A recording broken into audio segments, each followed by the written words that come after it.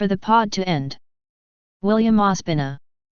Colombian writer, novelist, and critic born in Hervio, a municipality in the department of Tolima. Every Colombian has to tell the truth. And only when all truth can be told, when we stop being locked up in the truth of others, will we again learn to argue without killing ourselves, and will we have given meaning to the musical cry of Emiliano Zuleta that has toured Colombia for 70 years and gives its name this book. Something is changing in Colombia.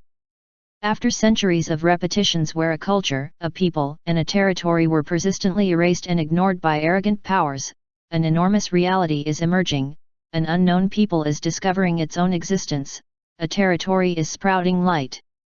Sooner or later what was war will learn to be dialogue, what was violence will learn to be demand and claim, what was silence may become a story. William Ospina. For the pod to end. For half a century, Colombia has been experiencing one of the most dramatic political conflicts in the Western Hemisphere, with hundreds of thousands of deaths, millions of victims and internal refugees, millions of migrants to other countries, and a growing deterioration of the institutional order that can be measured by the crisis of justice, the scandalous levels of corruption, the number of congressmen and governors who go directly from power to jail, the rates of poverty and misery, insecurity, delinquency, the backwardness of infrastructure and the inability to convert the undoubted wealth of the territory into something that benefits the majority and guarantees general prosperity. The most alarming thing about this phenomenon is how imperceptible it is to the world.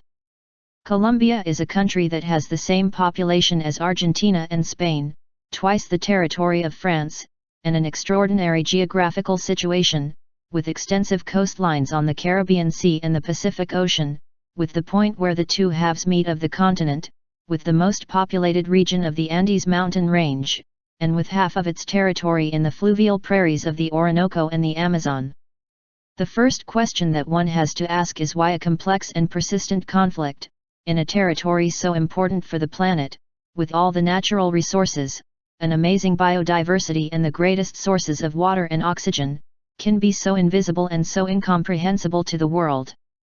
Throughout the 20th century, a world that knew everything about Cuba and Santo Domingo, Haiti and Jamaica, Panama and the Falkland Islands, seemed to know nothing about Colombia, and the novel 100 Years of Soledad, by Gabriel Garcia Marquez, so that in the last 3 decades of the century people would know where to locate this disturbing and paradoxical country on the physical map and on the spiritual map of the planet. But the truth is that not even Garcia Marquez's novel would have managed to make the country fully visible, and the crime novel of drug trafficking had to happen for another side of this reality to burst onto the world stage, showing, in a way very different from language-dazzling novelist, the extreme contrasts and the dramatic exuberance of Colombian society, allowing some to finally ask what is happening in this blind spot of the continent, what has allowed the tragedy of 50 million people not move as it should neither the press nor world public opinion. One of the cruelest legacies of colonialism is that the subject countries are forced to erase their differences with the metropolis and sometimes take centuries to show their true features.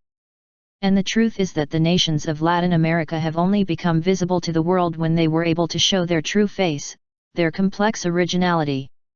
The European powers sought to make Mexico an empire governed by the House of Habsburg-Lorraine, and this forced Mexican society to show in the indigenous face of Benito Juárez the singularity of an entire people, its firmness, as well as the inexorable decision to not allow its American clay to continue to be molded by the hands of Europe.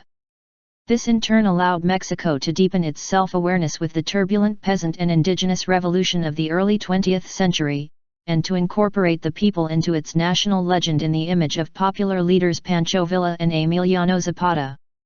The face of Argentina was drawn at the same time by that infinite pampa that for decades provided food to the world, the legends of Sarmiento and the Gaucho, and the progression of immigrants who made Argentina not only a European country but at times the only rich country of Europe, and that allowed Jorge Luis Borges to become the guardian of the planetary libraries and place the mythical Aleph of language in a basement in Buenos Aires. Colombia is the territory with the least desire for unity that can be imagined. It is enough to go 3 hours in any direction to find yourself in a different climate, surrounded by different vegetation and with a landscape of ever-changing depths. The majority of the population lives in the equinoctial Andean region, the one with the greatest biological diversity of the mountain range, and it is worth remembering that, as Borges said, perhaps deploring the flat world of the south, all the plains are the same but there is not a mountain the same as another. Although in Latin America it is easy to find plains as considerably different as the Argentine pampas and the Venezuelan plains, such as the Valle del Cauca and the Bolivian salt flats, it remains true that the landscape of the Andean mountains, so picturesque in the romantic sense of that seems to demand to be painted, is changing before our eyes with an extraordinary rapidity. In this meticulously diverse territory, 120 indigenous nations had managed to develop their particular cultures in regions that were very different from each other, the deserts of the Wayuu of La Guajira and the snowy peaks of the Caujas of the Sierra de Santa Marta, the swamps of La Mojana in the country of the Zanús and the rainforests of the Embaracados of Choco, the islands of the Cuna and the Caucar River Canyon inhabited by the Abejicos and the Pantagoras, the hot land plains of the Gualis and the Ondamas of Magdalena Middle East, the fluvial plains of the Panchas of southern Tolima and the cold mountains of the Nazas and Guambianos of Cauca, the emerald mountains of the Musos of Boyaca and the golden kingdom of the Muiscas of the Savannah, the world of complex natural myths of the Yuas of the Sierra del Coque, the shoreless prairies of the Siquanis of Vichada and the flowery forests of the Kamsas of Putumayo, the jungle valleys of the Andaquis and their tutelary branches, where the great rivers are born in a cross, and the infinite jungle of the Amazonian communities. In addition to the many peoples whose cultures are still alive, they still tell their stories of staggered stone cities in the mountains overlooking the Caribbean Sea, maps of the constellations on the stones of the great rivers, the legend of the forests of golden tombs of the Sinu, the complex gold work of the Colimas and the Quimbayas, of the Zanús and Malagana, of the Taranas and the Muiscas, the refined realistic pottery of the Tumacas on the Pacific coast, the hydraulic engineering of La Mojana, the necropolis of Usm, the funerary niches of Tierra Dentro, the megalithic gardens of San Agustin in the shadow of the kingdom of the Andaquis, the countless rock pictograms over 20,000 years old in the Chiribiquete Mountains. Added to that geographic diversity was ethnic diversity, mestizajes and mulatterias, as well as the gradations and degradations that the bureaucratic curse of centralism works on a very rich territory. The idea of a unitary nation was imposed on us by the colonial regime, but the principle of an autocratic and distant capital, converted into the administrative center and organization of the nation, was one of the dramatic consequences of our history. It could be thought that we were united by the climate and the geographical area to which we belong, but this is the region where geography breaks up and climates multiply, where the elements of ethnic and cultural diversity disperse, each seeking its most favorable niche. For something, the groups with the highest indigenous content tended to always seek nature and the banks of the rivers. For some reason, the slaves emancipated from their masters, but not from poverty or segregation, sought out the remote coastlines and formed communities there marked at the same time by poverty, solidarity, and refined cultural creativity. It's not for nothing that the more European whites and mestizos always sought out urban areas or egalitarian small holdings.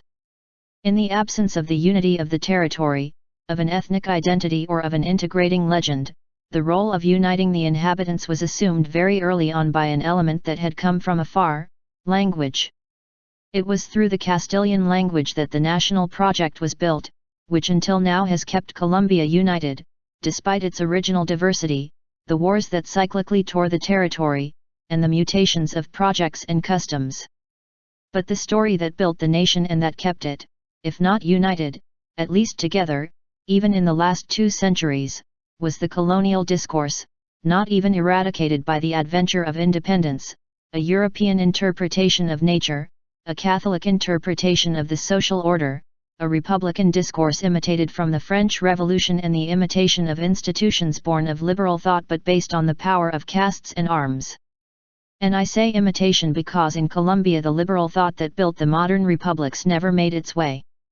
All the countries of Latin America were incorporated into modernity through a borrowed liberal discourse, the one used by the liberators to gain independence from Spain and create the first autonomous institutions.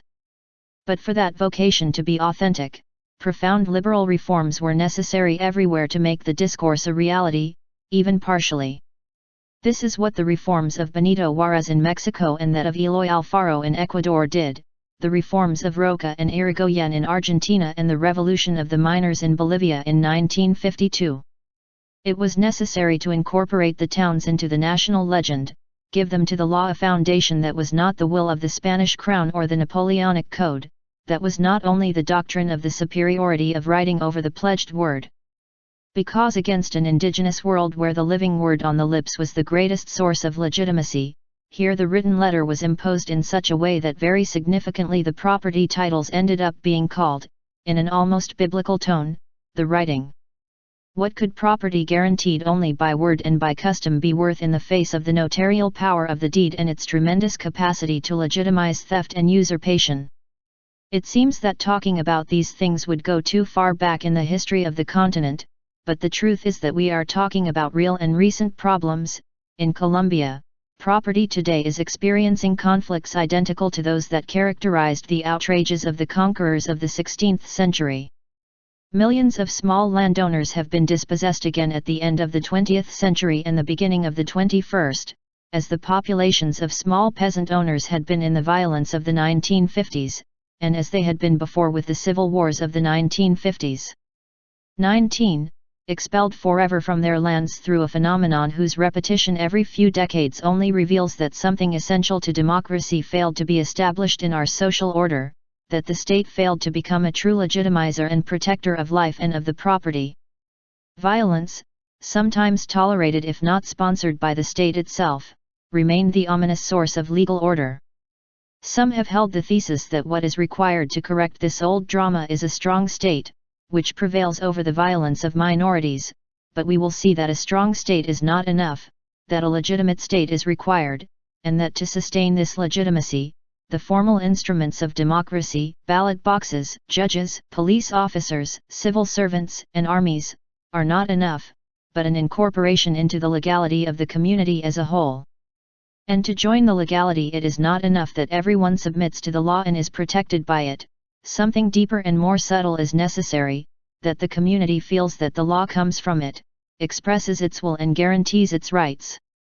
To read the history of the 19th century in Colombia, from the battles of independence to the battles of the Thousand Days' War, which ended in 1902, is to witness the gradual defeat of liberal ideas and an even more deplorable phenomenon, the way as those who abandoned those ideas pretended to continue embodying them, although in reality they bowed to the thought and customs of their adversaries, and went, to put it in Emerson's words, relinquishing their world star by star.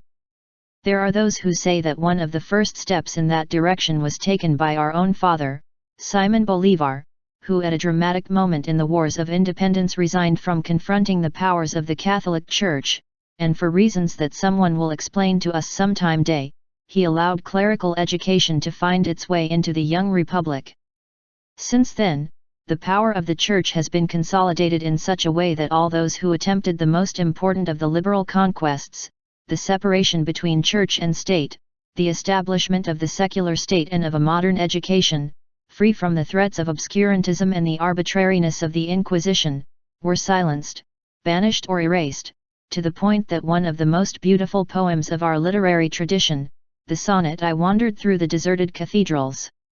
by Nito Restrepo, possibly will be read by Colombians for the first time on this page. I wandered through the deserted cathedrals, still a teenager, when I believed that the organ in its notes brought me music from celestial regions.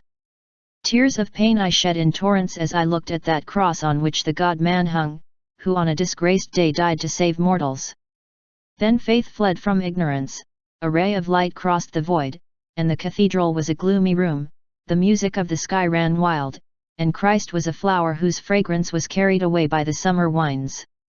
It is significant that this poem reached me orally, years ago, saved by the memory of a great liberal, Alvaro Garcia Cortés. It is significant that, as in ancient times, that order of words is kept alive by the faithful memory of a people. Without a doubt, many essential things for our future will also be hidden in the memory of Colombians.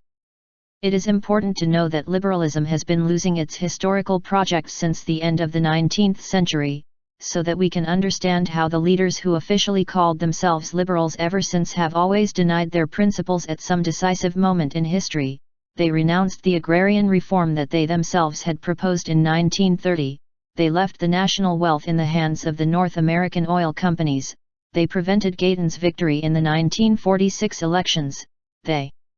refused to accompany the rebellious crowds in 1948, they gave up the electoral contest in 1950 when they only participated could save the country from violence, they sponsored the violence of the 50s and later abandoned the humble peasants whom they had armed. They made an anti-democratic pact with the conservatives in 1958 to share power for 16 years, they renounced the duty of finally bring Colombia to democracy and plurality of parties in 1974 when the National Front was to end.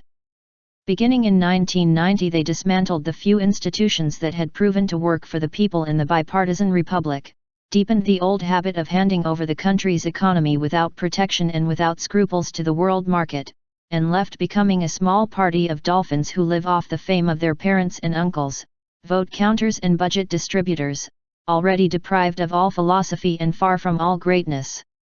Such was his resignation that it would have to be said that the main renovating projects, such as the incipient industrialization or the layout of the railways, were due more to conservatives such as Rafael Reyes and Pedro Nel Ospina, and that when they tried to establish the liberal republic they immediately backed down frightened because of the enormity of their responsibilities. When someone said that the main difference between the Colombian parties was that the conservatives went to mass at 5 o'clock and the liberals went to mass at 8, he was not making a joke but rather revealing the essence of one of the greatest historical defeats in Colombian politics. It must be recognized that it was reckless for the ideologues of independence to propose the creation of republics in our continent at the same time that the European republics were born. It was evidence of an avidity to be contemporary, to synchronize the Atlantic clocks, to overcome the uncomfortable feeling that, while Europe was entering modernity, we were still stuck in the mud of that late Middle Ages that Spain had brought to America. And that is why the anti-colonial struggle vehemently assumed a liberal discourse that, as I have said, did not have sufficient support in the social reality of the countries. It was already difficult to build republics in Europe, where in any case people had lived together for centuries in the territory of each country, seeing each other, if not as fellow citizens, at least as members of the same species. It was already difficult in Europe to confront social stratification and overcome the contempt of the aristocracy for the common people, but it was much more difficult to found republics in a world where the natives had just suffered centuries of servitude, where the slavery of the children of Africa prevailed everywhere. Using the European worldview to manage a territory barely snatched from the gods of corn and the snake was as absurd as pretending that the same Catholicism as the Spanish and Italians would prevail here. No, the difference was enormous. Here they brought a Catholicism for Indians and for slaves, not for Christians who considered themselves equal, and the preachers who spread the empire of faith throughout these lands implanted it with the greatest severity, trying to erase day after day the beliefs born of the territory and the long familiarity with its secrets. Let's say that in learning about modernity, without forgetting all the tasks of our memory and our soil, we had to advance at a different pace, achieve in years what others had done in decades, and pretend that it was possible to have modern citizenships without that process of accumulated conquests that marked the European adventure, without the theological debates of the Middle Ages, without the mental freedom of the Renaissance, without the conquests of portraiture and perspective, without a philosophical view of our own conscience like those launched by Descartes or Montaigne, without the controversies of the Enlightenment, without the illusions of the noble savage, without that egalitarian storm that grew in France from the ironic smiles of Voltaire to the blood necklaces of terror, without the process that it created in large sectors of Europe, the expectation of a new age and a new dignity for individuals. Also in the United States, the blind spot in the construction of the Republic was the attitude towards the slaves and the Indians. There the discourse of equality and human rights stopped abruptly. But the natives had been almost exterminated and the slaves were a minority in the face of the massive immigration of Europeans. That is why a theory of equality before the institutions was able to make its way, which tried to be confirmed as much as possible with the formidable liberal effort of Abraham Lincoln. The United States early assumed the recognition of the territory and its poetic appropriation, its incorporation into the sensibility of a people, as we can see in the torrential Psalms of Whitman, in the poems of Emily Dickinson, and later in the beautiful poem The Giftful, which Robert Frost wrote for John Kennedy's inauguration ceremony 50 years ago. This land was ours before we were of this land, it was ours more than a century before we became its people, it was ours in Massachusetts, in Virginia, but we were settlers in England, owning some things that we didn't yet own, possessing that complaint we didn't own. Something that we refused to give wasted our strength, until we understood that that something was ourselves, that we did not give ourselves to the land in which we lived, and from that moment it was our chilblain to give ourselves. We gave ourselves fully, just as we were, that feat of giving ourselves was like multiple feats of war, to this land, looking vaguely to the west, but still without history, without art, without reinforcements, just as it was then and already with everything that would be. Here, despite the enormous and splendid effort of Juan de Castellanos, the task of knowing the territory, of recognizing ourselves in it, and of building an economy and a policy based on that knowledge remained pending. Also, of course, the task of constructing a religious discourse that would truly dignify Indians and slaves, recognizing their type and their customs, the mythical and historical horizons from which they came, the depth of their own past and the richness with which their languages had figured out this world. During the War of Independence there were two moments when the generous thought of the liberators and their project of a new age of freedom and justice collided with almost insurmountable difficulties. Not even Bolívar, the most enlightened and understanding man of that time, managed to fully understand what his conflict with PR on the Orinoco and his conflict with Agualongo in southern Colombia meant. He ended up solving in a barbaric way two of the central problems of his time. Despite his contradictions, PR raised the issue of slavery. Blacks and mulattoes warned that independence was above all the struggle of the Creoles to inherit the continent from the Spaniards. For this reason, although Bolívar freed his slaves, fulfilling the promise he had made to President Pétion in Haiti, he was unable to get all those slave owners, whose support was essential for the cause, to give them freedom, to demonstrate in the practice that this was not only a revolution against the Peninsular, but against inequality and injustice. As we advanced in the expulsion of the enemies, the hopes of the slaves were postponed until when the conditions were favorable for the abolition, and in all the continent that hardly happened 2 generations later.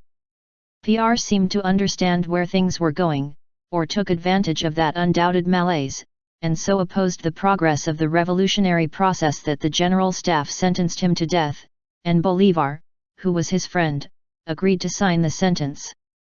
Still, in the central regions of Venezuela, many people who respect and love Bolívar continue to pay homage to PR, seeing him not only as the great liberator of the Orinoco but as a martyr in the fight against slavery. In the south of Colombia people love Agualongo, the great fighter who understood that with the Creoles, for a long time, the Indians would have a harder time than with the Spaniards. These, after the terrifying initial extermination, had developed a more benevolent legislation towards the natives, and on the other hand the Creoles, despite the good intentions of the chiefs, could not prevent discrimination and exclusion from being for centuries the inheritance of the natives. Republics. If Agualongo, spokesman of the Indian world, of the voice of the land, of the importance of the province and its singularities, had triumphed, perhaps independence would not have been possible, because the terms of the war are inexorable, and the hateful domination colonial would have lasted for a long time. So it was fortunate for the continent that Bolívar fought his way to Quito, and continued his campaign until he defeated Spain at Junín and Ayacucho, and drove their armies from the continent. But something very noble in the defense of the indigenous world and the secrets of the territory was sacrificed there. A debt of respect and dignity with the native peoples remained pending for a long time in Colombia, and it continues to be one of the challenges of our incorporation into the modernity. Fortunately, this time teaches us more and more that as the world globalizes, this cannot mean the forgetting of the regions and the voice of the place, but quite the opposite, a reunion of the place with the world, a dialogue more complex in which the voices of all regions will have to be heard. We have all seen that one of the effects of globalization is that it makes each place on the planet more visible. In the fight for the preservation of the planetary water, it will be more and more evident that the protection of the great oceans supposes the cleaning of the rivers, that the protection of the rivers in turn imposes the care of the smallest streams, and that in the root of the defense of the great global water systems is the purity of the springs. Only seen in this way can one appreciate that generous, self-sacrificing struggle of so many local heroes who understood the value of the place, the dignity of the provinces, the respect for the territories, in the face of all politics that made its way fighting for more abstract things, such as the homeland, freedom, or independence.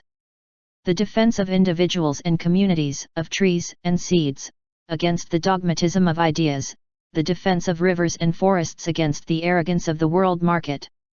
We call the period from 1880 to 1930 in Colombia the Conservative Republic. It corresponds to the centralist constitution of 1886 and began with the regeneration government, which subjected the country to an alliance between landowners and the clergy, prohibited free reading for much of the century, educated the country in racism, intolerance with different ideas, pettiness as a lifestyle and disrespect for the rights of citizens. In the most mestizo country on the continent, where marital unions were in fact between people of all races, there was nothing more persecuted than free love and nothing more discriminated against than the children of unions not blessed by the Church, who were surely the majority. How can a country that grows in hatred for the Indians and blacks, who are the inalienable origin of the majority of the population, love itself? How can a country grow without intolerance and without resentment where the children of love are outlawed and considered second-class citizens? When they tried to be Catholic, those same children of free love were met with discrimination and mistreatment.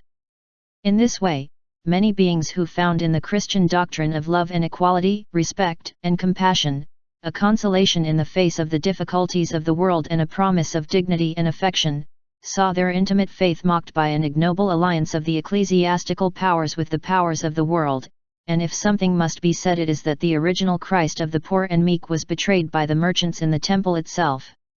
That is the most serious fault of the Catholic Church and its old prelates, and it is at the root of all the ills of Colombia. It is the stigma that the Church, allied in 1,000 ways with political power and even with military power, traced on the nation's forehead, and that is the size of the historical debt that this closed and fanatical clerical power has with the country. A debt that will not be compensated with all its charities and its good examples. But the responsibility of the Church in the persecution and demonization of liberal thought is also great, not only because it knew that it would moderate its influence on citizens, to protect non-believers, non-practitioners and children of free unions, but because it was going to question the properties of the Church, which in Colombia were barely comparable to those of the army. Thus the cassocks and bayonets contributed to the perpetuation in Colombia of a darker Middle Ages than anywhere else on the continent. It is enough to remember that just a quarter of a century ago, those who wanted to contract a civil marriage had to go to any of the neighboring countries, Venezuela, Panama, or Ecuador, because in Colombia, which was vain about its supposed modernity, the only marriage with legal validity was the Catholic. It is enough to think that even today, when even the Roman Pontiff preaches in Rio de Janeiro that nothing suits societies as much as the secular state, which allows religions to live together and dedicate themselves to preaching their values, to train their faithful in of respect and responsibility, still today at the apex of Colombian power there are rulers who speak with the dogmatism of the old bishops and somber officials whose rulings are governed less by the Constitution than by the Inquisition. The elite that inherited the Republic and dominated it for 2 centuries was in charge of perpetuating the colonial discourse. For a long time the school model was made to reproduce a few eternal truths, that there were some metropolises that had to be imitated in everything, that the Catholic Church was the only creed, outside of which there is no salvation, that church marriage was the only source of social legitimacy, that Colombia was a white, Catholic country of European origin, that our duty was to speak a language of traditional purity, and that democracy only demanded absolute respect for the authorities, total submission to the rules, obedience to the state and its armed forces. The language was therefore initially used to unite the country through clerical orthodoxy and the disqualification of all dissidents. The narrative of the nation was articulated in the pulpits. But as many people were left out of that ideological statute so closed and so full of hypocrisy, economic power, religious power, school power, and state power were used to subjugate by any means anyone who did not felt included in the order of the Republic. But those who submitted did not deserve to be treated as citizens. The Republic was not the name of a coherent national project but the name of a set of private businesses, caste projects, and initiatives of the powerful, and the role of the community was to submit to its priorities, to accept the place of those who did not. He has been invited to the party, and he can only be there as a servant or as an intruder.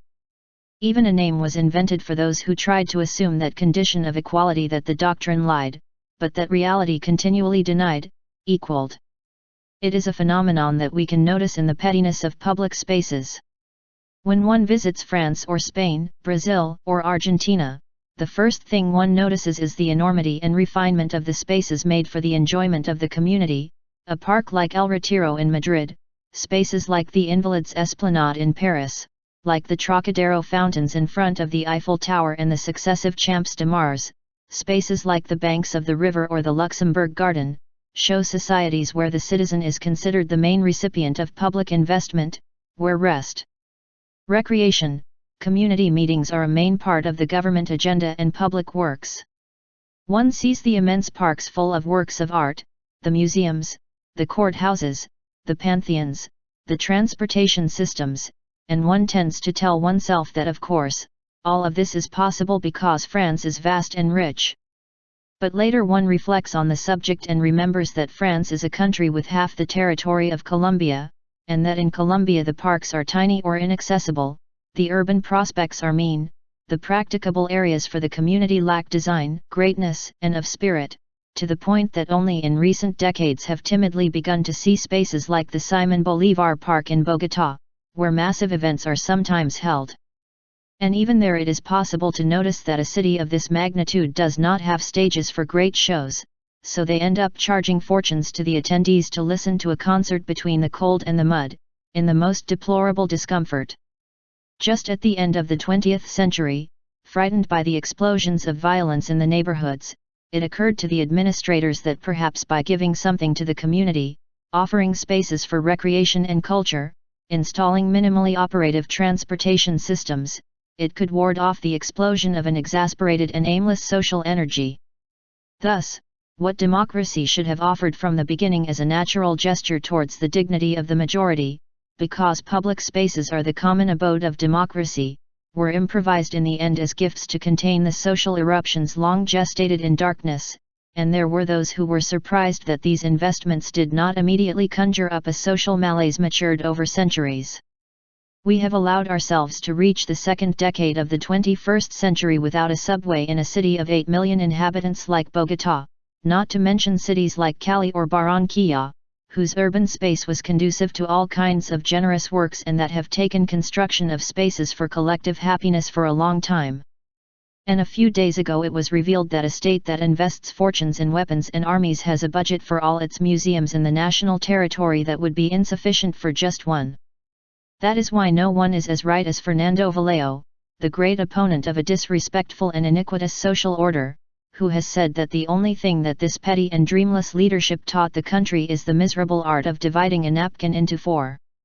When one visits the Delta del Tigre, in Buenos Aires, at the mouth of the Rio de la Plata, and sees on weekends the comfortable boats that take walkers between the islands full of gardens and country houses, through the arms of the Delta, you cannot help but remember the Magdalena River, deforested and poisoned by the mercury of the gold seekers, by the agrochemicals that rain down from the mountains and by the industrial and organic waste of all the cities, a river where miserable fishermen and poor travelers crowd into despicable boats in which the country's central administration has not invested a single peso. Only the powerful military boats that run through it remind us that there is state wealth, and that wealth never thinks about the ordinary people who live on those shores and have to invent every day the way to cross a river that once was life itself.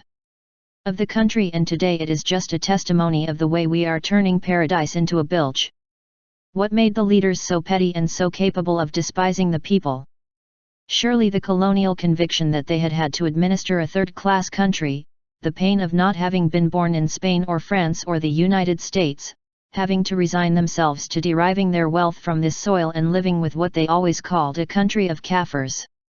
But if it depended on them that Colombia had public works, beautiful spaces, fountains, parks, monuments, places of memory, railway networks, agriculture, industry, why did they dedicate themselves to venerating distant places and envying their excellence instead of doing in turn, as did other countries of the continent, beautiful cities and admirable works?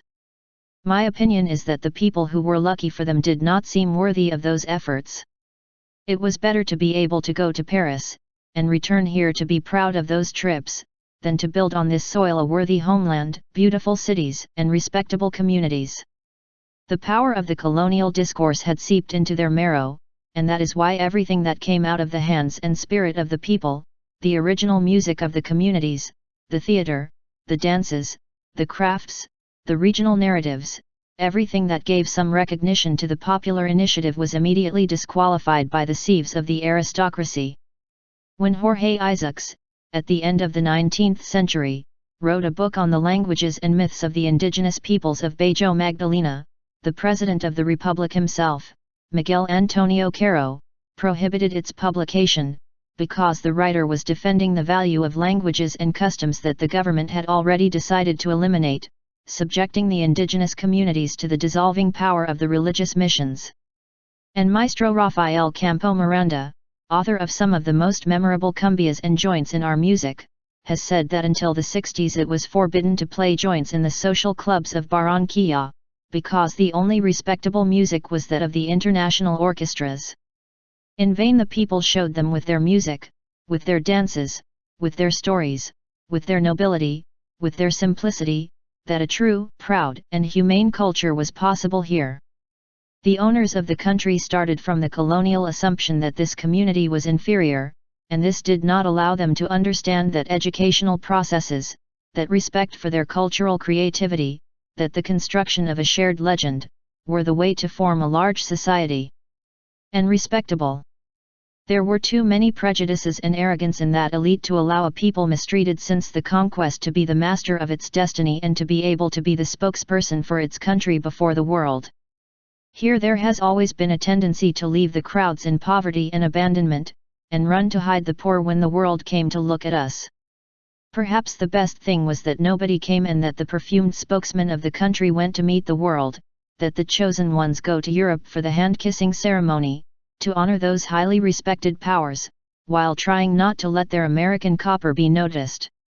The English, the French, and the North Americans don't mind speaking Spanish with the strong accent of their land of origin, because they don't mind knowing where they come from. Here you had to speak English and French without any accent. No, it was that someone listening to them realized that they came from elsewhere, from provinces ashamed of themselves, prostrated in the veneration of distant flares, and not very convinced that they had the same right as the others to breathe the air of the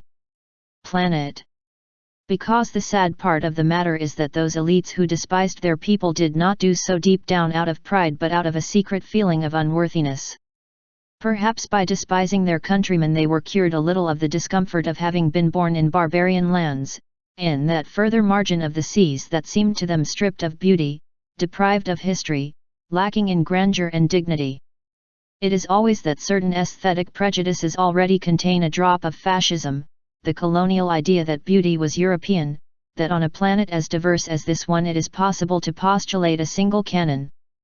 Still today if the President of the United States, who cannot ignore what poverty is because he knows the slums of Chicago and the Mississippi Delta, comes to visit us, here they manage to turn the 20 showable blocks of Cartagena into a playpen of silver where you don't see a poor man or a beggar, and they would only like the walls to be a little higher so that it would not be possible to see in what state of prostration they have a noble city of almost 1 million inhabitants.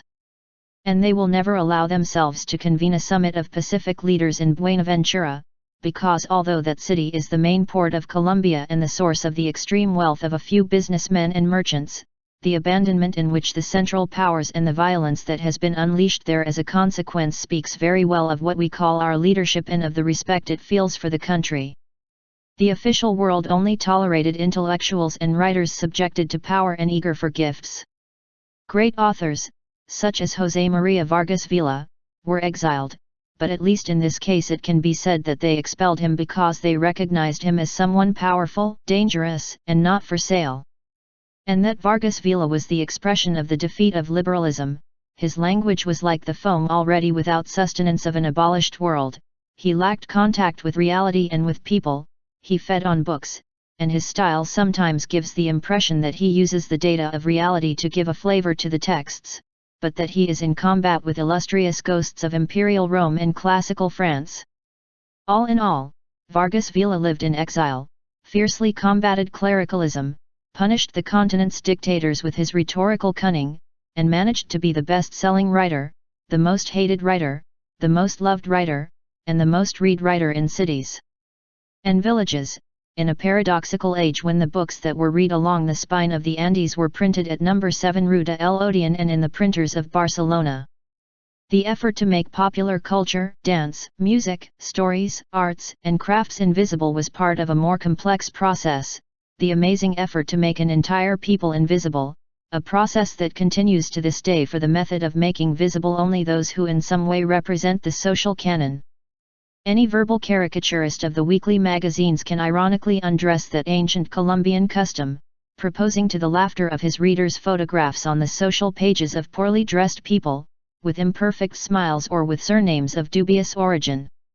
A delicate dictatorship of good taste, good manners, and good families, by those who condemned the entire society to bad taste, rusticity, and shadowy lineage, made its way and became the tacit decalogue that had to be obeyed to be people, the only decalogue that had some application in Colombia, where instead the state committed crimes, the children of many good families practiced social cleansing at midnight, the landowners paid henchmen, and even the most irreproachable businessmen ended up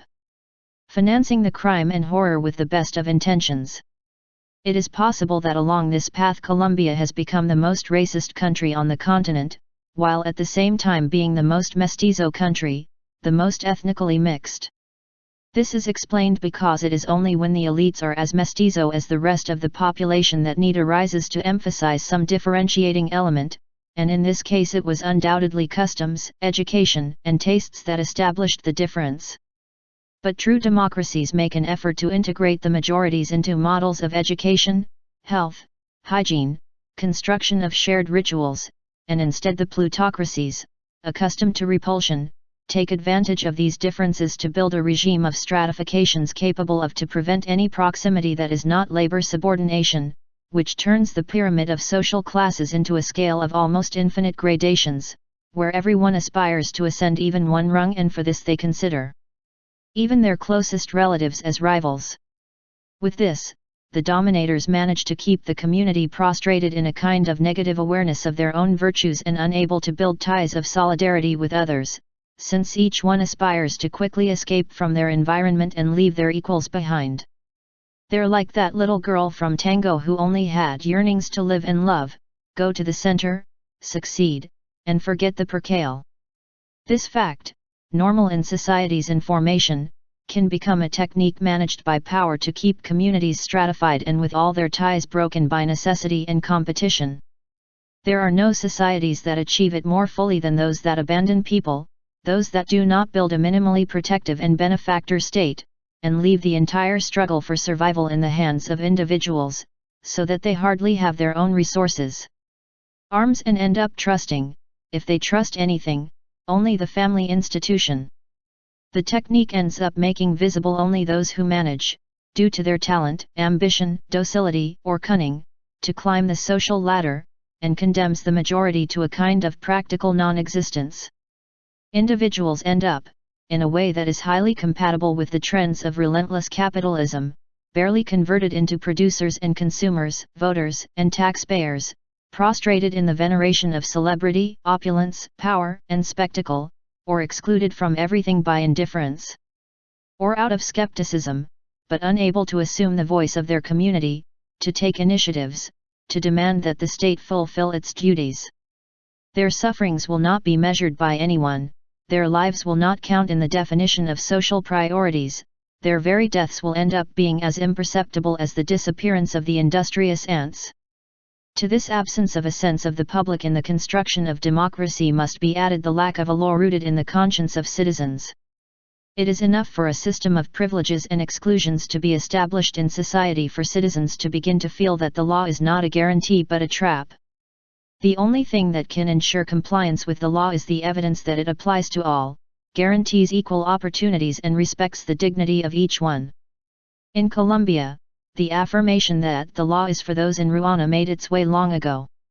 Peasants and humble people were called those of Ruana, perhaps in contrast to more luxurious or more urban clothing.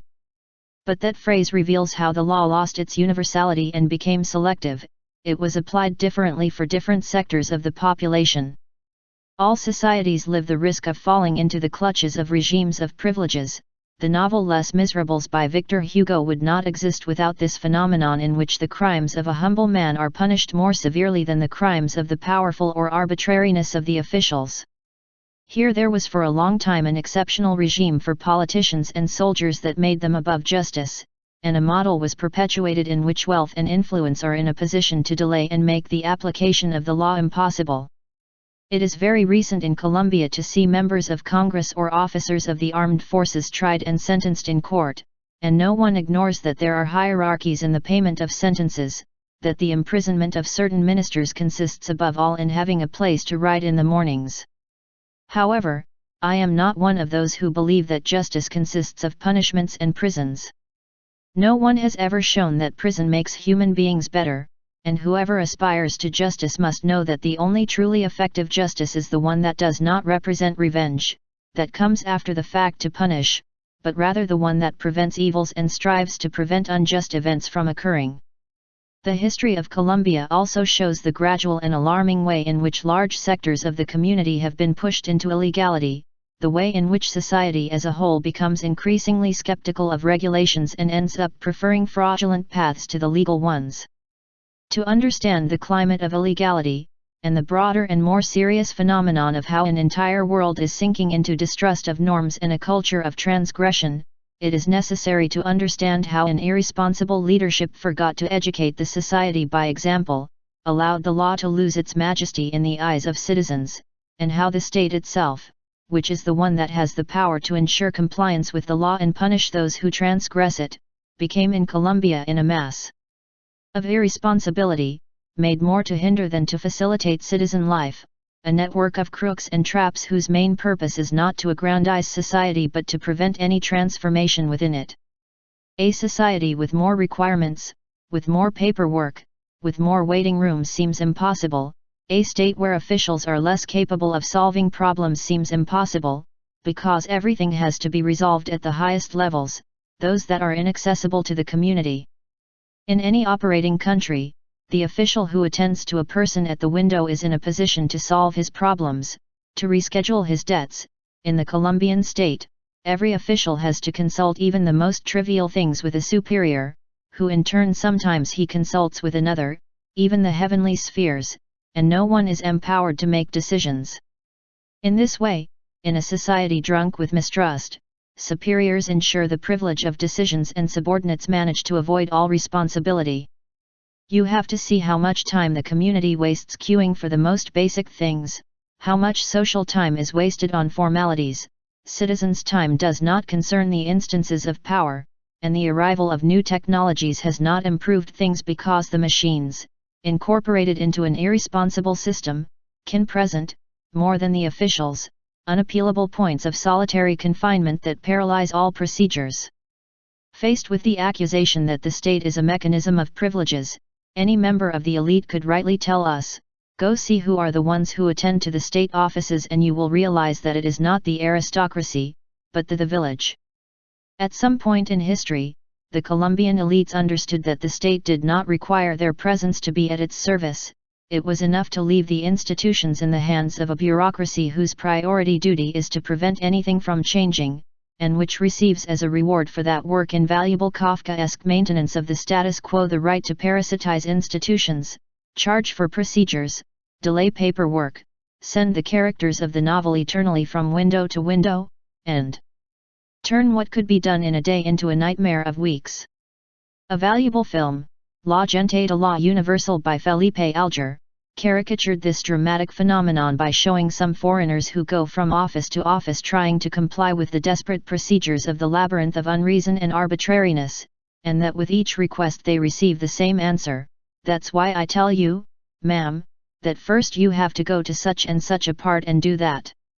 There is even the official word tramatomania. All the presidents of the Republic come to power with the promise of simplifying procedures, of making things easier, and at some point in their government, which always consists of a refined metamorphosis, they abandon that task, more arduous than cleaning the stables of Augias, and when leaving office, if they decide to leave it permanently, perhaps they spend many days signing the infinite documents that guarantee the dusty eternity of the model. But it is from these procedures that each small official derives his omnipotence, because the Colombian state well illustrates this phenomenon of a social sector that he finds on his desk, in his window, in his file, in his stamps, in his anteroom or in his gatehouse. A place to exercise omnipotence. We already know that each doorman is the king of his door, and each official invents his personal code, which no one has time to compare with the laws. The effectiveness of the state is different, spending the energy of the entire society in endless laps through the narrow corridors of power, severely maintaining an iniquitous and irrational order, subjecting everyone who reaches its spheres to a process of incorporation into the arcana of the documentation, of the photocopies, the stamps, the comings and goings of a world where the papers are a kind of inscrutable divinities, and where the pretext that corruption is being prevented keeps the small officials busy, while far away above them, the great hawks of corruption fly freely in the skies of power. Here the law is the mirror where the citizens do not see themselves reflected, and this illustrates the way in which the community was excluded from the beginning of the decisions, and an infatuated and arrogant elite felt entitled to issue norms that the others only had the duty to obey. Often the representatives of the law allow themselves to violate it in the eyes of the citizens, and the policeman who sternly imposes a fine on us for going through the red light not only allows himself to go through the red light as many times as he wants, but usually resigns blow to the severity of the law if the price is right. I do not intend to affirm that they are exclusive evils of our social order. If speaking of money, Quevedo already wrote 4 centuries ago, "Who judges with passion, without being an ointment, makes them human, since by anointing their hands they soften their hearts." But what is truly critical are the dimensions that these behaviors reach in a society like ours. In a history of successive violence since the time of the conquest, if the numerous civil wars of the 19th and 20th centuries did anything, it was to break from time to time with the continuity of customs and with the roots in the territory. How can a knowledge of the world become acclimatized, how can shared customs and rituals remain, if from time to time the devastating wind of war and displacement comes to frustrate that intimacy with nature and that possibility that generations bequeath to each other their experience, their skills, and their wisdom? It was already difficult to live in a territory where the ancient knowledge of the indigenous peoples, their knowledge of nature and their interpretation of the secrets of the world and myths were profaned and erased by the arbitrariness of the cross and the sword, but after the from time to time, it conquers a new breath of discord and oblivion shook the provinces, and as of independence, violence did not allow 3 successive generations to inhabit a region without the expulsion and contempt of that inherited knowledge. Something old and persistent has conspired so that we Colombians always feel like foreigners in our own country, and at the same time so that we do not learn to see ourselves as fellow citizens. Here everyone understands the phrase "the owners of the country." Here too often humble people tell each other that these evils are eternal, that it is useless for someone to want to change things because they won't let him. Although its face is not easily located nor its place definable, it is understood that there will always be something or someone that prevents that model of arbitrariness, exclusion, irrationality, and injustice from being modified. It is already known that in societies where the bonds of solidarity have been broken, where individuals abound but citizens do not exist or hardly exist, indignation and rebellion do not manage to assume the character of political transformations, that is to say, communitarian, and each one drifts rather towards transgression and crime. The projects, the noble causes, the shared ideals sink in the well of personal appetites, individual resentments, and private hungers. Keeping people at minimum levels of subsistence, trapped in the trap of need, not letting them enter a symbolic order of values and ideals, is what prevents individuals from becoming citizens. The old peasant tradition was full of values that the falsely modernizing wind despised and erased in a suicidal way. Wherever a decent peasant economy could develop, even a little free from the opprobrium of the noble castes and the horror of war, trust between neighbors, the tradition of hospitality, respect for the word pledged, the pride of cleanliness and ornamentation even in poverty. Because although the struggle for survival tends to enclose it in precariousness and in the immediate, humanity tries to save those more abstract values of compassion and respect that are what make an order of coexistence and civilization possible. It takes a lot of pettiness, the guilty persistence of numerous exclusion schemes, so that a noble community in its origins, spontaneously supportive and hospitable, gradually loses confidence, sinking into mistrust and selfishness. For people to lose the ability to put themselves in another's place, to help each other and to sympathize, true storms of uprooting and long rains of adversity are required.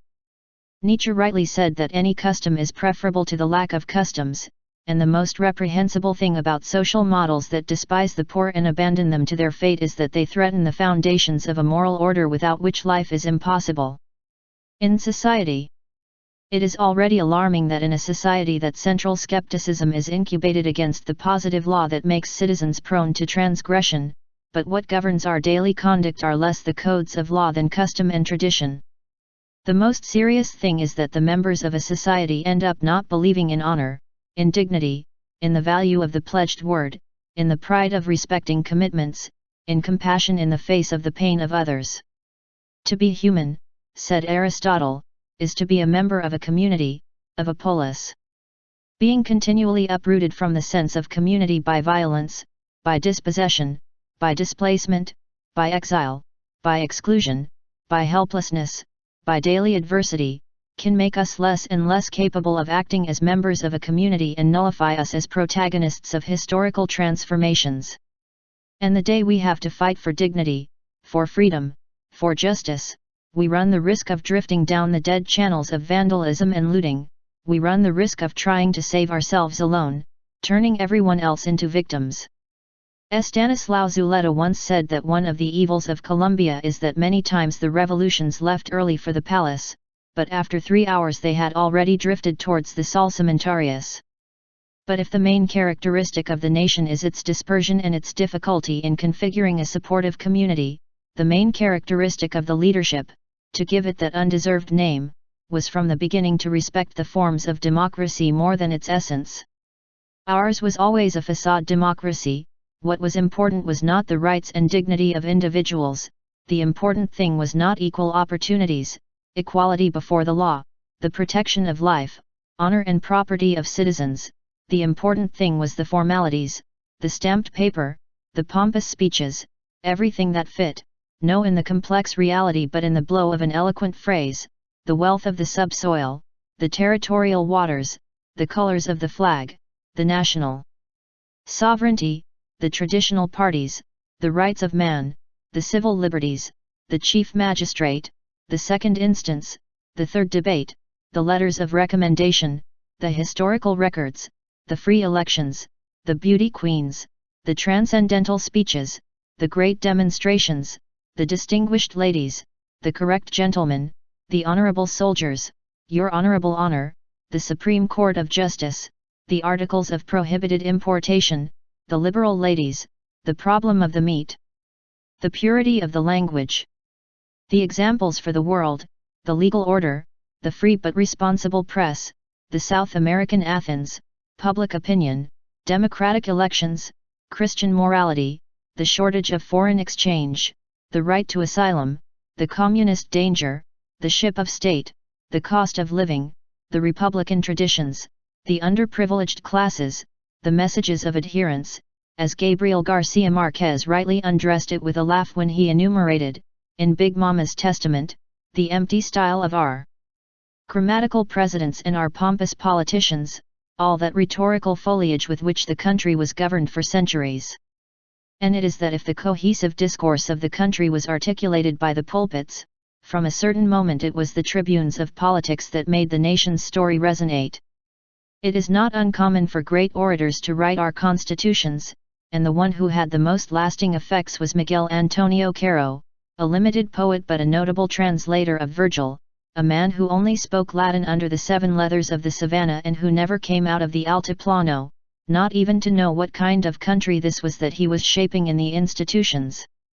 For the spirit that governed Colombia, and for the logic of the growing centralism that made its way after the defeat of the federal forces, nothing was more convenient than an academic locked in grammar and subsections, to build the framework of institutions that they erased the Indians and the blacks, the jungles and the burning valleys, the jaguars and the anacondas, the oceans and the outside world. The process that had begun by making cultural expressions invisible and that had continued to make dispersed communities invisible could only reach perfection by making the entire country, its geography and history, its nature and its spirit, invisible.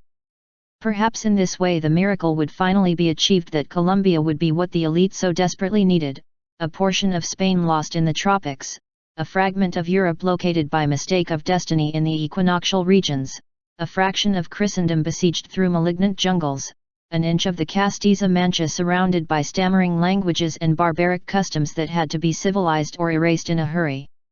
While Miguel Antonio Caro locked himself in his ivory tower to draft the Constitution of 1886, a very different man, Jorge Isaacs, traveled the country discovering its extraordinary diversity, its beauty, its potential riches, its memory, its ethnic complexity, the rumor of their languages.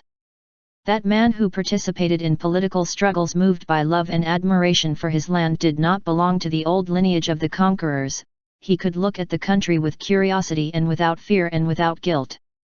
It would be the symbol of another type of immigrant, who did not carry on his back the old burden of the desecration of the territory and the extermination of the native peoples, nor the paralyzing ties of miscegenation that delayed in other sectors of society the possibility of conceiving a future.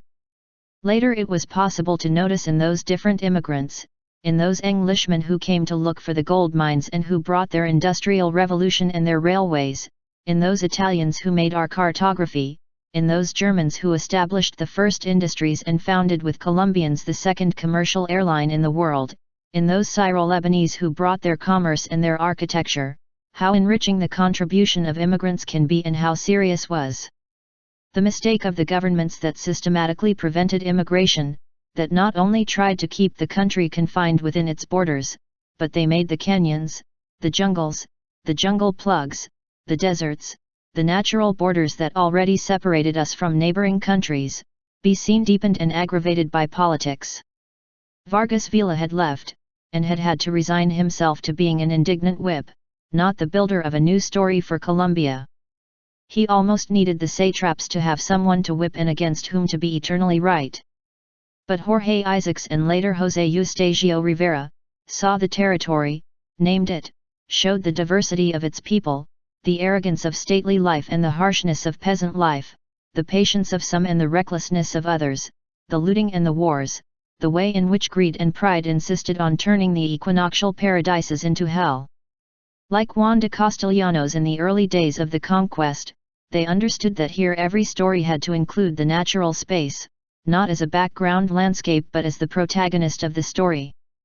Bolívar, too, in his astonishing campaign against the Spaniards, understood very soon that the main difficulty that had to be overcome was not the enemy armies but the climates and the soils, the jungles and the hurricanes, the abyss and the fog. Isaacs set out in his novel Maria to show the customs of the haciendas and the pastoral idyls of some unfortunate young people, but what made its way was the splendor of nature, and his novel is less a tearful story of postponed and frustrated loves than a botanical expedition through the beautiful spaces of Valle del Cauca and the western cliffs. Rivera set out to tell the sad story of a couple who flee the city to take refuge in the Casanare plains, but what made their way was the impregnable jungle, the wild nature with its overwhelming fertility, what Alvaro Mutis would call the elements of the disaster, and the horror of the rubber factories and the hells of the Arana house. A struggle was already underway, which always continued, between those who erased the country and those who discovered it, between politicians bent on submitting our diversity to the Procrustean bed of precarious institutions, a reading of reality not made for the well-being of citizens but for the narrow purposes of power and bureaucracy, and the discovering spirit of thinkers and artists determined to make us finally see what we had before our eyes. It is not easy to follow the long processes of conformation of the manorial society, colonial haciendas that were in their time great as countries, lands that the encomenderos and landowners received with their wealth from the subsoil and also with the communities that inhabited them, lands of the nation and of the native communities that were handed over to the generals of the independence and to the officers of the civil wars in payment for their services, extensive provinces, both in the coastal plains and in the inter-Andean valleys, lands of great fertility and extraordinary beauty simply fenced and often converted into unproductive large estates, or dedicated only to livestock or the extractive economy. As long as the country combined its enormous extension with a small and dispersed population, these phenomena could be as picturesque as the reproduction in the Argentine pampas of wild cattle, which simply had to be left for years to graze on their alfalfa meadows and then come to collect, multiplied, in hordes of dairy farms and epic-flavored expeditions. But as the population grew, the irrationality of the model became increasingly apparent.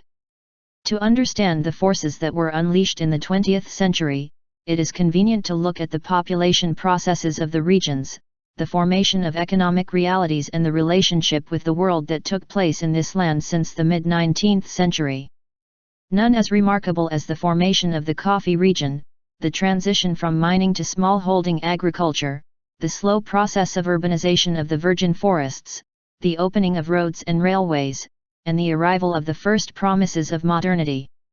Since colonial times, in the central zone of the country, an extension of 200,000 hectares was granted by the Crown to José María de Aranzazu, especially so that he could exploit his mining deposits, but curiously, that concession was extended for the same owners after independence.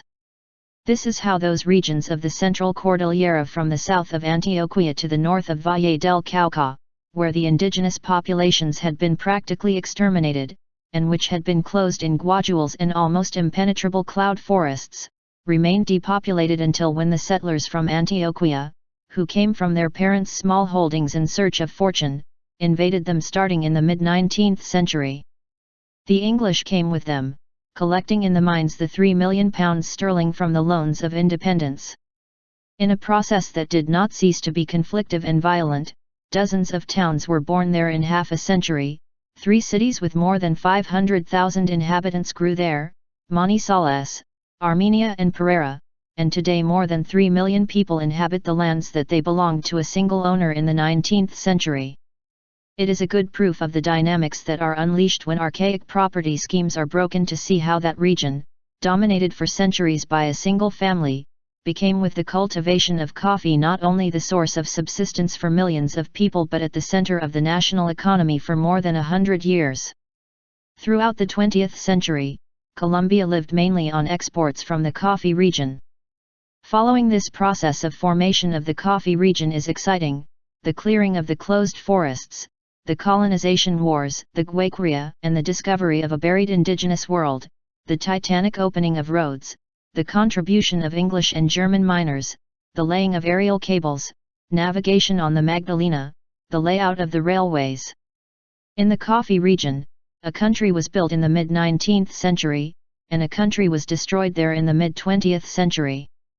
You have to know it to understand what happened in Colombia in the last 70 years, and how the catastrophe was developing. Because if the triumph of the regeneration and the conservative republic had perfected the model of exclusion, the spiritual domination and the central skepticism towards the law of an unprotected society, subsequent history added some dark elements to the mosaic. While Panama was part of the territory, Colombia was more open to the world and was notoriously a Caribbean country. But the century began with a terrifying civil war, and one of the consequences of that war was the separation of Panama. The United States, determined to build the Interoceanic Canal, encouraged the insurrection on the isthmus, and in a very typical maneuver of its interventionist policy, the following day they recognized the newly proclaimed government, making it clear that they would not allow the intervention of the National Army to prevent the secession of the territory. Garcia Marquez has said that this fact, more than any other, strengthened both Bogotá's centralism and the policy of confinement at the borders that characterized the country from then on. It can be said that the territory was made up of two clearly differentiated parts, divided by an oblique line, the middle country of the mountain ranges, its interior river valleys and the Caribbean and Pacific coasts, where the vast majority of the population is found, and the middle country of the plains of the Orinoco and the Amazon basin, occupied by some indigenous communities and by the gods of the jungle and the river. Agricultural and livestock activity, as well as urban dynamics, was always in that northern region to which governments only paid attention according to its proximity to the centers of power, but a century ago hardly anyone thought that the other half could have some value that would justify the interest of the powerful, the presence of the state, the construction of institutions. Even on school maps, the southeast was seen in a tiny box. It seemed more like a ballast than a sacred part of the territory. It was the land of Indians and jungles, of snakes and malaria, of suffocating heat and flooded prairies. Nothing in it suggested the efforts of civilization, and needless to say, these lands resembled the idolized European Arcadia even less, so that they were not even worth looking at. This was the Green Hell. Despite the fact that shortly before the feat of the Chorographic Commission had been experienced, an adventure of knowledge that unfortunately remained unfinished and whose fruits unfortunately were not shared with the country, despite the fact that some politicians with a business vocation, such as Rafael Reyes, toured the remote regions of the geography, there were no real efforts to build a project that would integrate the country. Colombia, at the beginning of the 20th century, had 4 million inhabitants, 1 in urban areas and 3 million scattered in the countryside. It was easy to lose sight of the human variety, it was difficult to encompass the geographical complexity. Nothing was so lost from sight as that region of jungles and plains that almost did not fit in the mental map of the leadership. And it was not that the country arbitrarily incorporated these regions, as was its custom, into agriculture or industrial projects, much less into the unrestrained extractive economy or the looting of timber resources, all things that were happening gradually. It was about having a vision of the future, an effort of knowledge, an awareness of the territory. How admirable it is that the indigenous peoples had come to have such a detailed knowledge of plants, soils, animals, climates, the cycle of rains, that they build their malokas considering, in the cosmic sense of the expression, all these factors, that they had always understood the combination of exuberance and fragility that characterizes the ecosystems of these great river basins, and that they had always known that the territories could not be exhausted, that the springs had to be protected, and that they had to be established with the world natural more relations of symbiosis and exchange than brutal relations of domination. Of course, it is undoubtedly easier to do so when the communities are small and maintain a ritualized relationship with the world, but all the more reason these dynamic societies that grow at a more urgent rate, that can exhaust the earth more speed. And it is clear that the main problem is profit, what is not done by the pressure of necessity but by the imperative of profit, which does not stop at any consideration because it is not interested in balance but in a blind dynamic of growth, which does not have its true origin in human needs but only its pretext. Like Jorge Isaacs in the north, José Eustasio Rivera also made an effort in vain to draw the attention of the Central Powers to another side of the country where he sensed the future lay. His poet's eyes had made him notice the beauty and diversity of the regions, his spirit captured the richness and sublimity of the jungle, the rivers, the water sources, the amazing fauna and infinite flora moved him endlessly. Forming part of the commission that traced the borders with Brazil, he had been able to tour those territories. He had gone out on his own in a canoe through the wild rivers, with a revolver at his belt and accompanied by a couple of guides, and from those explorations he brought not only his novel law of origin, which moved the continent, but also the call of a world who claimed to be taken into account, to be incorporated into the narrative of the nation, to be integrated into the strategic project of the country. Nobody paid attention to him, because the Colombian diligence never knew how to hear the voice of the territory, but now we understand the magnitude of that man's effort, the clairvoyance of his call. Beginning in the middle of the century, many of the dramas that Colombia has experienced had their source and setting in that area that no one noticed, the most invisible half of a country that did not learn to look at itself, that never had eyes to see itself. Full. The history of land grants made by the Spanish crown in New Granada is amazing. If the Aranzazu concession reached 200,000 hectares, the Villegas concession, from 1763, covered what would later become the municipalities of Sunson and Abejorral. The La Burilla concession, which covered the lands of Cali, Buga, Toro and the nearby valleys of the Central Cordillera, since 1741 belonged to Nicolas Cachado Hines Troza. In other words, a good part of Valle del Cauca and the happy lands of Quindio, before independence, belonged to a single family. The Cachado family undoubtedly joined the side of the liberators because they kept, not their hacienda but their country, in the Republic. In 1840 it was inherited by Colonel José María Cachado Zorrilla, and his descendants must still be owners of bitter and sweet and extensive regions of sugar cane. 30,000 settlers came to live on that enormous property, but in 1888 a judge ruled in a lawsuit in favor of the landowners, and bands of paramilitaries hired by the owners of the world began to burn ranches and expel and kill settlers. The right of the owners of the land was sacred and prevailed over the lives of thousands of human beings. This in itself is painful, but it hurts more to know that at the same time thousands and thousands of indigenous people throughout the country were working on the properties of the lords, lands that had belonged to their people before the gods were erased by God, and that now belonged to the great landowners of the Republic, still by decision of the King of Spain. An Indian who scratched the land of others one day raised his eyes from the furrow and wondered why, if we were all equal before the law, the whites had the right to the land of their fathers and the Indians never. There the little Indian who scratched the earth disappeared and Manuel Quintin Lame emerged, the greatest fighter for the rights of indigenous people that Colombia had in 3 centuries.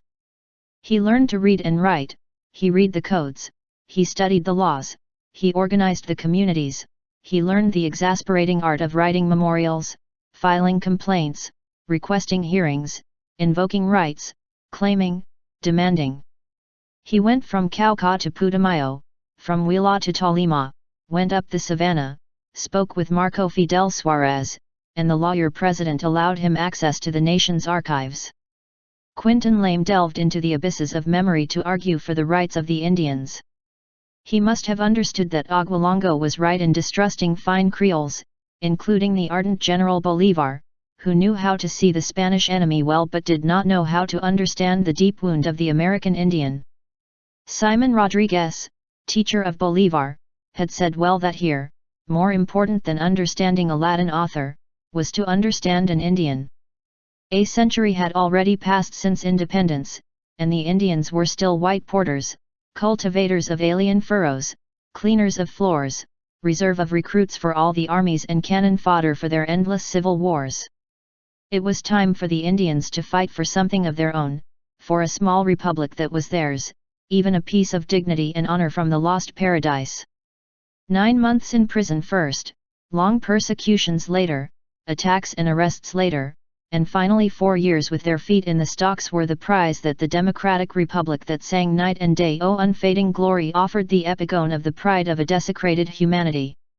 And yet the little that the indigenous peoples have obtained since then is the result of the example of Manuel Quintin Lame, who grew old in Ortega, Tolima, giving encouragement to his people until the last day, and to him we will also owe much of what the indigenous memory will contribute to our future. Those treasures of wisdom, knowledge of the territory and respect for the natural universe without which the republics will not survive. The territory demanded from the beginning that effort of knowledge. The indigenous peoples of La Mojana had already demonstrated this, whose wisdom in relation to the soil and the climate led them to build a network of canals covering 500,000 hectares, a work of art and knowledge whose vestiges can still be seen from the air when they fly over these regions, a hydraulic engineering model that allowed them to manage the flood regime for a long time where all the waters of the Andean region converge, where the Cauca and Magdalena rivers meet and the extension of the swamps begins. The shamans had already demonstrated it, who through their particular paths of knowledge had reached the intelligence of the medicinal properties of countless jungle plants. Juan de Castellanos had already demonstrated it, that in his silent and self-sacrificing effort to collect in an infinite poem the exploits of the conquerors, he understood that what really moved him was the discovery of the American world, and he left us the living fresco of a world that it was born to language and from an unrepeatable historical moment. José Celestino Mutis and the scholars and artists of the botanical expedition had already demonstrated this, who recognized, studied and painted a considerable part of the equinoctial flora. Alejandro de Humboldt had already demonstrated it, that in a single trip upstream through the Magdalena he left that river meticulously measured, studied and recognized by the knowledge of the Enlightenment, that on his tour of the kingdom on the eve of independence he was able to study the soils, climates, minerals, forests, and even reflect on communities, on health, on the powerful influence of natural phenomena on human life and in social processes. For this, something was required that the indigenous peoples and the enlightened sages alike had, knowing how to look at what exists, not having their eyes blindfolded by the dogmatic veneration of another world, not being blinded by the shame of one's own, not trying to mechanically impose to one world the truths of another. But alas, our elites sighed for more illustrious worlds, and they did not want to even look at the world that fell to them by lot. Just as they had meekly accepted the Spanish thesis that in the poem by Juan de Castellanos, Elegies de Hombres Ilustres de Indias, which introduced a world into language, there was no poetry, because it was full of barbaric and exotic words that marred the classical sound of the Spanish language, they saw the American world in the same way and were ashamed of it. In the story that tyrannized us there was no room for American nature nor for the mestizo humanity of this continent. They must have been ashamed when looking in the mirror did not see the Apollo of Belvedere or the divine Aspasia, just as they rejected those indigenous words that from the first moment the poet considered worthy of poetry, pineapple and soursop, canoes and bohaios, paparos and gualandays, yarumos and toucans, jaguars and anacondas, hurricanes and sharks. Those words could not be poetic because they were not sacralized by Spain. The names of the Indians that Castellanos lavished in his poem were unacceptable sonorities. For them, the gods were definitely not here. Perhaps the English and the Germans found it easier and more fascinating to appreciate and recognize this American world. They were not so blinded by cultural or aesthetic prejudices, as were the great chroniclers who, at the time of the dogmas of the conquest, did not seem to obey a greedy and obtuse Spain but rather the spirit of the Renaissance, which was inventing another era because dared to look at the real world. Leonardo no longer believed that the duty of art was to distrust reality, he went down to look at what real stones were like, and in the Virgin of the Rocks almost for the first time the stones of art are as hard and forceful as the stones of the world. It is enough to see a poet like Leon de Graeff, descendant of Germans and Swedes, totally rooted in the American world. He can sometimes write like Carranza and Guillermo Valencia to satisfy the sonority of the language and to yearn for distant things, but when he wants to, he knows how to be fully pleased with the real world, with the places, the customs, the climates, as in that enthusiastic cavalcade of Ramon Antigua through the towns of Antioquia and the canyons of Cauca. They drove spurs if the mules stayed, they stopped at all the inns and inns, they drank the liquor of iridescent froths, pure, dynamic, lofty and in the totemas of mother of pearl, and they required loves with honey of fine words, to the pispiratas girls and the married ladies. The poet knows how to delight in the mention of the people of the town and in the names of the places, their Don Pipo the muleteer, renowned super cup, from Amiga to Titiribe del Cangrejo to La Pintada, from Onsa to Cocahondo and in Medellin and other places.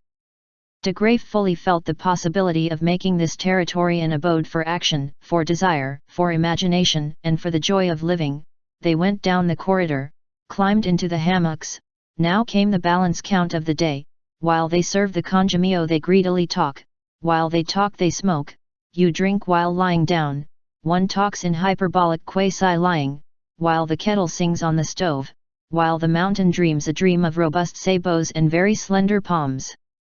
But the poet had already warned early on that there were shadows conspiring against that happiness, and perhaps that certainty plunged him into skepticism, or at least forced him to look from a distance at the official Colombian world, before whose ceremonies he was always a rebel. When Leon de Graeff was 18 years old, he had been very close to the tragedy, because he knew Rafael Uribe, the general of the Thousand Days War who signed peace with the government, and was his private secretary when the general was assassinated. Hacking at the gates of the national capital. How is it possible that in those same landscapes where the poet sees the eager life open to all miracles and the celebration of coexistence, others have built a dream of horror and desecration, the entrance at midnight of implacable armies in the humble villages, the defense at all costs of petty powers and the triumph of hatred and resentment? We still have a lot to decipher about our land, so that we can finally inhabit this land that has been profaned so many times, and convert it, not only into the serene bed of our dreams, but into the honorable tomb of our dead. Colombian poetry has always moved in two directions that seem contrary: Juan de Castellanos' attentive look at the outside world, who does not want to lose anything of reality, and the confinement in the sonorities of language and in the treasures that language brought with him from his long journey through the kingdoms and through the centuries, as in the wild and tender work of Hernando Domínguez Camargo. It goes without saying that, like so many others, Leon de Graeff is both a man capable of seeing everyday reality and singing it with mocking music and a familiar voice, and an artist locked up, when whim dictates, in the cabinet of the pure sounds. Both things belong to us with the same intensity. Perhaps being Colombian, being Latin American, is living simultaneously in the immediate present and in distant memory, in a present so unknown that sometimes it has no words and in a past so remote that sometimes it has no boundaries, to be like children who have memories of old people and like old people still full of childlike curiosity. See, like Pedro Ruiz, Corinthian columns sprouting from the banana trees. See, like Miguel Angel Rojas, mutilated sculptures of Phidias on the bodies of soldiers who were victims of antipersonnel mines. Trace, like Fernando Botero, Renaissance compositions with the rest of the gorillas in their hammocks in the tropical jungles, among the flies of death. This is what the 20th century came to teach us all, that we will not be able to fully inhabit this territory if we persist in the illusion of not belonging to it, of being travelers from more illustrious lands, if we persist in denying it and not listening to its voice. A whole world struggled from the beginning to come to light, to show its originality, but a closed discourse of inauthenticity and oppression, self-contempt turned into a doctrine, first dragged Colombia into madness and horror. Before that we learned to listen to the murmur of all our traditions, before learning that no teaching is more wise than those old words of Pindar, become what you are.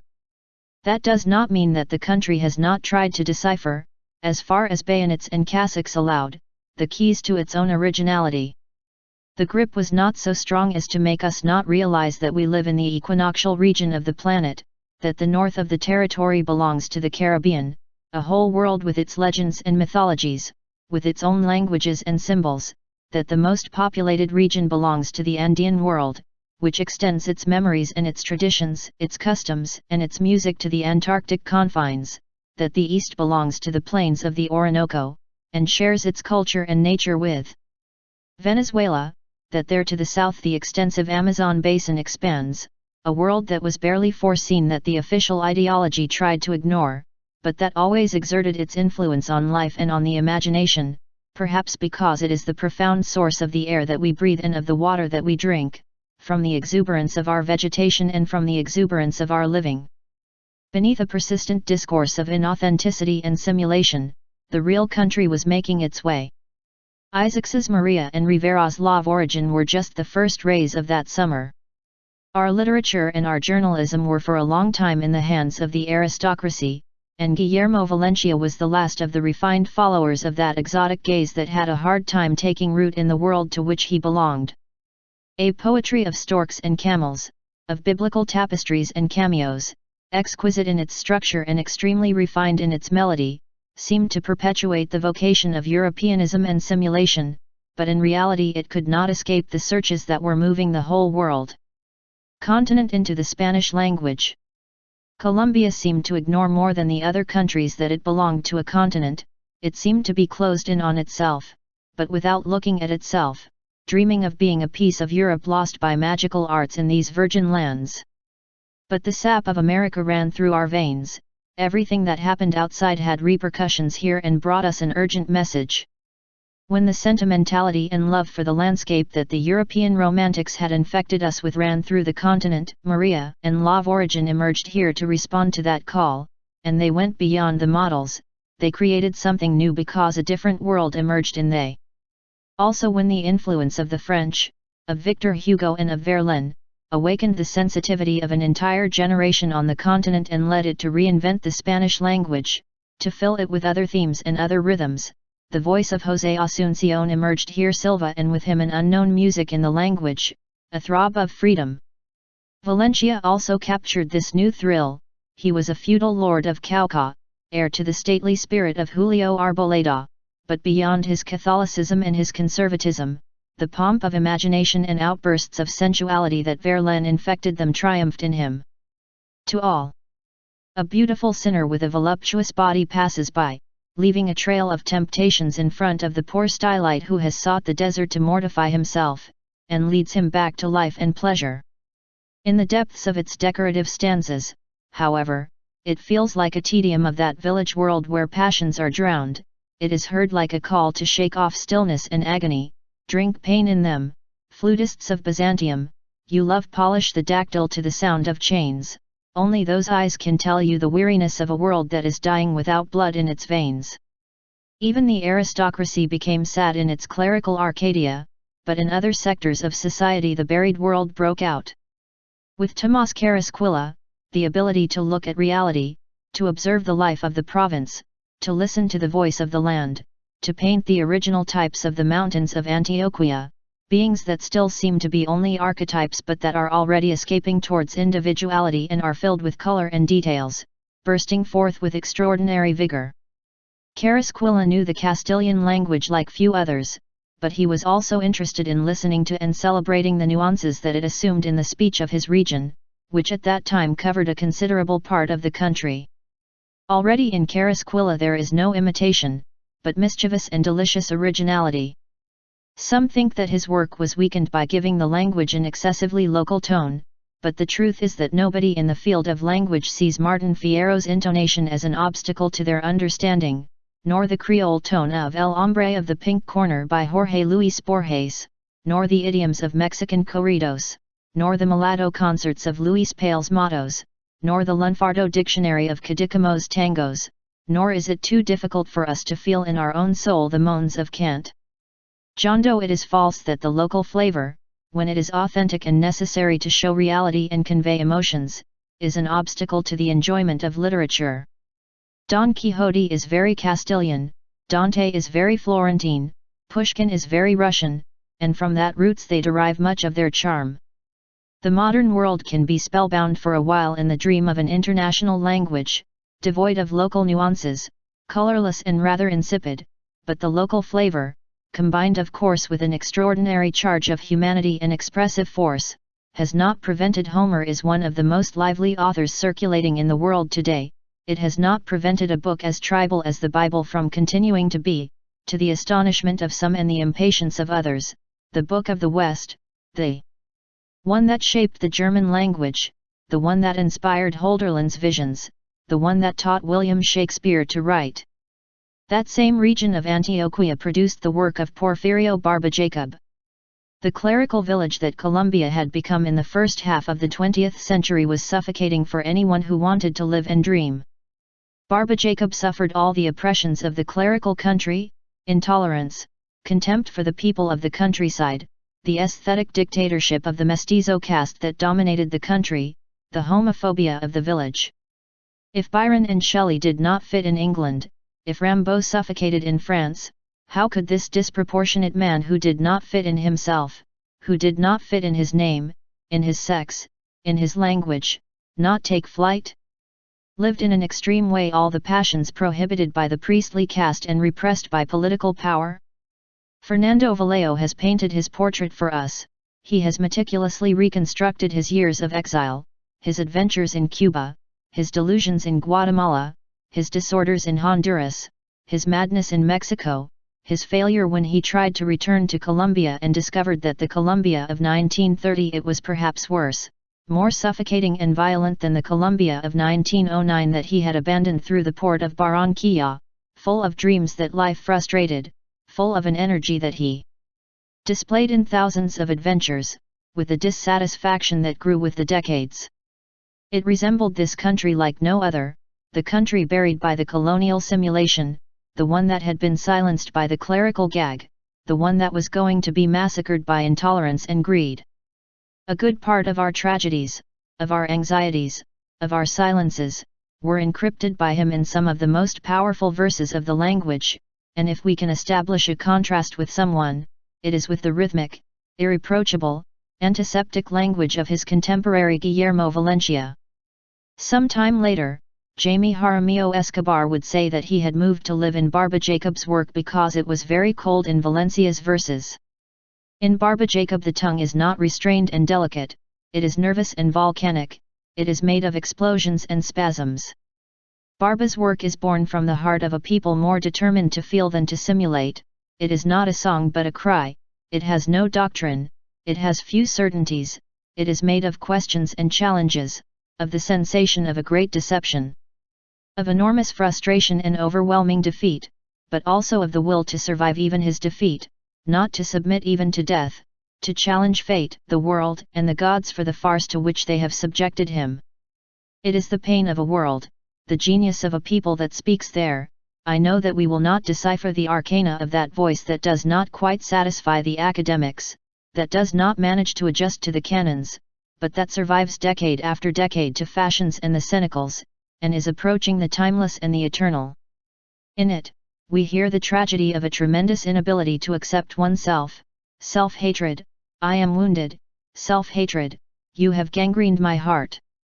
He mentions beneficial rains that put an end to centuries of drought, happy fields where the villagers fill the mountains with cries. He talks about an Indian boy who is with his mother at night under the stars, but always ends up exclaiming, imaginations!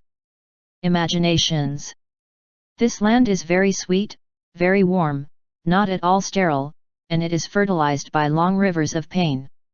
Barba Jacob does not want to console or seek consolation, he shows the emptiness, the nothingness of a culture made against man, and only proposes that we be able to resist, to oppose ourselves to the end. Someone say in my name, one day, in vain, no no no no. That call to an indomitable resistance burns in his verses like a mysterious key. It is not himself, it is perhaps his world that he wants to teach to say, even though the ages have collapsed and the generations have succumbed, my time has not yet come.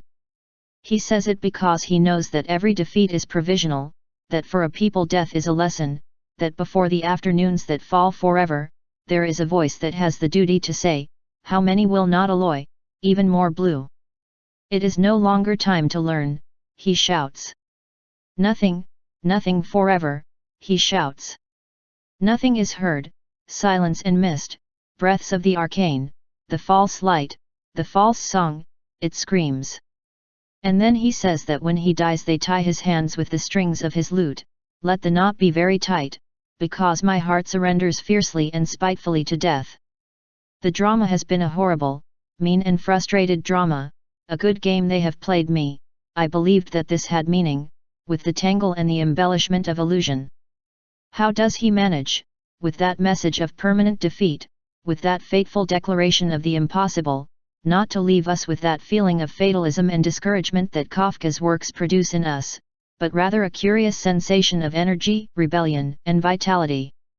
The power of music is not in what is said but in how it is said, and Barba Jacob's voice is one of the strongest in the language. He doesn't stop at the morose delight of euphony, he doesn't know how to be ornamental, he isn't making literature, but shouting at night, and the mandatory doesn't manage to tame him nor does the rhetorical web manage to delay him. He knows that nothing is to be expected from power, that the tired are only helped by the tired, that the sad are only helped by the sad. Support your fatigue in my fatigue, I will support my sorrow in your sorrow. In the midst of his clamor that does not want to be virtuous or exemplary, however, he leaves us the key to what is, and above all what will be, the world in which he was born. May his mother listen to that cold child who is lying on the hard ground, under the stars, crying, and lull him to sleep, and breastfeed him. Perhaps it is the only time when it will be able to quench its thirst and leave it wet with the milk of human tenderness, as Shakespeare taught. When life does not give us the elemental on time, perhaps we will no longer be satisfied with anything, and ours will be the eternal search for what does not exist. All the clamor of romanticism is condensed there.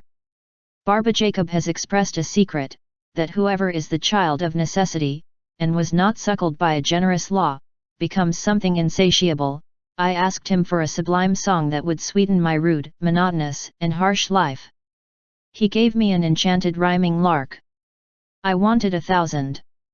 I asked him for an example of the safe rhythm so that he could govern my eagerness. It gave me a little stream, nocturnal murmur. I wanted a sea. I asked for a never-extinguished bonfire to lend warmth to my dreams. It gave me a dim glowworm.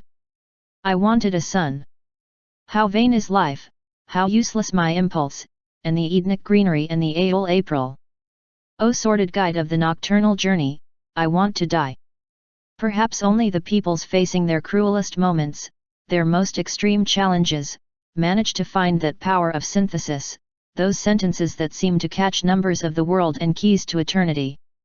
Danilo Cruz Velez once maintained that Colombia only twice approached the possibility of modulating the highest poetry, with the work of José Asunción Silva and with the work of Aurelio Arturo.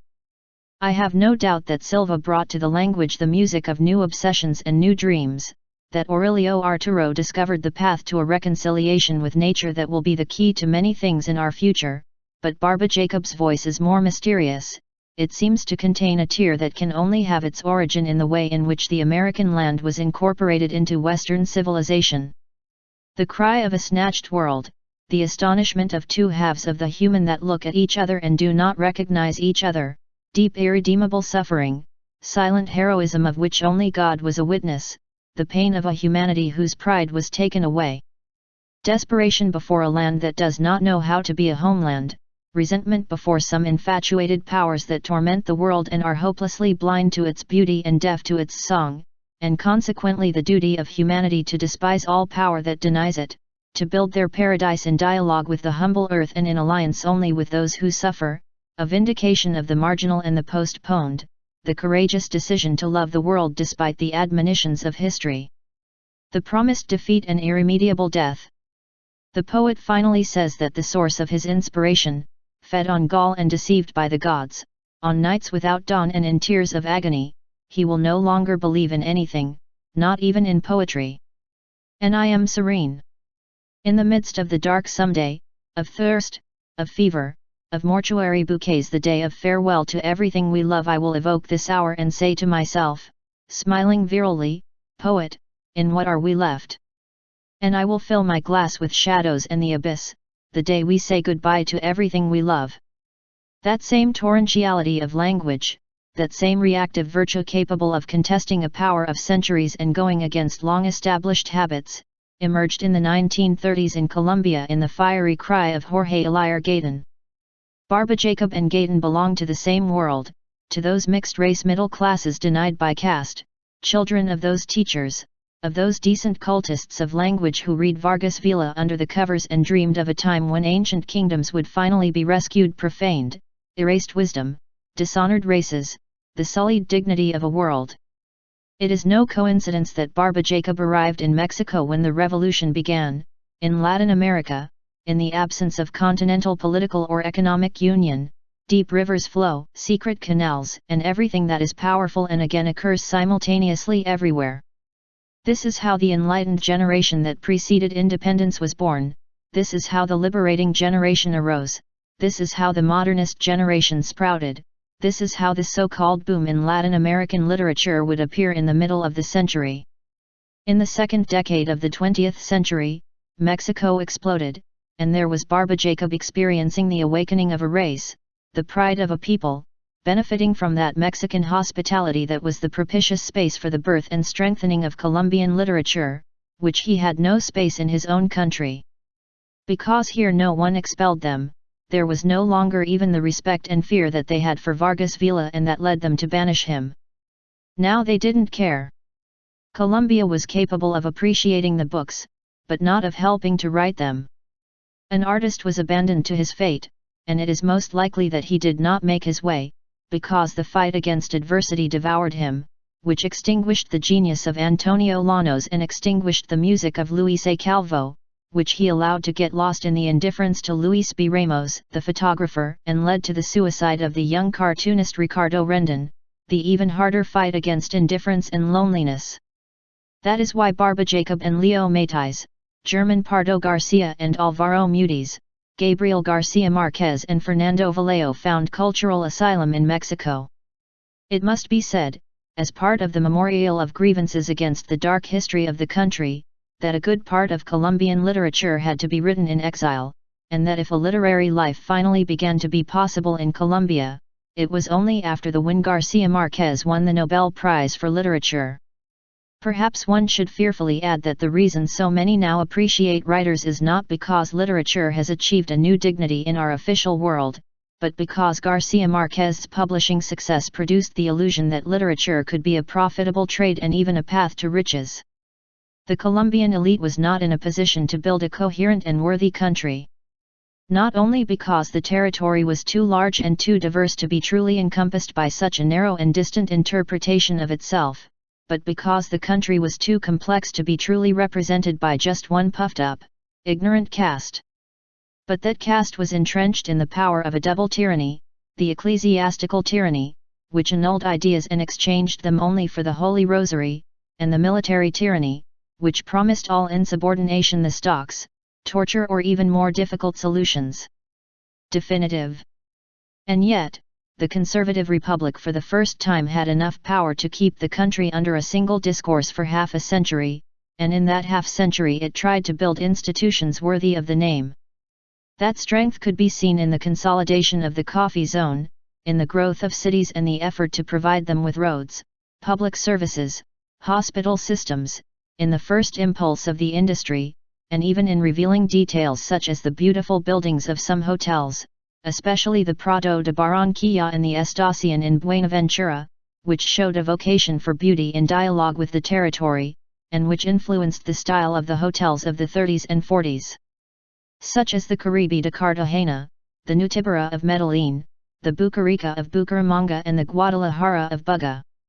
And if the early times had left us beautiful Spanish-style cities, Villa de Leyva and Santa Fe de Antioquia, Riohacha and Cartagena, Mompox and Popayan, and the old quarters of the main cities, we must appreciate that recent times have preserved them.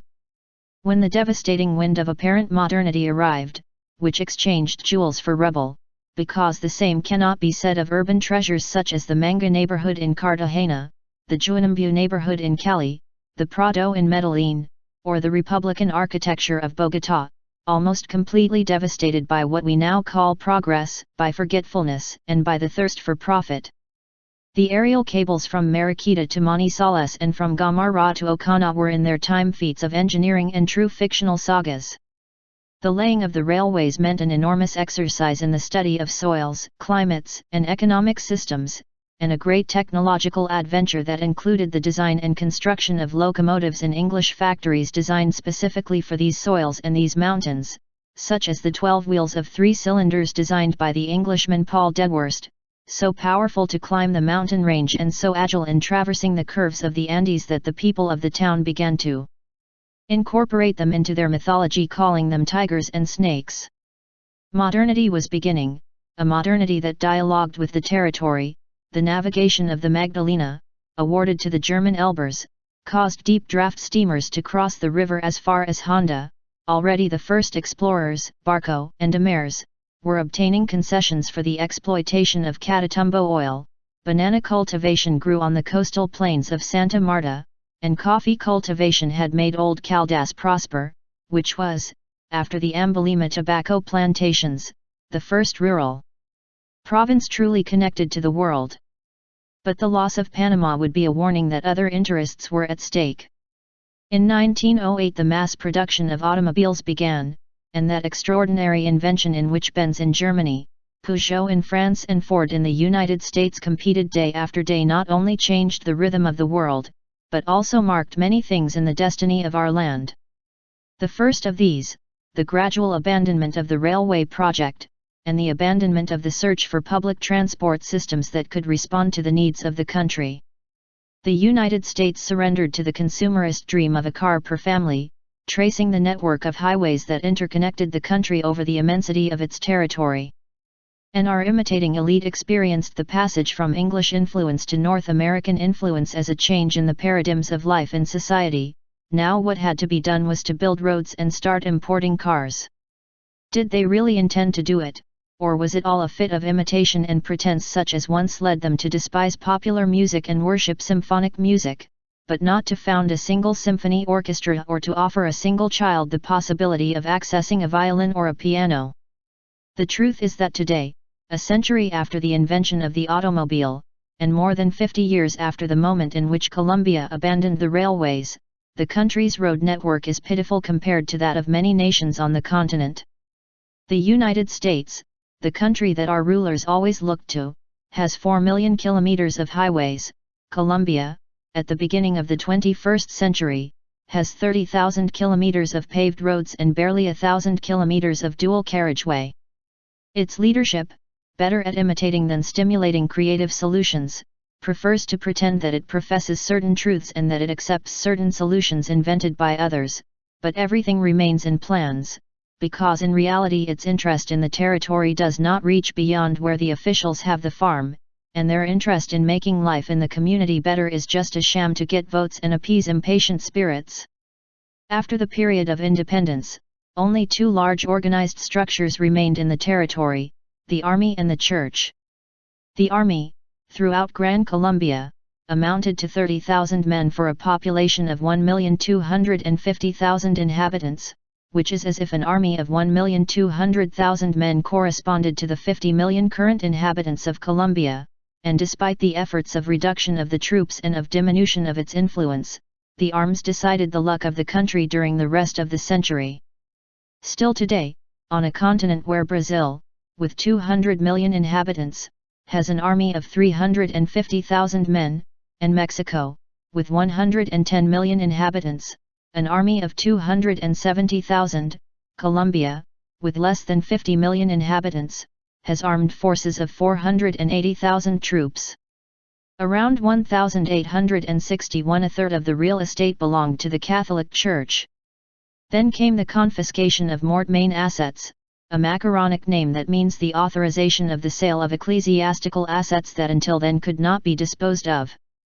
The radical liberals confronted the absolute power of the Church, they fought for secular education, they brought modern ideas and tried to open the way for them, and it was for this reason that the Church, seeing the threat of losing its immense power, conceived in defense of its riches and privileges a deadly hatred against liberal ideas, reacted by allying with the landlords. Both resorted to military power that had not been able to be replaced by civil power in half a century of wars, and the sun of the 20th century rose over the triumphant clericalism and the defeat of liberal ideas. This fear of modern ideas and their influence produced a curious phenomenon, since the discourse of the Republic, inherited from the liberators, could not be eradicated, and since this discourse imposed certain duties, such as universal suffrage, there was a long struggle between those who wanted to promote modern education and free reading to train conscious voters open to new ideas, and those who knew that books and education would spoil the majority that voted obeying only faith and fanaticism inoculated from the pulpits. In Colombia, for a whole century we have been told that we live in a perfect democracy because the population is regularly summoned to the polls, because from 1957 onwards women were also able to vote, because in recent decades the age for voting was reduced to 18 years to citizenship. But alternatively, the fraud of those who scrutinized, military control, religious fanaticism prevailed in our democracy, and later the transformation of that fanaticism into partisan sectarianism, the imposition of anti-democratic pacts that left out everyone who was not affiliated, and even a strategy of terror that we cannot say has been state policy but has prevailed in spite of it and often with its complicity. And beyond all this, Colombia knows how clientelism, the power of the game o' nails, the direct purchase of votes and its muted version have worked in the form of the offer of positions and the transport of voters to whom only the ballots already marked at the very moment of accessing the polls. Finally, we have reached a time when the costs of electoral campaigns leave out of circulation anyone who does not have large fortunes to finance expensive advertising. Programs lose importance in the face of image and marketing strategies, and when rate of degradation of public debate, cunning and rumor end up being more powerful than proposals and principles. Modern democracies are increasingly aware that ballot boxes and regular elections are not enough, that every election should have as an unavoidable condition social inclusion, incorporation into an order of values, and freedom of expression and conscience, but also the universal, compulsory, and free education, precisely to prevent manipulation, ignorance, blackmail, intimidation and fanaticism from hiding behind the democratic facade decade after decade. As a tragic ending, those customs of the solemn parties that shared power and that fanaticized and manipulated public opinion for a long time were inherited and perverted even more with the arrival of the immense fortunes of drug trafficking, with the formation of illegal armies and with the decentralization of corruption, one of the most recent phenomena in Colombian institutional life. Everything had been gestated in the succession of wars in the second half of the 19th century. Conflicts over land and power in the regions, the rivalry between the provinces and the tension between them, and a capital that was already showing its arrogance and indifference to the complexity of the country, the power of illustrious families against the anonymous mass of indigenous people, slaves and peasants, the use of weapons as the only argument at the time of major disagreements, the presence of the Church, always vigilant of its two main resources, its immense properties and its power of persuasion and intimidation over the mass of the dispossessed. All this produced a way of governing the country that could never give up the power of arms and religious discourse. Those who had access to liberal ideas, and saw in them a business opportunity and historical progress, nevertheless belonged to the privileged elites and could not resign themselves to the unfortunate fact that in order to build liberal republics, such as the United States or France, to give power and dignity to the people, to that mob of people with rude hands and dark names who did not share their ways or their lifestyle.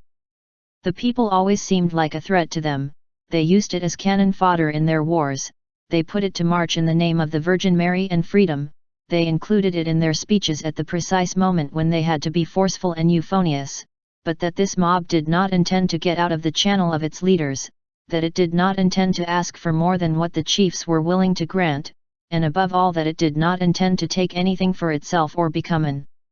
independent force due to some diabolical ideology, into a grotesque protagonist of the story.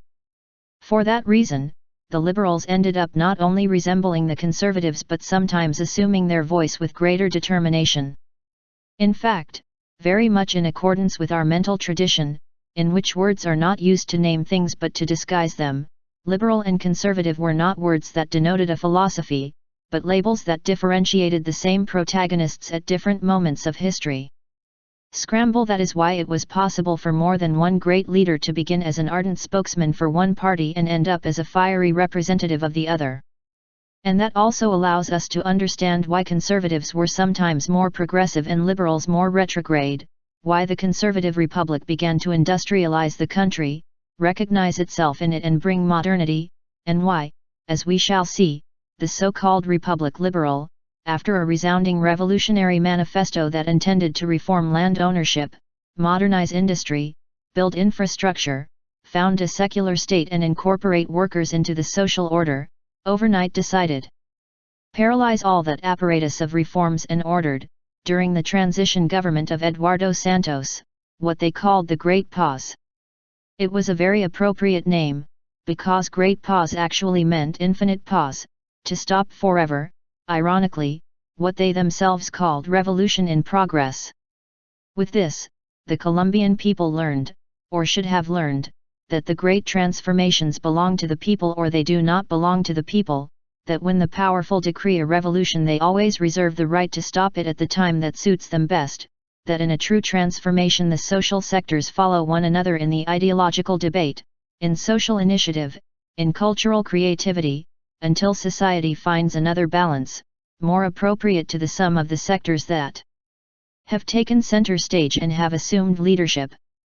These political bosses like to call themselves liberals, and seem modern with it, but they failed to be so in practice, and when a liberal leader did appear and offered the country indispensable reform, they did everything possible to prevent his triumph. That selective liberalism, which took from the liberal ideology the things that served it for business and political purposes but crossed out from the agenda everything that endangered the order of privileges, was the one that celebrated its alliance with the old powers under the maternal tutelage of the Church and among the solicitous rumor of the military garrisons.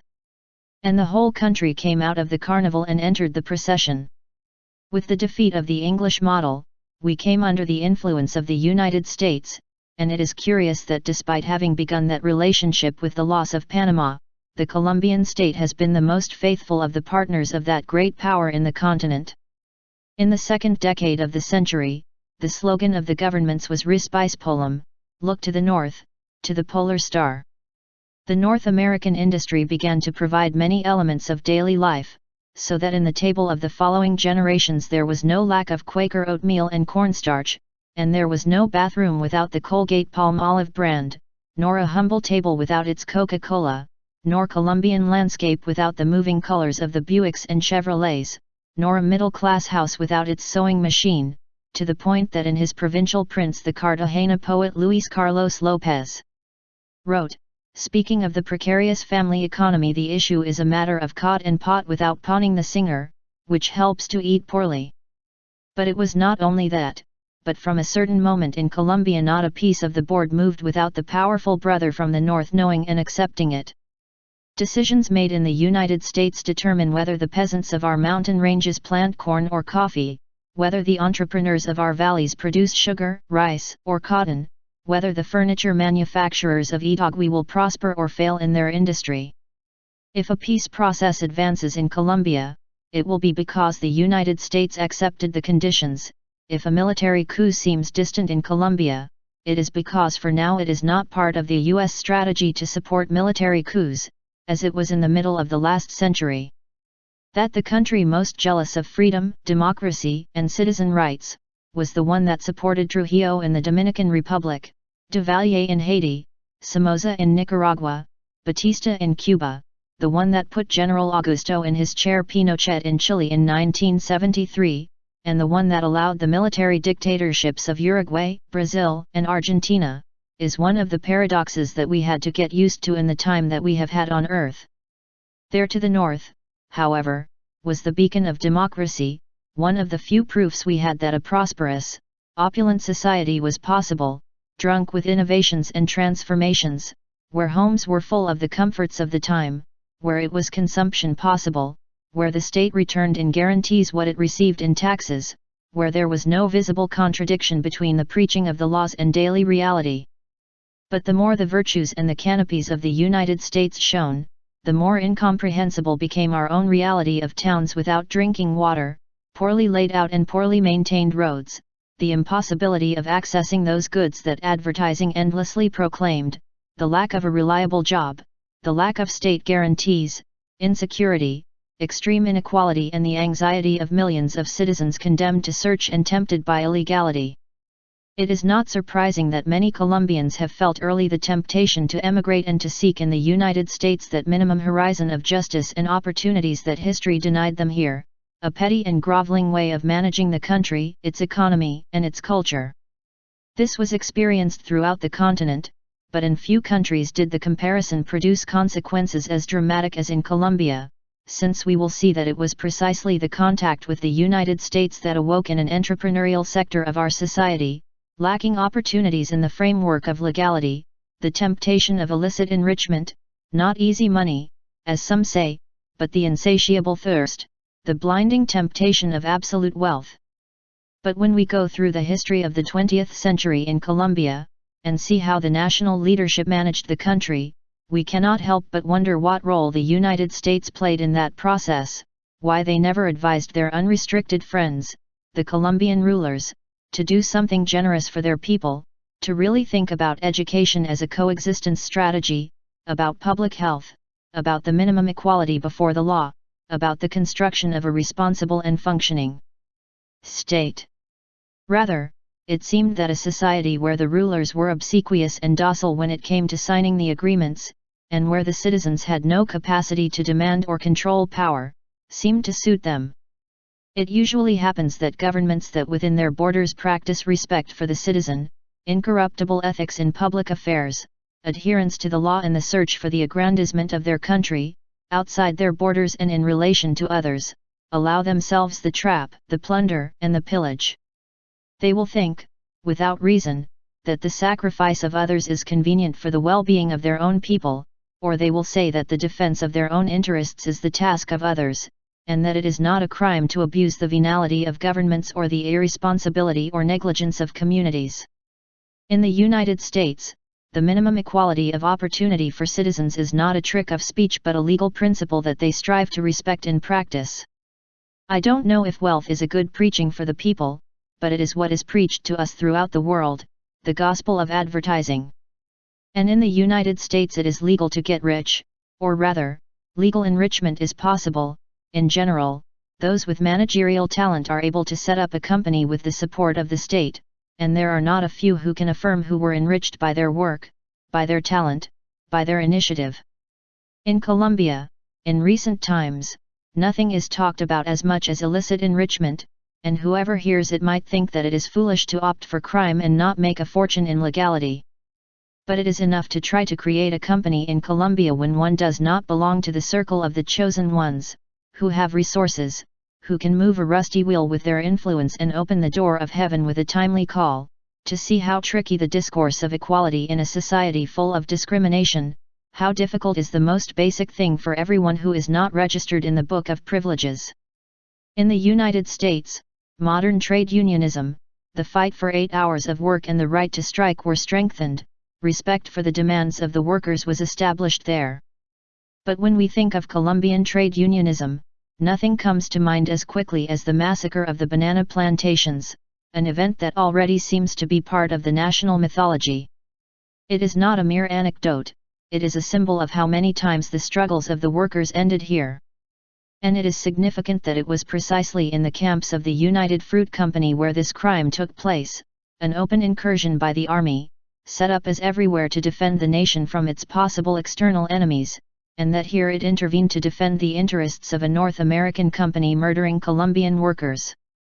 It is not that the massacres of striking workers were a custom, but the expulsion of workers who worked for trade unionism, harassment, persecution, the declaration of illegality of strikes, and increasingly the loss of the formality of work, were the sequence of a model that has been taking us to alarming levels of labor instability, to the dismantling of social security, the pension systems and a good part of the guarantees that workers once had in Colombia. The tradition of servitude and slavery, the rejection of modern ideas, the confinement in the customs of the village, the disrespect for popular initiative, the arrogance of the lords and masters, everything conspired so that the labor regime was between us oppressive and inhuman, so that the reward for work was especially offensive and petty. Even today, rulers who squander fortunes on lunch are able to cynically explain to the community, through television, that only those who earn less than $100 a month are poor, and even allow themselves to demonstrate how that bill is distributed to meet the needs of subsistence. The most recent of the government methods to reduce poverty does not consist in efforts to create employment, to strengthen industry, to make agriculture grow, but in the resource that is certainly offensive to intelligence, but also to sensitivity, of changing measurement systems. This allows them to lift millions of people out of poverty without having to make any other effort than playing with the numbers, and then show off those office juggling as real triumphs of a policy of change. With the takeoff of industrialization and with the first efforts to enter modernity, all of this also began. In 1928, the massacre of the banana plantations precipitated the loss of prestige of the conservative regime. The liberals then launched themselves to conquer power, and with the candidacy of Enrique Olea Herrera they won the elections in 1930. The conservative president Miguel Abadia Méndez loyally handed over power to his opponents, but from that moment on the regions began the reaction local of conservatives displaced from power who, egged on by the church, built the black legend of rising liberalism, and proclaimed to a gullible and manipulable peasantry that a satanic wind was coming. Liberal leaders vigorously preached the list of their reforms. Olaya's successor, Alfonso López Pumarejo, transformed the reformist discourse into something even louder, the Revolution in March, and launched the land law, to reform rural property, and other modernizing projects. But those leaders who seemed convinced of the urgency of this set of transformations, as soon as they saw that the Church reacted, as soon as they saw that conservatism was inflamed, before the first setback of their revolution they decreed the great pause, and renouncing the possibility of modernizing the country, they abandoned their historical project. Modern ideas can really only be believed by those who need them. For something in Mexico it had to be Indians like Benito Juárez who started the liberal reforms. Our liberal leaders were part of the owners of the country. Deep down they also saw a danger in the modernity of ideas and in all popular demands, and they did not dare to really oppose the agrarian property regime, which had been the guarantor of power since independence, and that had been strengthened by the civil wars. Perhaps they were attracted to liberal ideas, but they did not want to spread them to the people, because of course they mistrusted them. The old radicals had disappeared, no one now tried to confront the habits of exclusion, they did not have a discourse that they could share with the multitudes, they were incapable of taking a comprehensive look at the complexity of the country, of conceiving an original idea about its destiny, of understanding the role imposed by its place on the continent. Another thing that had grown stronger in Colombia was intolerance, and this could be seen dramatically in 1914, when the head of the troops defeated in the war, who had signed an armistice with the conservative government and who belonged to the literate elites of the country, Rafael Uribe was hacked to death on the steps of the capital by a couple of artisans fanaticized by the official discourse. It was a serious omen. 40 years later, liberal guerrillas such as Dumar Alger and Guadalupe Salcedo, who had led the resistance against conservative violence and who had laid down their arms, hoping for a pardon and reintegration into civilian life, were assassinated in the streets of Bogotá in an astonishing revival of the customs of Pedro de Ursúa, who in the 16th century killed the Indian chiefs and the rebellious Maroons at the same banquets in which he celebrated his pacts with them. Throughout the century there was no political concession made by power that was not violently denied by dark forces in the streets. The reinserted rebels were eliminated many times after having trusted the institutions, and in the end they did not even wait for the insurgents to lay down their arms. Beginning in 1986, pacifist members of the Patriotic Union, the political party that had been founded to reintegrate the FARC guerrillas into society, were killed by the thousands before the guerrillas demobilized. Their executioners accused them of being guerrillas, but if it was possible to exterminate them at close range in the streets, it is because they were unarmed citizens.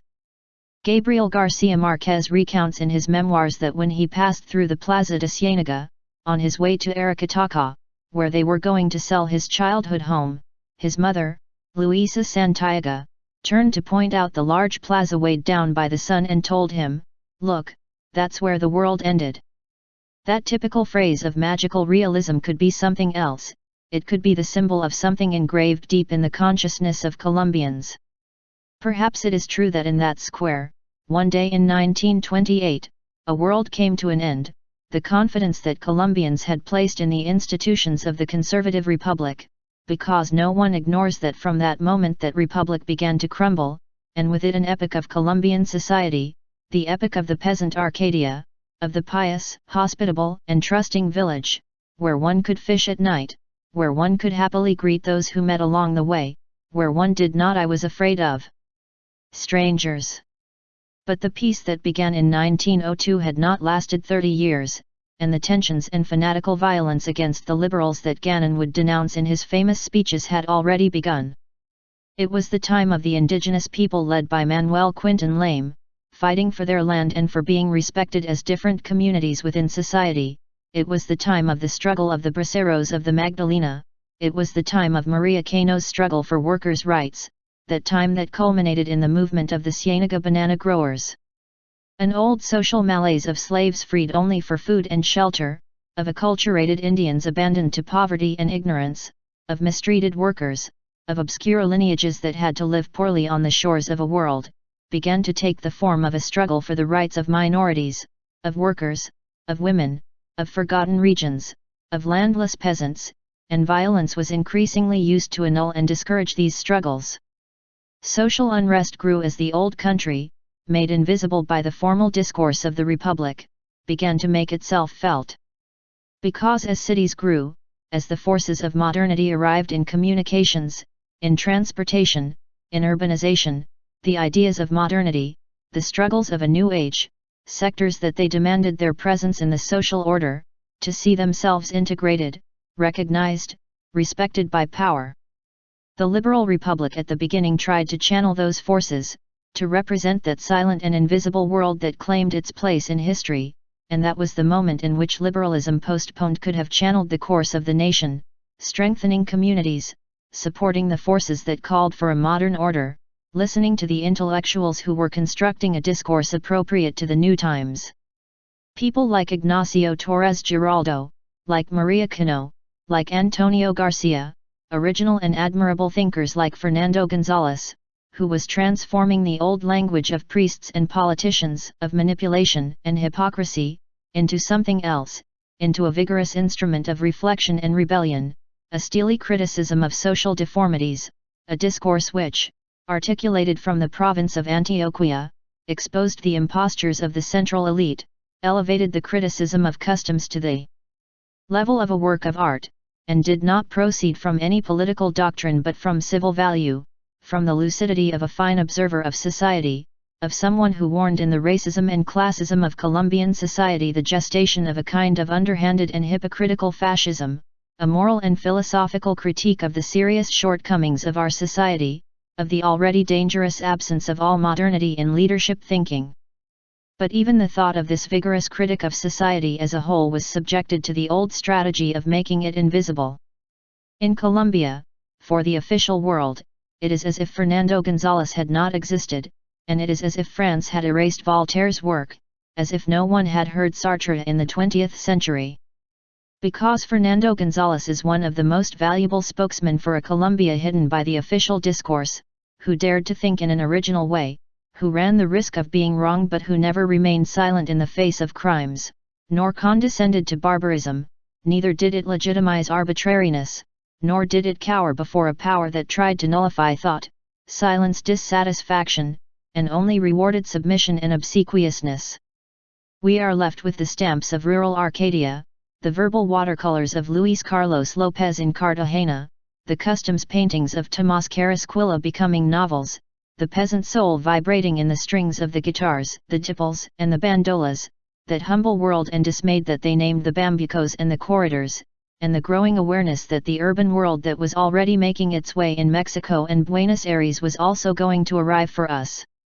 The 20s were one thing in the forgotten villages of the world and another in the cities that heard the rumor of the outside world, the feminine fashions that the cartoonists of Fantox magazine copied in their caricatures, the automobiles that began to circulate through the narrow streets from Bogotá and Medellín, from Cali and Barranquilla, the first recordings of acetates in the studios of Discos Fuentes. Perhaps because of its geographical position, perhaps because of its ethnic diversity, perhaps because of the importance that language has always had as a unifier of this society, perhaps because Colombia looks at a different world from each side, the truth is that in the country all the songs of the continent were always heard, the Mexican corridos and rancheras, the Cuban and Puerto Rican sones and boleros, the music of the South that was already flying on the radio, Ecuadorian corridors, Chilean cuecas, Argentine zambas, Peruvian Creole valsecitos, music of harps from Paraguay. That outside world to which the elites were politically closed was reaching the people through the path of sensitivity and sentiment.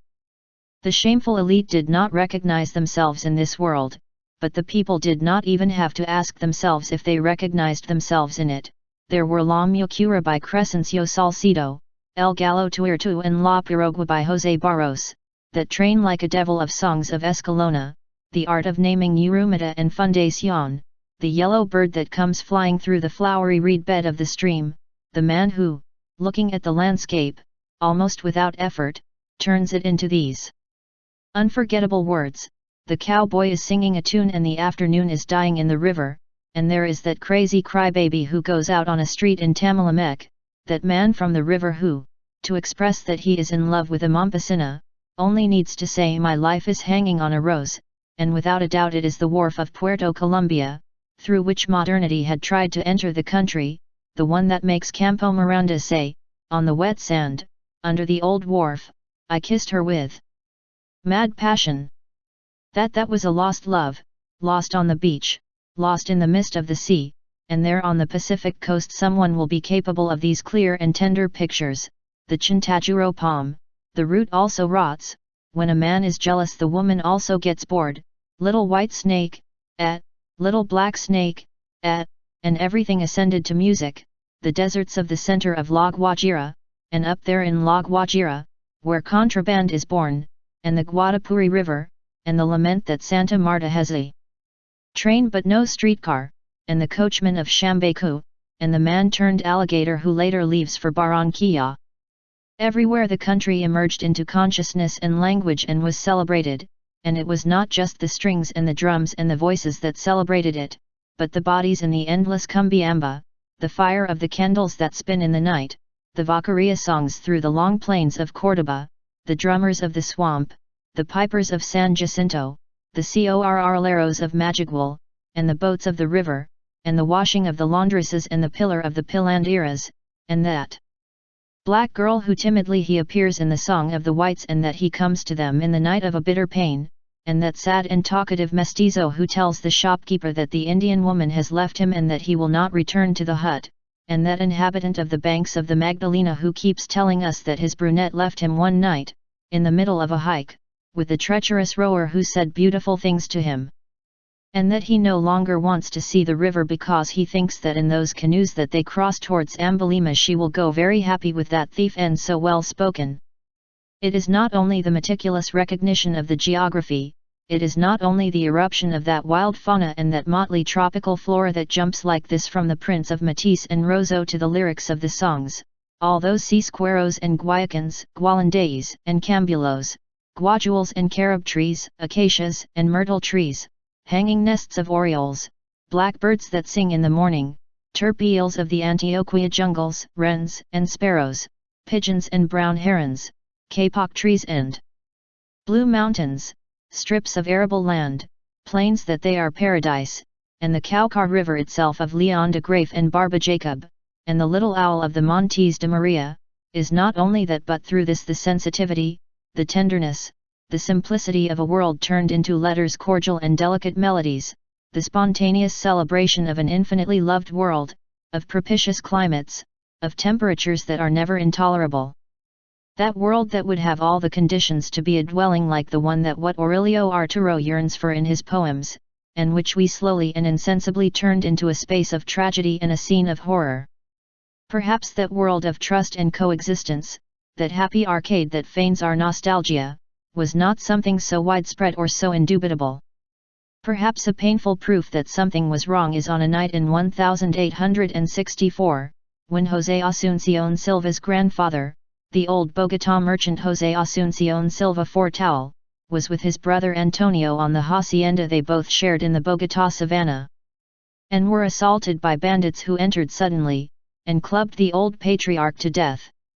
Antonio, who managed to flee at night across the plain, was so dismayed by this fact that he sold all his properties, bought an apartment in Paris and went to live there for the rest of his days. We know that wars cyclically disturbed people's lives, but this incursion of barbarism and horror on any given night in a country house so close to the capital of the Republic seems to say something else, that already in the 19th century there was hordes on the margins of society that perpetrated absurd crimes in the midst of the peace of the fields. And what could be expected from a history in which thousands of beings were left out of every project of civilization, of every effort of inclusion, of every educational and cultural process? Nothing like a society that expels and forsakes, that deprives human beings of tenderness and dignity, to breed monsters. And it should not surprise us that Colombia has increasingly become a factory of monsters, beings that seem to have escaped from barbarian cosmogony, creatures of horror and loneliness that seem to spring from the darkness of the underworld. I do not know of a country in the American continent that has produced so many monsters, monsters that once filled the nightmares of a generation and darkened with their shadows the cradles of children and the loneliness of the elderly. Nothing would be more comfortable and more reassuring than looking at them as the ones responsible for everything, as the culprits of an age of misery, but I can only see them as the atrocious products of a long history, perhaps as a tragedy that fed on our miseries and repulsions, of our ignorance and our cowardice. The wars became more and more cowardly, and that is typical of this era that kills from a distance and that increasingly risks less in the exercise of its violence. And nothing is more chilling than those who act in cold blood against unarmed beings, in the heartless hour of beheadings, torture and dismemberment. Undoubtedly, events like these can happen everywhere, although their proximity terrifies us and their dimensions discourage us, but in any place on the planet, societies react. The community protects itself not only in institutions, norms, and police forces, but also in the correction of social tragedies, in reflection, and in the search for an order where those forces of rancor can be conjured. What happened to us was different. Those things that in the 19th century could have been exceptions became more and more the norm. They were generated by exclusion and misery, fueled by ignorance, multiplied by wars and reconfirmed by any peace without social consequences, without collective reparations, without policies of reinsertion and reconstruction of the social fabric, any peace made of promises often unfulfilled. At certain times in our history there were mayors who decreed the felling of trees in towns with the argument that bandits could hide in them or in their shadow. Our history is the history of a growing loss of collective confidence, of the growing transformation of the camps into regions of fear and stalking, and it is painful to remember that in the face of the atrocious climate of expulsions and exiles, of threats and displacement, there were times when the national leadership itself took advantage of this horror to recommend and promote the exodus to the cities with elaborate academic speeches, under the pretext that the city needed that workforce. That there would finally be security and employment there, that the future was in the cities. It was inevitable that the clerical discourse, the contempt for the indigenous peoples, the contempt for the children of Africa, the shame of miscegenation and the colonial gaze on the territory, as well as the extreme personalism that led us to be incapable of assuming historical tasks collective, things that had characterized the Colombian leadership for a long time, were embodied in an extreme way in a political leader. Already in the 20s a tremendous man began to emerge in the public life of the country. Energetic, eloquent, inflexible, somber. The most disturbing thing about Laureano Gómez was that all those prejudices that had prevented Colombia from recognizing itself in its territory for centuries, dignifying its humble citizens, modernizing their ideas, giving room for thoughts and emotions different in the cultural order, manifested themselves in him together with a great personal magnetism, a great oratorical force, a mysterious power of influence, and an important political weight. Before the parties and in the parliament, which contributed a lot to Colombia becoming plunged into an era of militant fanaticism, sectarianism, and intolerance. It had emerged within that same conservative party that history had led to a kind of timid liberalization. That gloomy leader must not like the way his party was being forced to open up to the world.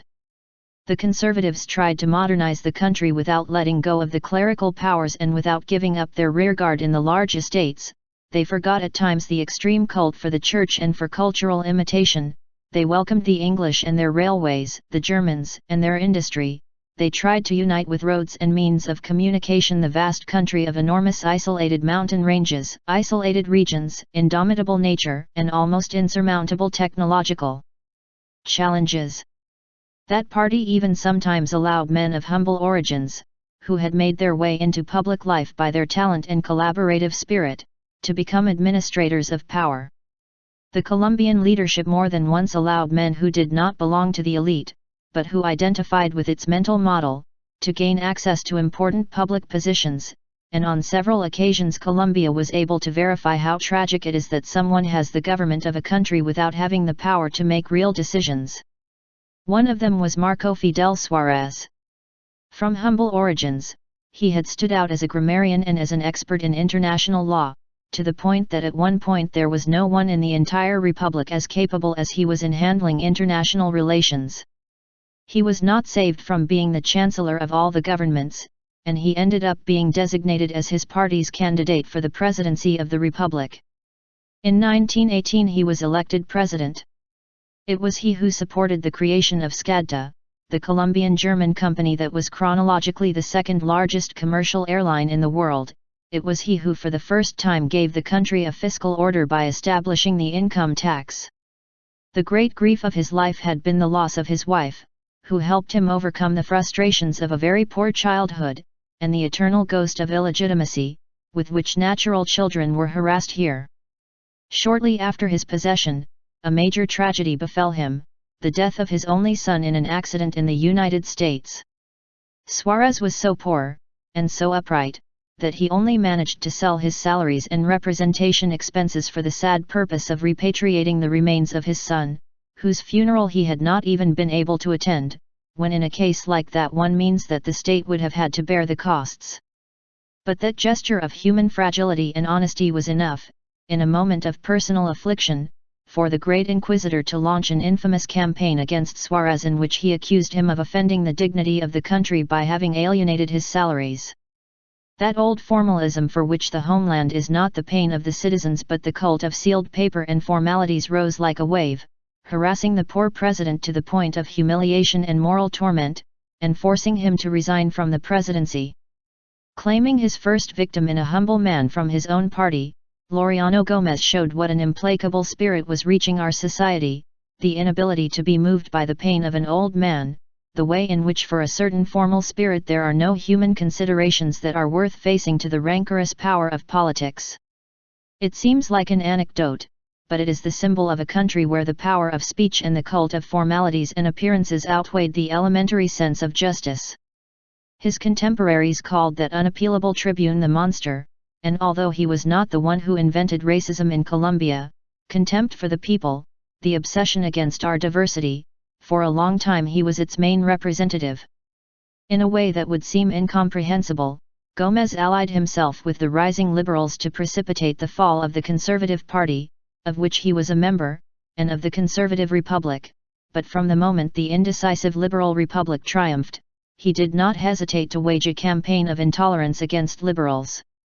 His relentless oratory played a key role in unleashing the violence of the 1940s and 1950s, and his spirit was soon echoed by other political leaders of the half-century. It is possible that in the hostility against Marco Fidel Suarez even his natural son status weighed. The clerical and fanatical spirit of Laureano Gómez must have felt offended by the fact that the first magistrate of the nation had those origins. So an old and sustained custom of disrespect for the human condition had an increasing presence in the circles of power. Gómez also embodies the extreme personalism of Colombian politicians. That personalism made the interest of the bosses weigh more than that of the parties, and the power of the leaders more than that of the programs. Laureano first sacrificed his own party in the name of the nation, then the opposing party in the name of tradition, and later did not hesitate to sacrifice the nation and tradition for his personal pride. You have to see his smile in fragments of old movies, the smile of satisfied despots, to catch a glimpse of a man whose main concern is to make everyone submit to his influence. Gómez's project summarizes the spirit that prevailed in Colombia throughout the 20th century, the power of the church, the denial of diversity, the refusal to recognize oneself in the territory, the exaltation of the logic of the Spanish conquest, the glorification of the white conqueror over the supposed inferior races, the confinement in an exclusive nationalism that discriminates against its own people and invests rights only to a privileged elite, the exercise of government with a spirit of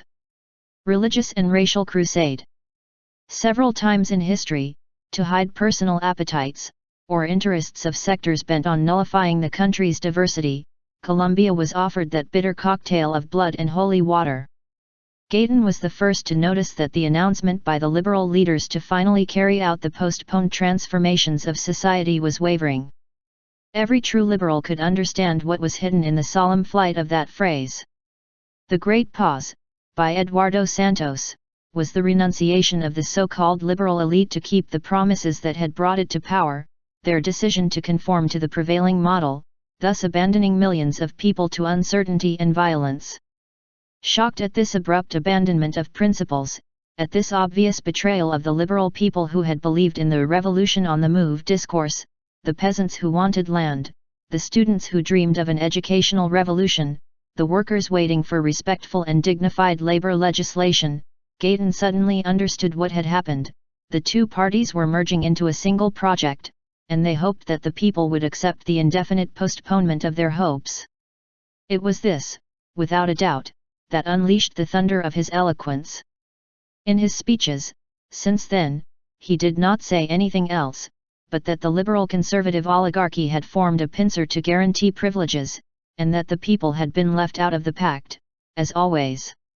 So he not only proposed to be the incarnation of that abandoned national project, essential for Colombia to gain access to modernity, he was very clear in specifying that the struggle could no longer be led by those two aristocratic parties, that the political debate was now between the neglected people and the elites who excluded and despised them.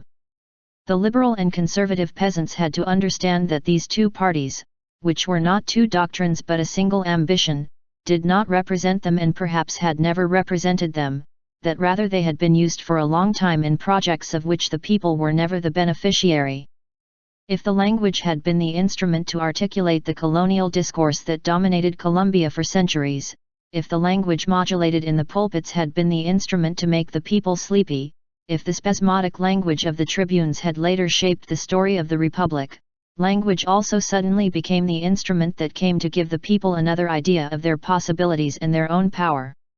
Some have suggested that it was not simply that Gayton's speech was addressed to the people, but that something more magical or more mysterious was happening, that Gayton's speech was giving shape to the people to whom he was speaking.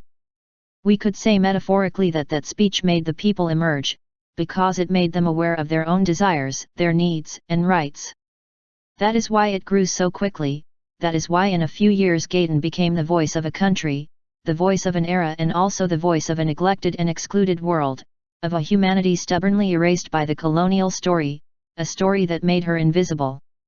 And suddenly the true people, the one that Miguel Antonio Caro had dismissed in Latin, the mestizo, Indian, black, mulatto people, the people of the provinces, of the mountains, of the plains, of the valleys, of the coasts, those grandchildren of slaves, those great-grandchildren of the Indians erased by the sword, the cowboys, the peons, the braceros, the landless, all that people appeared like the genie that springs from the lamp.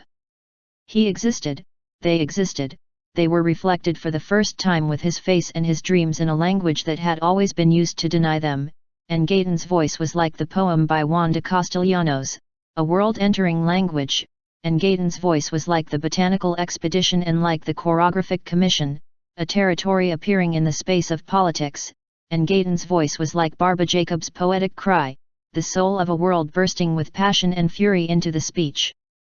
And the owners of power who for centuries had reigned over the silence of the innocents shuddered, because that which they had always feared was awakening, that which they had always silenced was speaking, and that which had always embarrassed them now claimed a place in history. It wasn't Gayton, it was finally the 20th century that was rising in that clamor. Postponed modernity flew in its cry, a clamor for justice that came from the Mexican reform and from the struggles of Eloy Alfaro, from the powerful and rebellious energy of Vargas Villa. They were the fights of Quintin Lamé and Maria Cano. It was the cry of that leader of the Cienega banana growers who, when they heard the troop commander's warning that he would give them a minute to leave the plaza if they did not want to be machine-gunned, made these words sound in the silence: "We give you the minute that lack."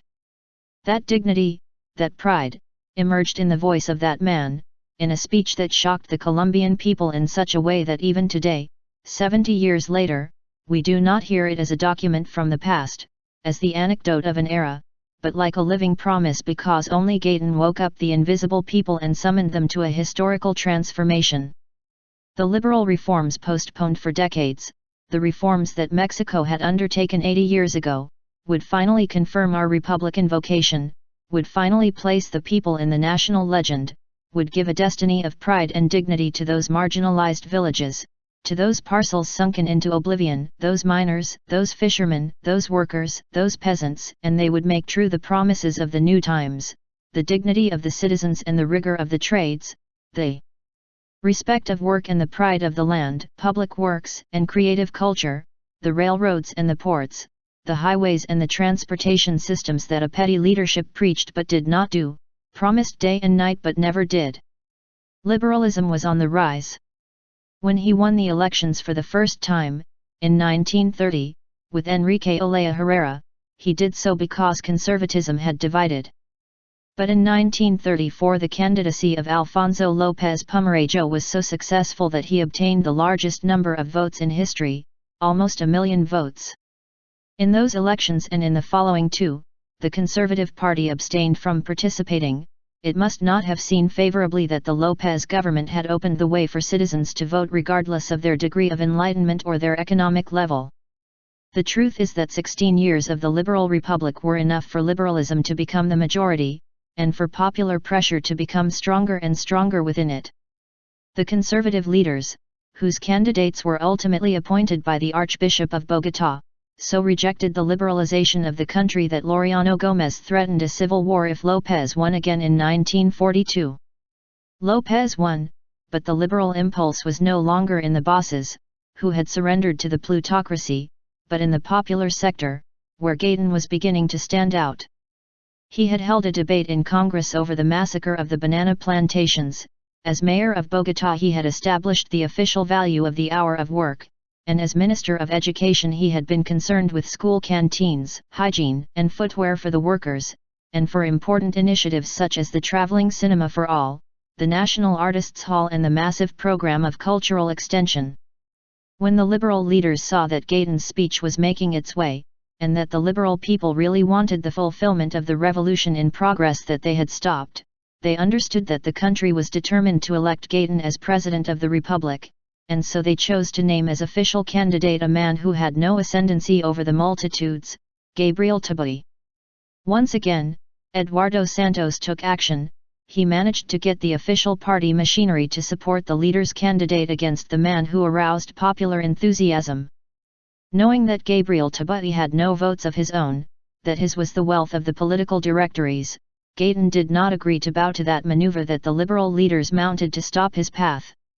The center of his speech was the criticism of the policy of closed doors behind the backs of the citizens, the maneuvers of the boards that he called convivialism, so that he advanced in his cultural Fridays, in his tours of the country, in his radio speeches and in his summons to the multitudes, and he resigned to leave the decisions in the hands of the hierarchs. They reacted by blocking his path. If the popular clamor had been trusted and not the manipulative will of the elite, if Gaydon had been the candidate in 1946, the history of Colombia would have been different, but contempt for the people was already a tradition of the leadership, and the stately spirit was preparing another half-century of postponement of the national project, of mental modernity and of the liberal reform that the country required. With only 560,000 votes, conservatism won the presidency, because although there were more than 800,000 liberal votes, they were divided between the 359,000 for Gaydon and the 440,000 who voted for Gabriel Taboy. Gaydon knew that if he bowed to the decisions of the liberal chiefs, who had already abandoned the town, his own hosts would not follow him anymore. He knew that only by showing that he had an electoral base of his own could he be recognized by the liberal leaders, but he could not overcome the hurdle that the aristocracy of his own party was going through. I know of a 12-year-old girl who in 1946 asked her liberal father if she was going to vote for Gaydon. His father replied that, although he admired Gaydon, he had the obligation to vote for Taboy, the official candidate, because that was the slogan that the party had given. The girl told him, with some anguish, "No. He is. And 2 years later the news that Gaydon had been murdered was one of the great sorrows of his adolescence. The elections turned Gaydon into the leader of liberalism and the safe candidate for the presidency. What the liberal leaders feared had come true, the way was open for the people to enter the national legend. But Colombia's fate was sealed, because the most recalcitrant sector of the old country made the desperate decision, and very Colombian, to defeat the new historical forces not by arguing with them but by trying to exterminate them. The most direct result of Gaydon's work, the power of his eloquence and the pedagogical force of his oratory, was the emergence of a political consciousness unknown in Colombian society. Everyone knew about him, the town shuddered at his words. There was a revolutionary climate, but Gaydon did not speak of revolution. He was a convinced liberal. He had a program of profound reforms. He knew that what we had always lacked was to adapt reality to the discourse of equality before the law, of human rights and of citizen dignity, but also to take possession of a territory very different from that of Europe or the United States, to build an economy in dialogue with this nature and these climates, to make the well-being of the people a priority, to affirm cultural traditions, to leave that the country express its diversity and its originality, and firmly oppose a criterion of dignity to dialogue with the great international powers. Its main slogan was not the dismissal of the powerful and the privileged, but the moral restoration of the Republic, something that had to do with legitimacy, with decency, with respect for a country, for customs, and for a sense of community. And if that could be said 70 years ago, if Gaydon saw public morality broken 7 decades ago, what could we not say today after the storms of the 20th century, after the successive tragedies that tore the nation apart? Faithful to his pact with modernity, Gaydon was perhaps the first politician to use the radio as an instrument for disseminating his thoughts, and far away, in the remote provinces, among the tangos of Gardel whom death had made Colombian, tangos that already announced our urban future, between the Mexican rancheras, the Cuban sones and the Andean corridors, the peasants felt that the future was coming. In the Plaza de Bolívar in Bogotá, in March 1948, on the day of the March of Silence, Gaydon pronounced his prayer for peace, because the official violence of the Ospina Pérez regime against the liberals was already growing, the climate of intolerance and persecution worsened. Between the massacre of the banana plantations in 1928 and this March of Silence, 20 years had passed of a growing campaign against liberal ideas. The force of Gaydonismo attracted the poor of both parties, but it also separated them from the sphere of influence of the old leaders and their speeches. Bipartisanship, which had come together in a single doctrine, was losing its power over society. The clerical sermon and the speech of the notables were losing their hegemony over the spirits, and the reaction of the old power was not long in coming. The shots that, at 1 in the afternoon of April 9, 1948, killed Gaydon on the corner of Carrera 7 and Avenida Jiménez, produced an explosion of rage, a wave of fires that swept through the center of Bogotá, leaving countless dead, and for a moment he was about to bring the insurgents into government. The hosts hoped that the Liberal Party, to which Gaydon still belonged, would accompany their advance towards taking power, because they did not doubt that the old establishment was the one that had armed the fanatical or mercenary hand that stopped the leader at the very gates of the transformation of Colombia, and they did not want to allow the people to be excluded once again from decisions. No one came out of their stupor. The rebels who built forms of popular power in different cities did not know exactly where to direct that repressed fury, that contained pain. Gaydon, despite his haughty oratory, was not in favor of violence. He had always believed in democracy, he had trusted in institutions, and it had never occurred to him to prepare anyone to face a treacherous assault. But the liberal leadership closed ranks around the conservative government of Mariano Ospina Pérez, and the fire of popular pain, indignation, and orphanhood was extinguished in the capital and in the provinces, leaving in the souls of humble Colombians, anxious of a change, the feeling that the ship of the future had foundered before setting sail. From that moment on, the establishment's strategy was relentless. It accused the Gaydonistas of having set fire to the city, directed the fire of repression against them, but what immediately began was a campaign to recover its influence over the soul of the town. They went in search of those who had fallen into disenchantment with the old parties and set out to recover them through the dangerous path of fanaticism. The ruling party did not really appreciate that the liberal bosses had rushed to support it when it already lacked social support. The liberal leader himself, Dario Echeandía, who could have been the candidate for the Union of Liberalism in 1946, and refused, who could have been the leader of the excited crowd before the murder of Gaydon and preferred to join the cabinet of the conservative government, was the sure candidate for the 1950 elections, but when he saw how his brother was assassinated in Bogotá on the eve of elections, resigned for the second time from the candidacy and left the way open for Laureano Gómez to come to power. Like Marco Fidel Suarez, Dario Echeandía was an academic who knew that he did not have in his hands the real power to conjure up the terrible forces that were dragging his country towards the abyss. They were men lost in the maze of an alien power, called by history to manage an order that they were not in a position to change.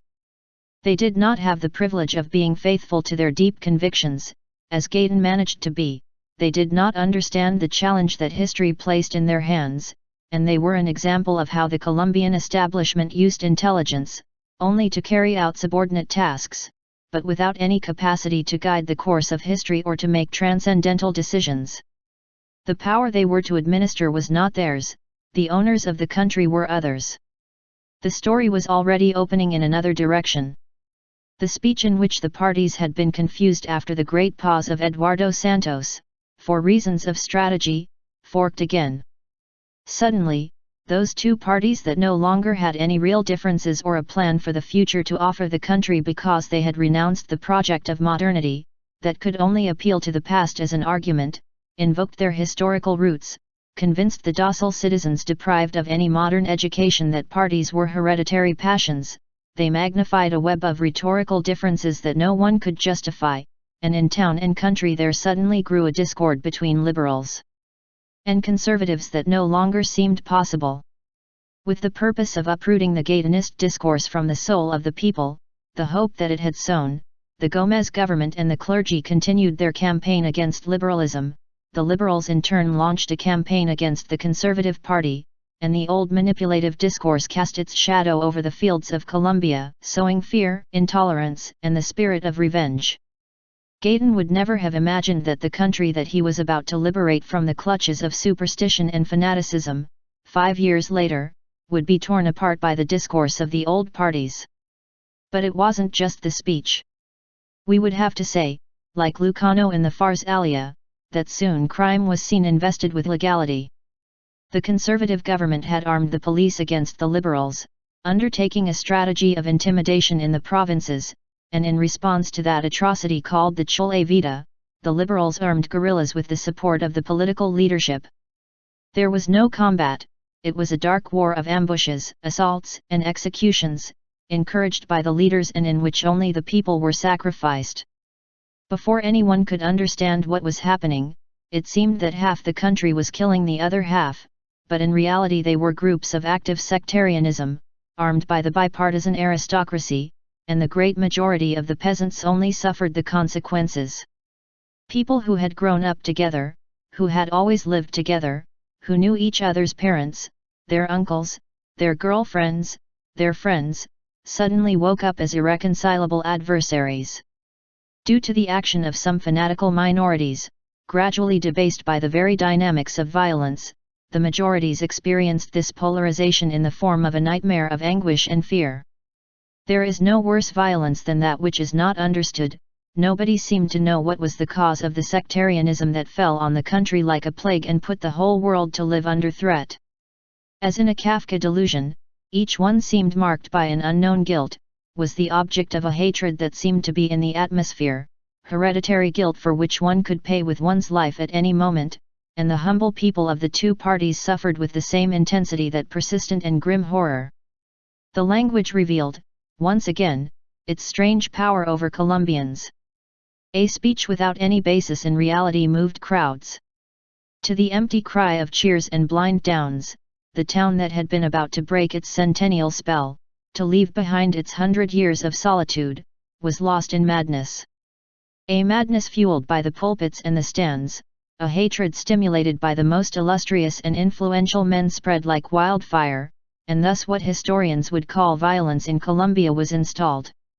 The times in which the Colombian people could be dominated by discourse were over. From then on it could only be dominated by violence. Scholars of that period never agreed on considering the violence as a civil war. Eric Hobsbawm has said that it was the largest mobilization of armed civilians of the century, but we cannot say that there were actual battles in it. The first thing was a climate of fear, an escalation of humiliations against the peasants from power and the process of arming defensive guerrillas, but everything progressed furiously, without anyone doing anything to stop it and with all the powers contributing to its growth, in the old breeding ground, well described in these pages, of discrimination, abandonment, poverty, and resentment. The offences began to provoke retaliation, on peaceful communities nullified by fear and under the fanaticism of the armed actors, increasingly lurid phenomena proliferated. Nobody has made an examination of this gradual and merciless process of degradation of men and their methods of extermination. It is enough to see the list of the 598 assaults and massacres reported by the media between 1946 and 1966, to feel before the motley map of a terrifying memory, like a root of rebel from old conquerors, a barbaric holocaust. Los Tapias, Nemocon, Pamplanita, Manizales, San Cayetano, Ansermenuevo, Quinchia, Bogotá, Bucaramanga, Calcadonia, El Coque, Buenavista, Santuario, Chita, Maripay, Nuncia, Batania. Death roamed the territory. 6 peasants, 2 soldiers, 19 conservatives, 8 settlers, 50 liberals, 22 peasants, 4 policemen. The enumeration was exhausting. Enciso, El Platanal, Saboya, Majagual, Barichara, a country was emerging named after bloody deeds, and sweet names of geography were being converted into figures of horror: La Primavera, Naranjal, El Vergel, Los Coquillos, Los Lullos, Miraflores, Piedra de Moller, El Yerbal, El Turpial, El Turpial, El Turpial, Yacapay, Urama, Barragan, Calarma, Guasamos, Frazadas, Moral, Pajarito. One would not believe that they are talking about massacres and nights of blood. This was not what the enthusiastic settlers of the beginning dreamed of founding. La Belleza, El Silencio, Monte Azul, Tortugas, Las Aeneas, Las Delicias, La Cristalina, La Estrella, Alguazil y Brillante, Rio Lijos, and El Porvenir. The effort to eradicate rebelliousness that had spawned Gaytanismo was very present in the minds of the leaders, and the government of Ospina Perez had already politicized the police, but in the 1950 elections, which Gaytan would have had to win if the world had remained the same, if history had not changed its orbit, the refusal of liberalism to participate allowed the man with inflexible convictions to finally come to power, the crusader of inexorable causes, Laureano Gomez, determined to stop popular dissent, what he called, speaking of the Gaytanista marches, riotous violence. But Gaytan was, as in any vigorous democracy, rather the phenomenon of the people in the streets. If looting took place before his assassination, they were rather proof in many places of the lack of a political direction for that blind popular reaction, of the lack of a shared project to channel the rebellious energy of the multitudes. The Colombian people, like their leader, had trusted in democracy. The following decade forced the persecuted Gaytanismo to resort to violence to defend itself, and the horrors of the human condition did the rest. Once the director of one of the great newspapers of Bogotá declared that Colombia had always lived well, without frights and in peace, until Gaytan appeared with the speech that the people were oppressed and that there was a social problem. He added that from that moment the country had been convulsed. It is important to remember those words to understand how the Colombian leadership understood the central theme of the history of the 20th century. This was truly the country of the 32 wars of Colonel Aureliano Buendía. Long before Gaytan appeared, the country had already bled to death in the Thousand Days' War. Before his word began to thunder, the crime of the banana plantations, the struggle of the Indians, the exclusion of the children of slaves had taken place.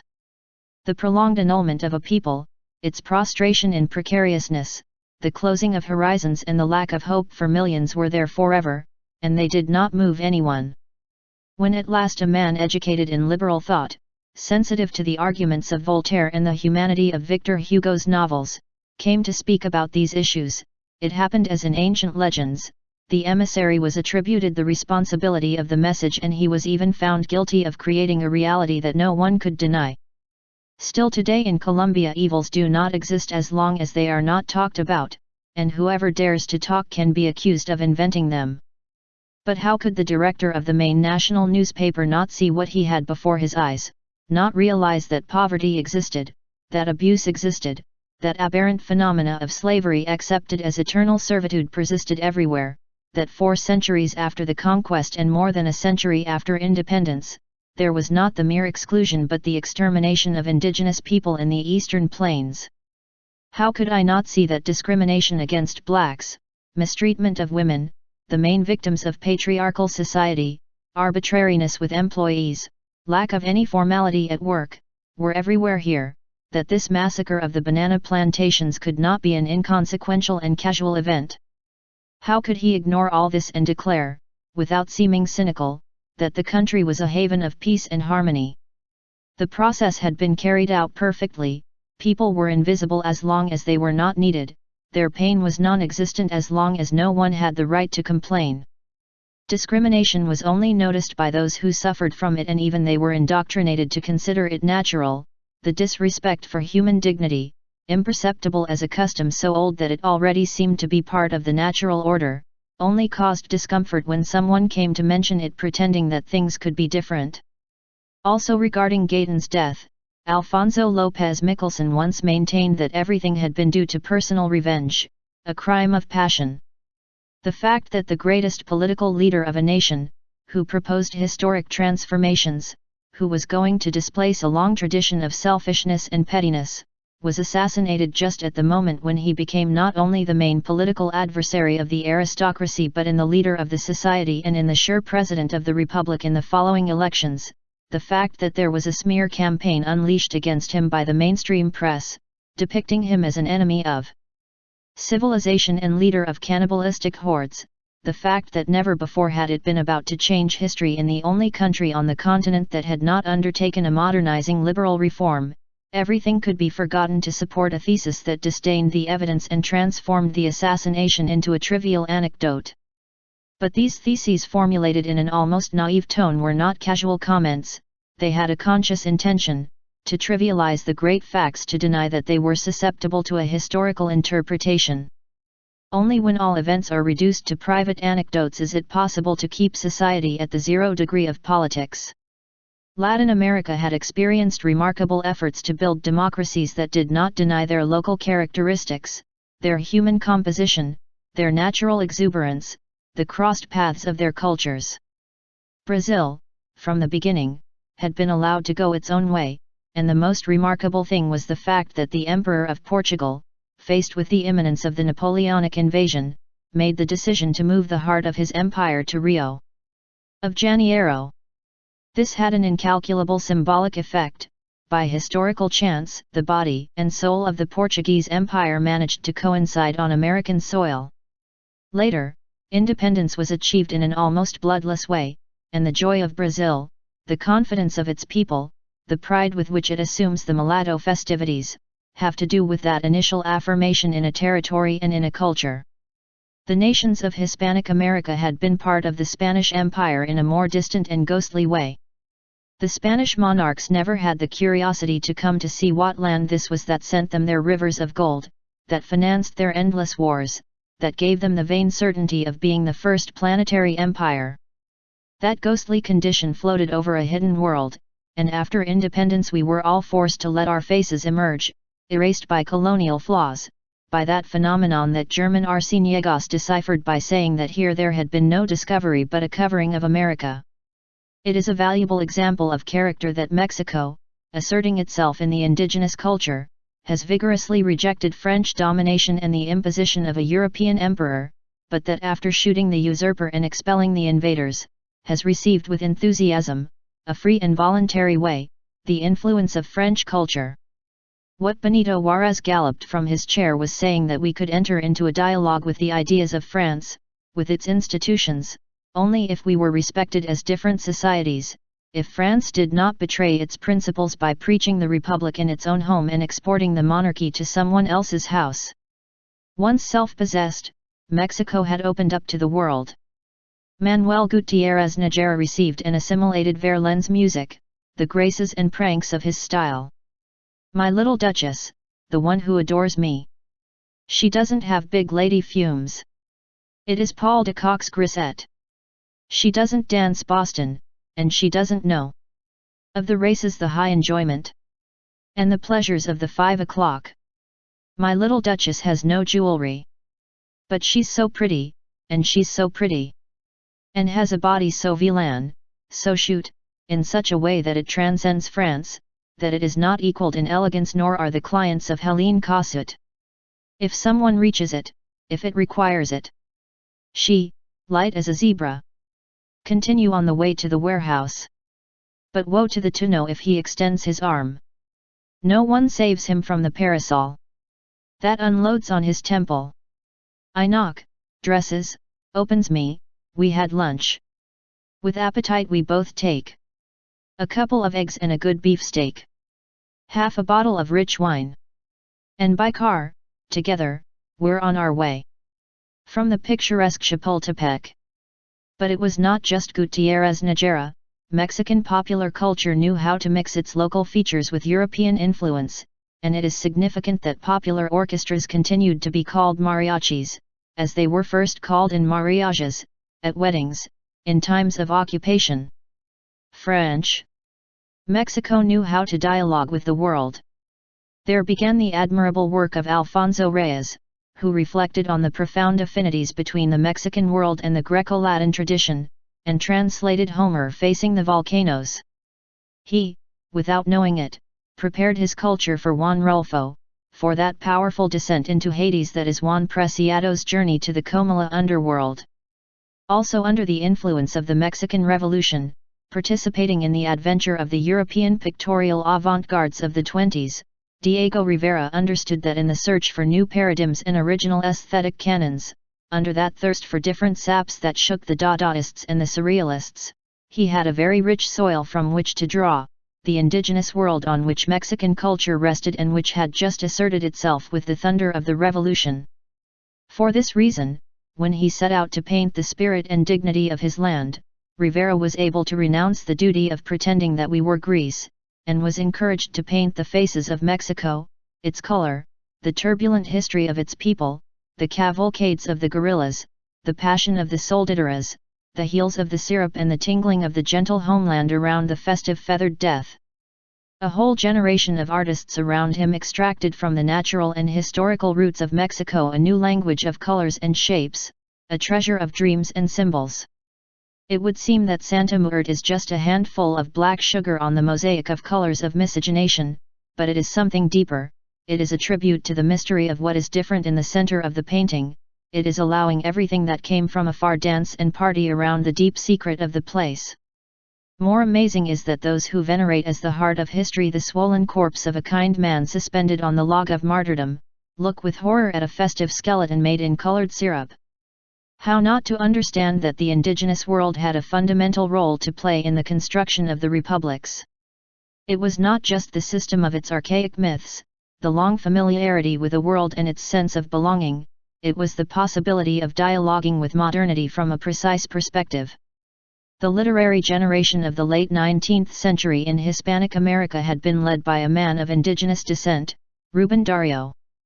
It had fully demonstrated that the American world accepted the Spanish language, a language that had already reached a continental dimension, as one of its main instruments of expression, a valuable instrument to access modernity, in the flight of a new music. And very 18th century and very old. And very modern, bold cosmopolitan. With strong Hugo and ambiguous Verlaine. And a thirst for infinite illusions. Even in what seems ornamental, that spirit was revealed in its singularity, it was a soft air of slow turns, the fairy harmonia rhythmicized its flights, and there were vague phrases and faint sighs between the sobs of the cellos. How not to understand that in Spain you couldn't speak like that in Spanish? That only the deep silence of the Indian knew of that softness and those pauses? That in front of the imperative and impatient kingdom of color were we in the region of nuances? That in the face of the black and white tyranny of fanatical cultures only miscegenation would save us, the subtlety of what is one thing and its opposite, of what is not lost in tales of purity. Writers across the continent called themselves modernists because they wanted to breathe in lockstep with the rest of the planet. The soul of our peoples had understood that it was possible to listen to the voice of the earth and at the same time be contemporary, we were not dreaming of returning to any indigenous arcade, but of defending our Indian and mestizo traits, our dreams, and our dignity, while entering the debates of the present and displaying our own reflections in the face of the challenges of the future. The descendants of the slaves were also impatient to assume that modernity, to show that in it their ancestral memory, their vitality, their sensuality, their affective capacity, their joy, had much to contribute to the construction of a world more capable of coexisting and happier. Now we can see how important the contribution of the children of Africa was in the 20th century, and in a very prominent way in our continent, for the transformation of the cultural languages of the time. The mestizo world had taken the initiative in the field of language and literary creation, the black and mulatto world was taking the initiative in the field of musical creation, and the first decades of the 20th century saw the birth of Cuban and Puerto Rican boleros, the sones, the cumbias, the merengues. It was the same time that jazz was flourishing in North America, and even tango, the music that accompanied the growth of the southern cosmopolis of Buenos Aires, was equally influenced by the habaneras and the black rhythms of the Caribbean. So Gayton was not wrong in claiming among us a place in democracy and in history for the indigenous world, for miscegenation, for blacks and mulattoes, who in Colombia continued to be the wretched of the earth. The politicians who listened to him believed that Gayton was only talking about giving them jobs, uniforms and perhaps subsidies, and they didn't even like that. But what the thought of modernity demanded was not to give them something, it was to demand that they assume their position in society, their place in history. The town grew, the town was taking shape in politics, the town discovered its meaning and its power. In Mexico, the Institutional Revolutionary Party, PRI, which governed the country for decades after the revolution, came to be called by someone the perfect dictatorship, because maintaining all the appearances of democracy, it was actually configured as a regime of single party that even had a monarchical character, since the incumbent ruler appointed his successor at the end. The agreement between liberals and conservatives in Colombia tended to be configured in the same way, but with a central difference: the same leadership organized into two parties to take turns in power, maintaining the same mental order and with a greater appearance of pluralism. But the PRI had been the consequence of a revolutionary process that changed many things in the order of Mexican society, which sought to give the citizen a place in the republic and a place for Mexico in the world, while Colombian bipartisanship was agreement only on a model of distribution of power, excluding its people, denying what is its own and assuming before the world the tone and discourse of a society without character, given over to imitation and lacking all local pride. What one does not understand is that those powers have looked with such rancor at any expression of dissent, have disavowed it with such severity and persecuted it with such viciousness, when their mental model was not capable of building a country that even they could feel proud. In Mexico, although many debts with the people remained pending, a business community committed to the country emerged, natural resources were nationalized, the project of a self-confident society was assumed, responsible for its memory and affirmed in its particularities. In Colombia, the large business community, which at one time had a certain drive and a certain commitment, gradually lost all sense of belonging. From a certain point on, they only cared about their presence in the world market, and although for the construction of their companies he had always counted on the favor of the state, of the social capital, whenever he could he decided to alienate them without the slightest patriotic consideration. It is not necessary to remember how, when the country was sinking into barbarism as a result of the negligence of this irresponsible leadership, those who could have saved the humble people from barbarism and did not do so, now only thought of saving their capitals through at all costs, and large national companies that were the pride of the entire country, of which even humble people felt proud, ended up handed over to the great octopuses of the world market. But nothing was sacrificed more easily than work. Thousands of workers who had given their lives to these companies were fired without explanation, and that was the way to welcome them to a world and an age in which human beings are considered the part more cumbersome and more expendable from the companies to which they gave their energy and life. In industry, in agriculture, in the publishing sector, in communications, in the cinema, what Mexico, Argentina, and Brazil did as fronts of a continental culture was decisive for Latin America. And in none of these fields was the Colombian leadership less worthy of its example than in the cultural aspect. Literature was made in spite of itself, the art that sprang from the community was as invisible to it as nature itself, and the habit of underestimating for decades the social imagination prevented the treasure of a people's creativity from being stimulated. When Laureano Gómez was elected to the presidency in 1950, violence was already unleashed on the territory. The great fanatic had come to power late in life and in poor health, and this prevented him from fully configuring his fundamentalist dictatorship. But even the sectarian ruler warned that the mental model he was trying to impose in Colombia was inclement and perverse. In 1944, expressing his joy at the liberation of Paris and the expulsion of the Nazis, Jorge Luis Borges affirmed that Nazism, like hell, is uninhabitable, men can only die for it, lie for it, kill and bleed for him. No one, in the central loneliness of his self, can yearn for him to succeed. The poet risked stating that Hitler wanted to be defeated because he could not ignore that he was a monster. This reminds me of the story that Abel Naranjo Villegas told us one day of his meeting with President Laureano Gómez one night, as he left the Colón Theater in Bogotá. Gómez asked his CO supporter how things were on the street. Naranjo replied, "Very bad, Mr. President." And the dark ruler said to him, "I can imagine what that will be like. The truth is that if I were not here, I would be in the opposition." Laureano Gómez soon left power in the hands of Roberto Urdaneta, who had been a government minister, that is, responsible for the police in the Ospina Pérez administration. Gómez, who had appointed him Minister of War, had just transferred him to the government portfolio, and for this reason he was appointed to govern the country in the illness of the president. This lasted a year and a half, but on the same day that Laureano decided to return to power, June 13, 1953, the leaders of the two opposing parties, who saw in Gómez's extreme personalism a threat to their very existence, preferred to resort to the army to free them from great danger. And that was how the only interruption in the entire century of elite power in Colombia took place. Although it cannot be said that General Gustavo Rojas Pinilla was a transforming leader, capable of bringing modernity to the country, he came to power as a resource against violence and had a margin of initiative for a certain time. Rojas, a man from the town and from the province, was suddenly able to make decisions for himself. Some of them were beneficial for the people and many increasingly dangerous for the establishment, but in the end the arbitrariness of the one who has no one to oversee it made its way, as well as a mixture of military arrogance, political irresponsibility and administrative corruption that made the city repent. Elite of the initial support they had given him, which led them not to initially call his barracks a military coup but rather an opinion coup.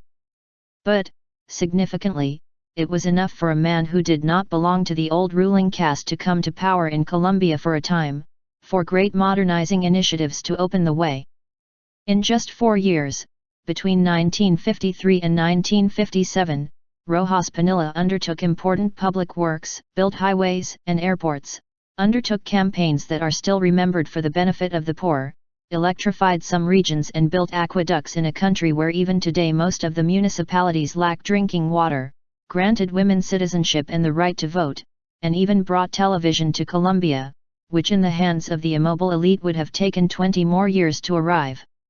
Its initial purpose was to depoliticize the police and put an end to violence. Having the two sectarian parties out of power would perhaps help acclimatize coexistence.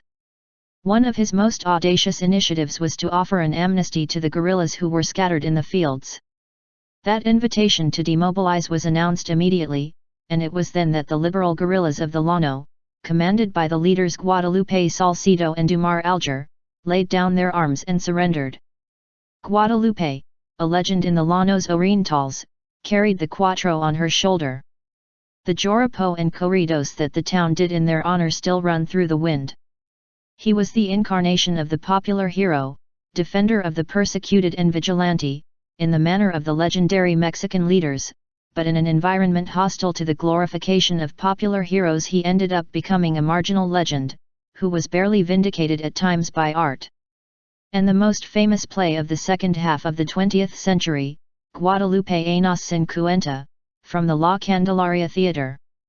The Llano guerrillas were born with a precise purpose: to defend the liberals from the Chole Vida, the police armed by conservatism against the liberal people. Even the old conservative peasants have reached the conclusion that the most decisive moment of the violencia was the one in which Laureano Gomez announced to the country that it was necessary to separate the gold from the scum, thus proposing the segregation and perhaps the extermination of the liberals. The good people of the countryside, who had fraternized for a long time in work and in poverty, suddenly woke up divided into gold and dross. The rhetoric of language from power worked on consciences, strengthening old quarrels from the 19th century and the Thousand Days' War, and the proclamation from the pulpits calling not only to put an end to evil but also to its seed infiltrated its poison into the blood. The persecuted liberals of the beginning had become Gaitanistas. Once the rebel guerrillas were organized, they soon assumed the purpose of going beyond resistance to the fanatical dictatorship of Laureano Gomez. They wanted to embody the deferred dreams of the ongoing revolution and bring Gaitanism to power. The liberal leaders, as long as it suited them, supported this resistance, but, as usual, they wavered between their support for the persecuted people and their old cronyism with power, and as soon as they saw that their friendship with the conservative rulers was in danger, they not only abandoned their fate to the brave people who resisted, but openly condemned their actions. There was a war, but, as always, the Colombian leadership accepted as legitimate all violence exercised from power and condemned as criminal all violence opposed to the authorities, including legitimate defense, even though the actions of the authorities were obviously unfair. Guadalupe Salcedo was a vigorous warrior, loyal to his men, a skilled strategist and memorable human being, firm in his convictions and relentless in combat, who when he was called to peace and harmony and was convinced that the official promise was sincere, he acted with the same decision and the same loyalty. He persuaded his 5,000 guerrillas to lay down their arms and trusted the promises of the state. She still awaits him, like so many warriors loyal to the Pax, the only guarantee of coexistence, the vindication of history and art, but Guadalupe also became the symbol of the insurgent amnestied and betrayed by power. Rojas Pinilla, who had kept his word, was deposed on May 10, 1957, and it was enough for the two-party system to return to power under the figure of a transitional military junta, for the old national style to resume. Less than a month later, on June 6, 1957, one night in the south of Bogotá, Guadalupe Salcedo was surrounded by the police, and although he came out with his arms raised and saying who he was assassinated along with his companions. He had a very different spirit from that of the savage liberal bandits of other regions, who, often filled with resentment and increasingly capable of anything, filled Colombia at that time with legends of blood and horror. The fact that Guadalupe Salcedo and the fighter of Syro-Lebanese origin Dumar Alger have preserved their names in legend speaks volumes about their dignity as warriors defending a cause, and the same can be said of Efrain Gonzalez, another mythical rebel whose last battle was broadcast to the country through the mass media of the time.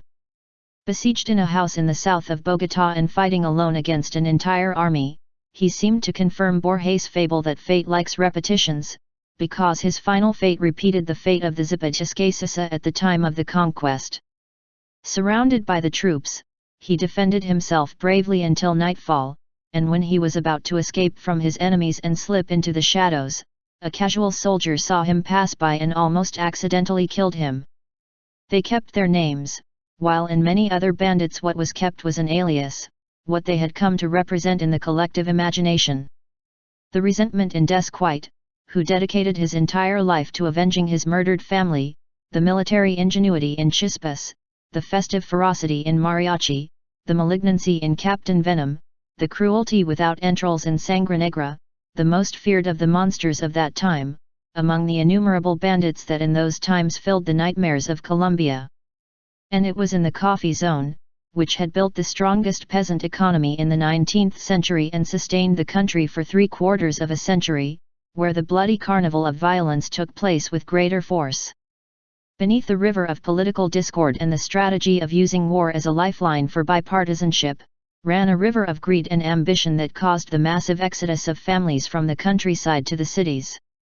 20 years of violence changed the picture of peasant property, but in a country in need of a fair agrarian reform for decades, which would prevent the concentration of property and combat social exclusion, once again violence was carried out to exacerbate injustice, to force rural crowds to join another social order.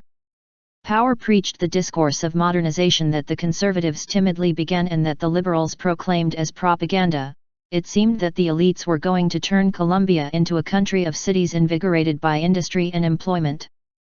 But if in 1945, when we were 10 million inhabitants, 8,000 industries gave employment to 150,000 people, in 1970, when we were already 20 million, 12,300 industries did not employ more than 300,000. In that same period, Colombia had ceased to be a rural country, and the cities had grown in an amazing way, but what made them grow was not the urban attraction, the development of the city, but the expulsion of the fields in waves of barbarism and horror. In 1953 we were 12 million, and since then every 20 years the population grew by 12 million inhabitants, 24 million in 1973, 36 million in 1993, 48 million in 2013. But the industry did not grow again after 1970. We will see that with the so-called National Front, the path was closed for the industrial pioneers. Big industry was applied to the greedy task, typical of an anti-democratic regime, of accumulating power and appropriating small industry, and from 1990 the politicians' heirs of bipartisanship dedicated rather their efforts to ruin the countryside and put an end to the national industry, seduced or bought by the policy of incorporating the country into the world market without protection and without scruples.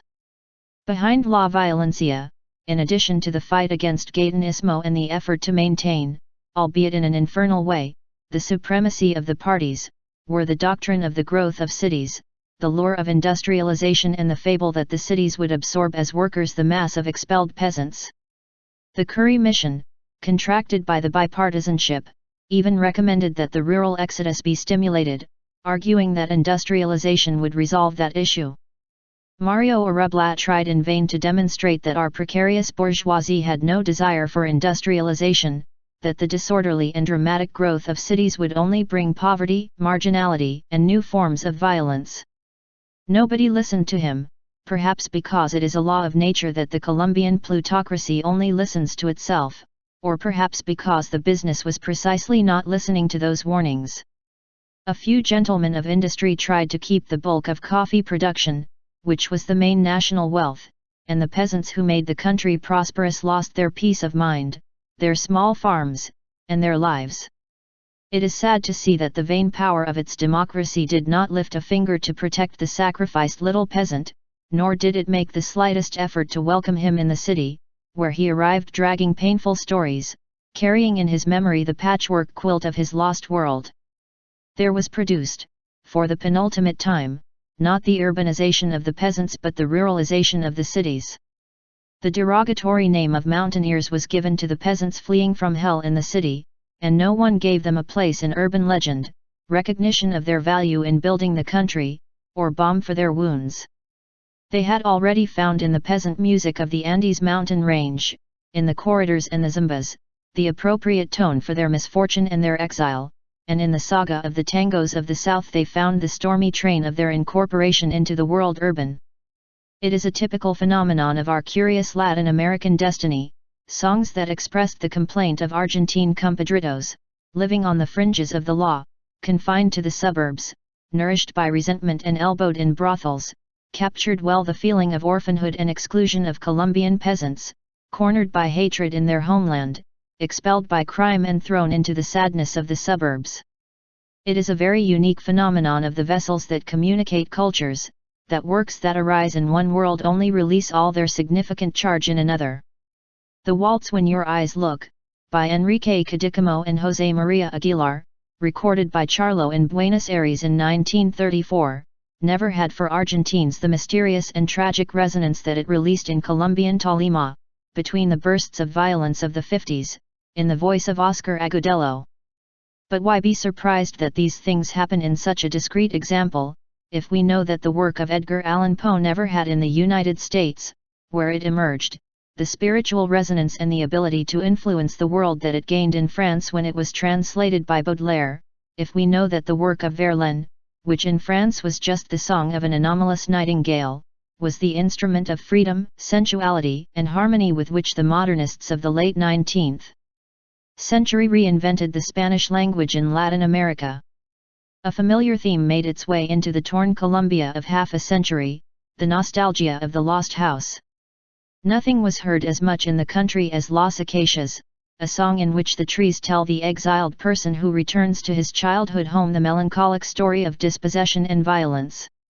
They say that the lyrics were written by a Spaniard. Perhaps in this way the misfortune of the Colombians expelled from the countryside was secretly linked with the desolation of the few immigrants, Republicans exiled by the dictatorship, German Jews fleeing from Nazism, Syro-Lebanese who had escaped from the Turks, and those whom the whole world called Turks here, those immigrants who had spread throughout the American continent and who never saw their homeland again. That theme had been announced by the greatest poet of half a century in Colombia, Aurelio Arturo. His poem Morada al Sur, published in 1945, is the sublime song of lost childhood, the magical kingdom of that childhood in the vicinity of a nature that in nostalgia takes on supernatural dimensions. In the mestizo nights that came up from the grass, young horses, curved, brilliant shadows, shook the earth with their bronze helmet. Black stars smiled in the shadows with gold teeth. Then, from between large leaves, the world slowly came out. The white earth always covered with skins of suns. Kings had burned, queens white, soft, buried inside trees, still moaning in the thicket. Before the great collective tragedy, Aurelio Arturo not only managed to capture the magical flavor of what was lost, but also the moving music of that endearing world. Not everything was rough, a golden thread of dreams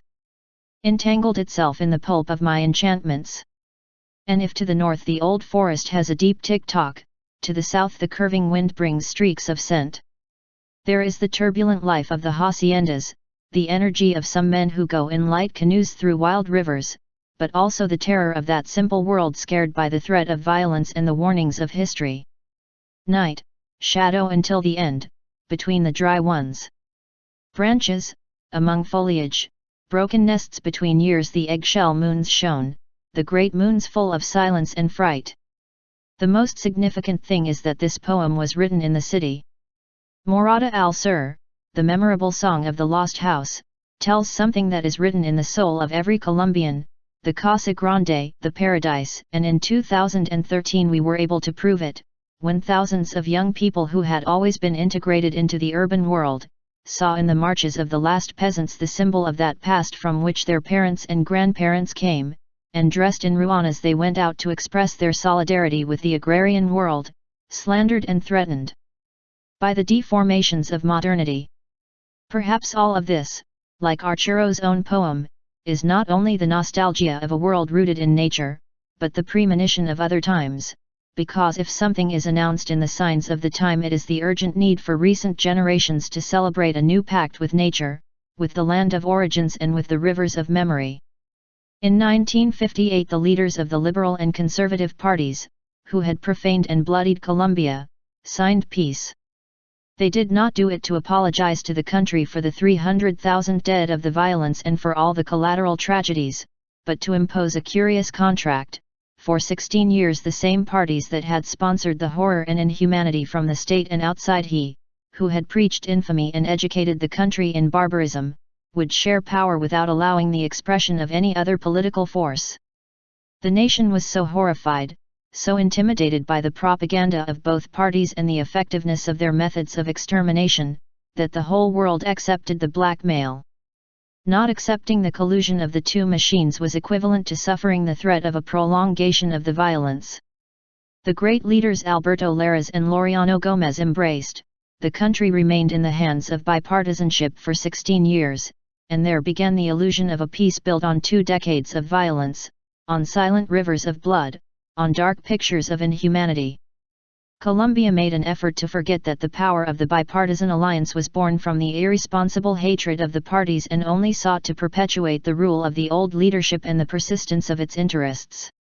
The purpose of the so-called National Front was not to save the battered country but to guarantee the continuity in power of the castes that had dominated Colombia for more than 100 years, and would continue to dominate it for the rest of the century. Today we can ask ourselves why those who were not responsible for the violence were precisely those who were excluded from the agreement, why the critics of the prevailing model were the only ones who did not have the right to speak, and why they were the most persecuted by the governments of the National Front. But we can only ask today, because in those days the mere question turned critics into enemies of the social order. Something of the ferocity of the Spanish Civil War had this Colombian violence. That feeling that a party has that losing power at the hands of another is equivalent to losing its place in the world, and that takes it to all extremes. But in the Spanish War it is clear that they fought opposing positions on all public issues, and given that in Colombia the two parties did not have so many differences of principles, it is necessary to conclude that in reality they were fighting against something else. Possibly against the formation of a different alternative, which would endanger traditional power. One would say that if the shadow of Gaytonism was behind, the violence also configured a kind of preventive counter-revolution, a warning, and that is why horror and atrocity were so important, the desecration of the human condition, inventing hell on earth to have something to threaten the rebels with forever. But what was conjured up with this was not a reality, but a purpose, magnified and deformed to the point of delirium by the owners of power, and the executors of both sides did not have the capacity to assume as their own that strategy of defeating a political project barely outlined. What really happened was something less methodical but perhaps more guilty, the way in which an irresponsible leadership not only took advantage of the credulity of humble people but, after having kept countless human beings deprived of recognition and dignity, deprived of education and opportunities, after letting them grow to their own devices, he allowed himself to sow fanaticism in them, and abandon their baser instincts to a society that it would have been their duty to form and guide. There we learned how far a helpless community can go in terms of civilization, grown in exclusion and in no appreciation of itself, when it is authorized by the pulpits and by the leaders to all excesses. Those miserable executors of horror were not going to be the winners, they were also the victims. They had learned to despise each other, they had never been pitied and they did not know how to pity.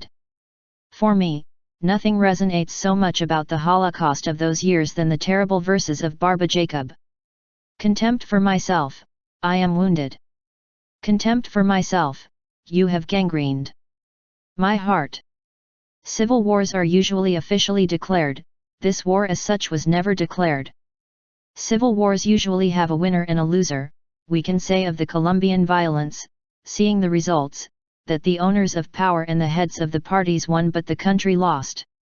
That time saw an overwhelming confirmation of the anti-popular tradition of the Colombian regime. At the time of suffering and defeat, it was the people who had to put everything. At the time of triumphs, the ruling caste reaped the gains. Did they make any effort to alleviate the suffering of the people? Did they ever show repentance, or were they aware that it was their way of governing the country that had educated it in hatred, in mistrust, in discriminating against the humble and in the helplessness of the weak? On the contrary, as soon as the peace that they themselves had decreed began, the persecution against everything different began again. Neither the indigenous people were vindicated, nor the grandchildren of the slaves were integrated into a national project, nor were the victims of violence the object of some generous project, and instead the dissident initiatives, such as that of the National Popular Alliance, ANAPO, of Gustavo Rojas Pinilla, or the United Front, of Camilo Torres, or the student struggles for educational reform, were harassed, persecuted or betrayed by the elegant dictatorship of the two parties. Colombia's dream was postponed again. The town was left behind again. The Second Republic was left for the following century.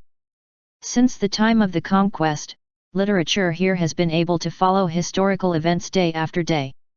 Juan de Castellanos had left us the longest poem in the language, collecting in detail the events of those bloody campaigns in the Chronicle of the Indies, more extensive due to its setting, more original due to its theme and more ambitious due to its aesthetic purposes, which he did not want not only tell but sing the greatest fact of history, the way in the 16th century the two halves of the world, the two faces of the human, finally met and did not recognize each other. Shortly afterward, Hernando Dominguez Camargo attempted to celebrate the triumph of Christianity over animism, the triumph of the Spanish language over native languages, and the triumph of European symbols over American nature, but the result was the triumph of excess over canon, of the profusion of meaning and the delusional imagination of the simplifying version of the world imposed by the victors. Language strove to resemble the world it had arrived at, and poetry turned language into a workshop for experiments. Álvarez de Velasco y Zorrilla abounded in poetic labyrinths, mystical puns, and mischievous emblems. The poets discovered that the imperfect correspondence of language with reality gave them spaces of mental freedom that perhaps others did not have. The 20th century would come to benefit from that imperfection. Only when, at the end of the 19th century, the language reached its modernity, did it resume its effort to be American, to interrogate the hidden substratum and the complex world that the discourse made invisible. That is why there was a search for local truth in the works of Carrasquilla and Gutiérrez González, in the prints of Luis Carlos López and even in Rivera's Parnassian sonnets, which attempted to enclose the morichales of the plain, the herd of foals, the fury of the rivers, the way in which the tiny cooing of a bird distresses the jungle with its soft whining, spreads its desolation to the entire space. The entire continent continued to search for the words of the American world, in the ghostly poems of César Vallejo, in the ascent to the indigenous world of Arguedas, in the vast geographical exploration of Los Certunos by Euclides de Cunha, in the indomitable nature wrapped in woman by Dona Barbara by Romulo Gallegos, in so many novels of the Mexican Revolution that prepared the powerful Pedro Páramo by Juan Rulfo, in the transition from gaucho poetry and its horizontal vertigo to the lyrics of the tenement houses of Carrigo and the Cancionero de Buenos Aires, in the way in which the surrealist experience and insomnia in the Far East refined in Neruda a new ability to name the seas of Chile and the American world. Colombia also sought to name itself in poems. Here too prose pursued history. Numerous novelists tried to catch the key to violence. Osorio Lizarazo, chasing the tumultuous truth of Bogotá lit by fires, Tulio Bayer, tracing the human conflicts that accompanied the construction of the highway to the sea, Daniel Cachado, putting the dry wind to narrate the atrocious days and the impiety of the crimes, Garcia Marquez himself in La Malahora, making us experience the climate of anxiety in the towns where discord grows, Gustavo Álvarez Gardiazabal, portraying his people in the valley under the wings of death. Next to Aurelio Arturo, and in full youth, the other major poet was Álvaro Mutis. After living his first years in the interwar period in Europe, Mutis was dazzled in his childhood by the landscapes of the hot country, by his farm on the banks of the Coelho River in Tolima, and he could no longer separate from his being and from his memory those overflowing rivers, the houses overlooking the immensity of the abysses of mist, the brilliant seaplanes descending into the immense rivers, the trains crossing the gorges of the mountain range, and the world of the coffee zone that he celebrated forever in his memory. Night. It's raining, on the zinc of the roofs. Sings his presence and takes me away from sleep. Until leaving me in a flood of the waters without calm, in the very cool night that drips through the vault of the coffee trees and drains through the sick trunk of the giant rafts. Mutis took the nature celebrated by Isaacs and José Eustasio Rivera and filled it with echoes of mythology, history, and legend, as well as the decorations of modernity. I knew the world.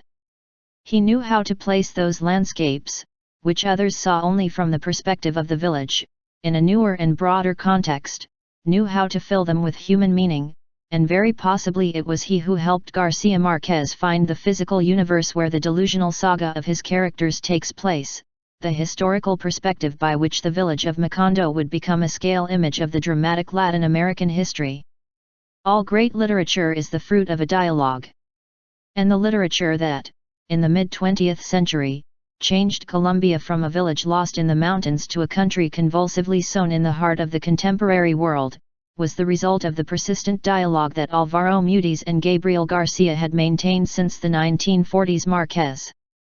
Because what was initially a dialogue in the cafés of the highly literary Bogotá in the mid-century, where Jorge and Alberto Zalamea, Hernando Tellez, Leon de Grafe, Aurelio Arturo, and Jorge Gaetan Durán were present. Became in Mexico a dialogue in the exile. Each of the two was for the other that country that they had left far away, the country that each of them was forced to reinvent in nostalgia.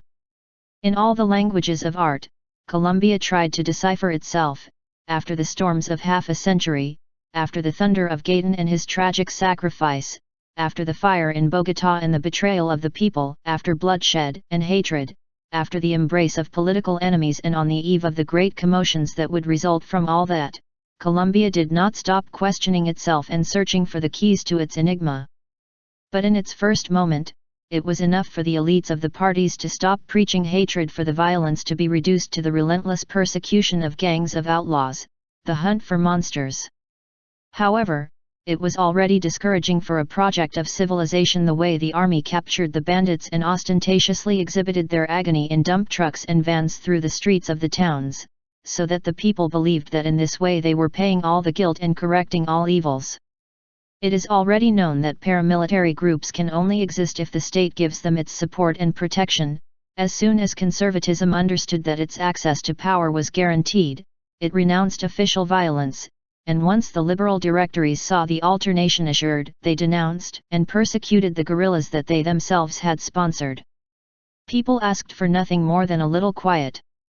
Many peasants preferred to remain in the harsh neighborhoods of exclusion and poverty, rather than return to a field that had been marked by the stigmata of blood and fire.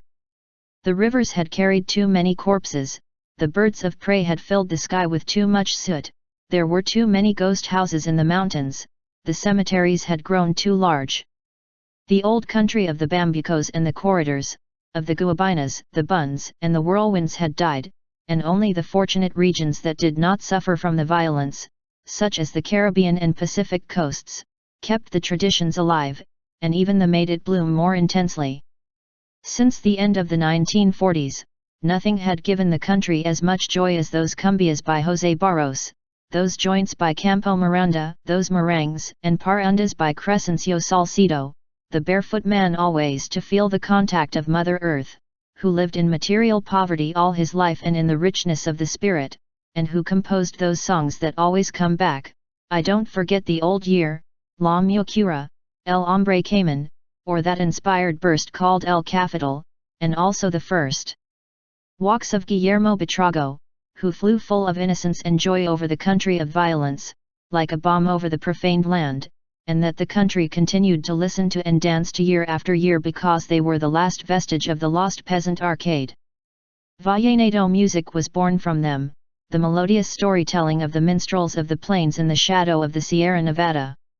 And in a country where disagreements between human beings had begun to be resolved only by the machete, it is a moving vestige of the sweetness of another era to hear that ride, La Gata Fria, which Carlos V sent flying around the world, but which is no longer. It moved Colombia more than half a century ago, when in the voice of Buitrago he told us about the naive discord of the people of Urumita, who fought with music, and that when they wanted to hurt each other they did not go beyond saying, "I have a rude Rico." For Lorenzo Miguel, he treated me like a liar. And more liar is he. Will he take me or will I take?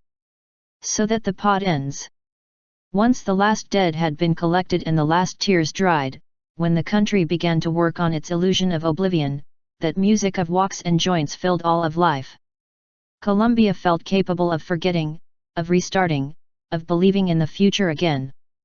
Lucho Bermudez's cumbias filled the social clubs, the voice of Matilda Diaz greeted the beginning of another era, and later Julio Brazo, who had composed the only Colombian tango, Lejos de Ti, or at least the only one that became really popular, filled the Sunday afternoons of the new neighborhoods with mischievous songs, and Leandro Diaz sang the landscapes as if he saw them, and Escalona installed trains and airplanes on his promenades, a girl who has her house in the clouds and a Brazilian who the singer also chases by plane to the waters of Belém de Para. On the banks of the Magdalena, in 1960, in the Hawaii bar in Barranca Bermeja, a music of uncontrollable joy flowed from Juan Madera's clarinet and spread like a fever to the bodies of the couples who danced in the tremendous heat of the oil port. The work, only instrumental at the beginning, seemed perfect, but the singer of the orchestra, Wilson Chaparena, proposed a lyric to Madeira for its melody, and thus the song for which Colombia is most recognized in the world was born, where the black loneliness magically changed into happy company, the colored skirt. Thus began in Colombia the only happy decade of a terrible century. It was enough for the war to end, or to put it more truthfully and frankly, it was enough for the war to pause, for Colombia to experience a flourishing that today we can see as the announcement of everything that the country could be if it truly conquered its reconciliation. The cities had grown, urban life brought both worries and pleasures. For a time, the horror had receded into the imagination. It was in those radio soap operas invented by Fulvio González Cachado, imitating the old Cuban radio program Turn Off the Light and Listen. But it was already a consolation that the real violence was transmuted into horror stories and urban novels. The country returned to normality, where crimes are just accidents of passion or madness and not a collective pestilence. Campitos took his parodies of political life to the theaters. Television made jokes about reality. The program Yo Y 2, directed by the Spanish Alicia del Carpio, gracefully approached history and daily life. The radio abounded in comedy programs, and young people believed in the possibility of inventing the world. Having overcome the horror of the Second World War, and the existentialist depression that was its consequence and that filled Europe and the United States for half the century, the 1960s were the decade of youth throughout the Western Hemisphere, and it was fortunate that for us that awakening coincided with the end of our own war. Also here at that time the ideas that moved the world spread. Estanislao Zuleta, Mario Arrablat and Jorge Orlando Melo reflected on the country, brought up the great debates of the time, translated the authors of the moment. There was a new intellectual vivacity in Orlando Fals Borda, in Eduardo Umana, in Jorge Gaetan Duran, in Antonio Garcia, in Eduardo Santa. During those years, Marta Treba arrived in Colombia, an intelligent, sensitive, awake Argentine, attentive to the phenomena of contemporary art, and she knew how to draw attention to the awakening of young art in the country. It did not have all the necessary subtlety to also appreciate some arts more rooted in tradition, but no less necessary for that, the valiant efforts of those who knew that in Colombia there was still a need to discover nature and invent the landscape. That is why he underestimated artists as valuable as Gonzalo Ariza, who incorporated the perspectives and languages of the Eastern tradition into our nature. He failed to understand the importance of the artists who denounced violence and who extracted powerful languages of modernity from that denunciation of horror. That is why he did not know how to value works like that of Carlos Granada, the most indignant and sensitive of the painters of La Violencia. He did not sufficiently appreciate the value of the artists who sought, nurturing themselves from Mexican art, to approach the old mythical horizons of our culture. That is why she rejected Ignacio Gómez Jaramillo, Pedro Nel Gómez and Luis Alberto Acuna, but at least she was intoxicated with optimism, with youth, with irreverence. He founded the Museum of Modern Art with Gloria Zia, and it was as if a fresh wind had entered our ordinary and village world. We had stayed in the Middle Ages too long. We had dedicated ourselves to hating and destroying ourselves under the relentless preaching of a greedy and stupid leadership, but although the Catholic Index and the tacit prohibition of reading still prevailed, the young generations read, listened in their own voice The Dream of the Stairs by Jorge Zalamea, they listened to the delicate and immobile poems of the stonemasons, and they preferred the voice full of amazement by Pablo Neruda, who changed our breath. And soon the new rebels took to the streets to challenge the whole world, to denounce the country that had touched them, to even scandalize the old bipartisan country that never ended up leaving, the old state of tinkerers that never finished enumerating its subsections and its deceased, the dark church that followed unaffected by so many disasters. Their leader was Gonzalo Arango, a boy from the Andes, who had been trained in skepticism and a critical spirit, alongside Estanislao Zuleta and in the shadow of Fernando González. Gonzalo was one of the few Colombians who knew what had just happened, who understood that the cause of so many atrocities was a petty power, lacking in authenticity and intelligence, a dark clergy that enslaved the spirits, an authoritarian and irresponsible state. A people mistreated and deprived of education and imagination. His strategy was provocation and irreverence. His troop, a band of middle-class boys, Jodemario Arbeláez, Jaime Jaramillo Escobar, Elmo Valencia, Amflócar Osorio, Eduardo Escobar, nurtured by the spirit of the surrealists and beat poets, their instruments, a recursive prose, defiant acts, blasphemous proclamations, poems, and newspaper columns. More than a literary movement, Nadaism was a social fact, and above all a great friendship, but if Colombia needed something then it was that preaching of affection, solidarity, and shared dreams. They were together at parties and in prisons, on trips, and in love, at the time of joy and at the time of fear. Important poets were part of that capricious and rebellious group that fortunately did not respond to a creed, or to a political doctrine, or to a pattern of conduct. They were great improvisers, sensitive, imaginative, brave, challenging. They did not reject the wine of the Skystones or the marijuana of Barba Jacob, nor the vodka of the communists nor the sacred water of the mystics. They were alive, and they hit the streets at the right time, that's enough. It is famous that one of the first acts of the Nadaists was the desecration of the hosts in the Cathedral of Medellin, during a congress of Catholic writers. They say that someone asked Estanislao Zuleta, a friend of Gonzalo Arango since he was a teenager, what he thought of that desecration. With a smile, Stanislas replied, "It always has to be that they believe a lot in that, because nobody desecrates a soda cracker." The phrase is ingenious and fair, but Zuleta was not unaware that in a country so oppressed by superstition and clerical tyranny, these rudenesses fulfilled a role, even as signs of resistance, as that will to say no to an intolerant and savage world. Deep down, both the blasphemous spirit of the Nadaists and much later the angry curses of Fernando Vallejo against the clerical power are part of the mosaic of oppression that clericalism wrought in Colombia. They are indicators of the power that the Church came to have over the spirits. T.S. Eliot said well, speaking of Baudelaire's blasphemies, that Satanism is not the opposite of the Christian religious order but its rebellious complement, that the Satanists are beings who want to enter religion through the back door. But Fernando Vallejo, with his mastery of the language, his radicalism, and his constant sense of humor, is much more. He is the man who broke the Gordian knot of a centuries-old silence, the man who turned our oldest chain, language, into an instrument of freedom.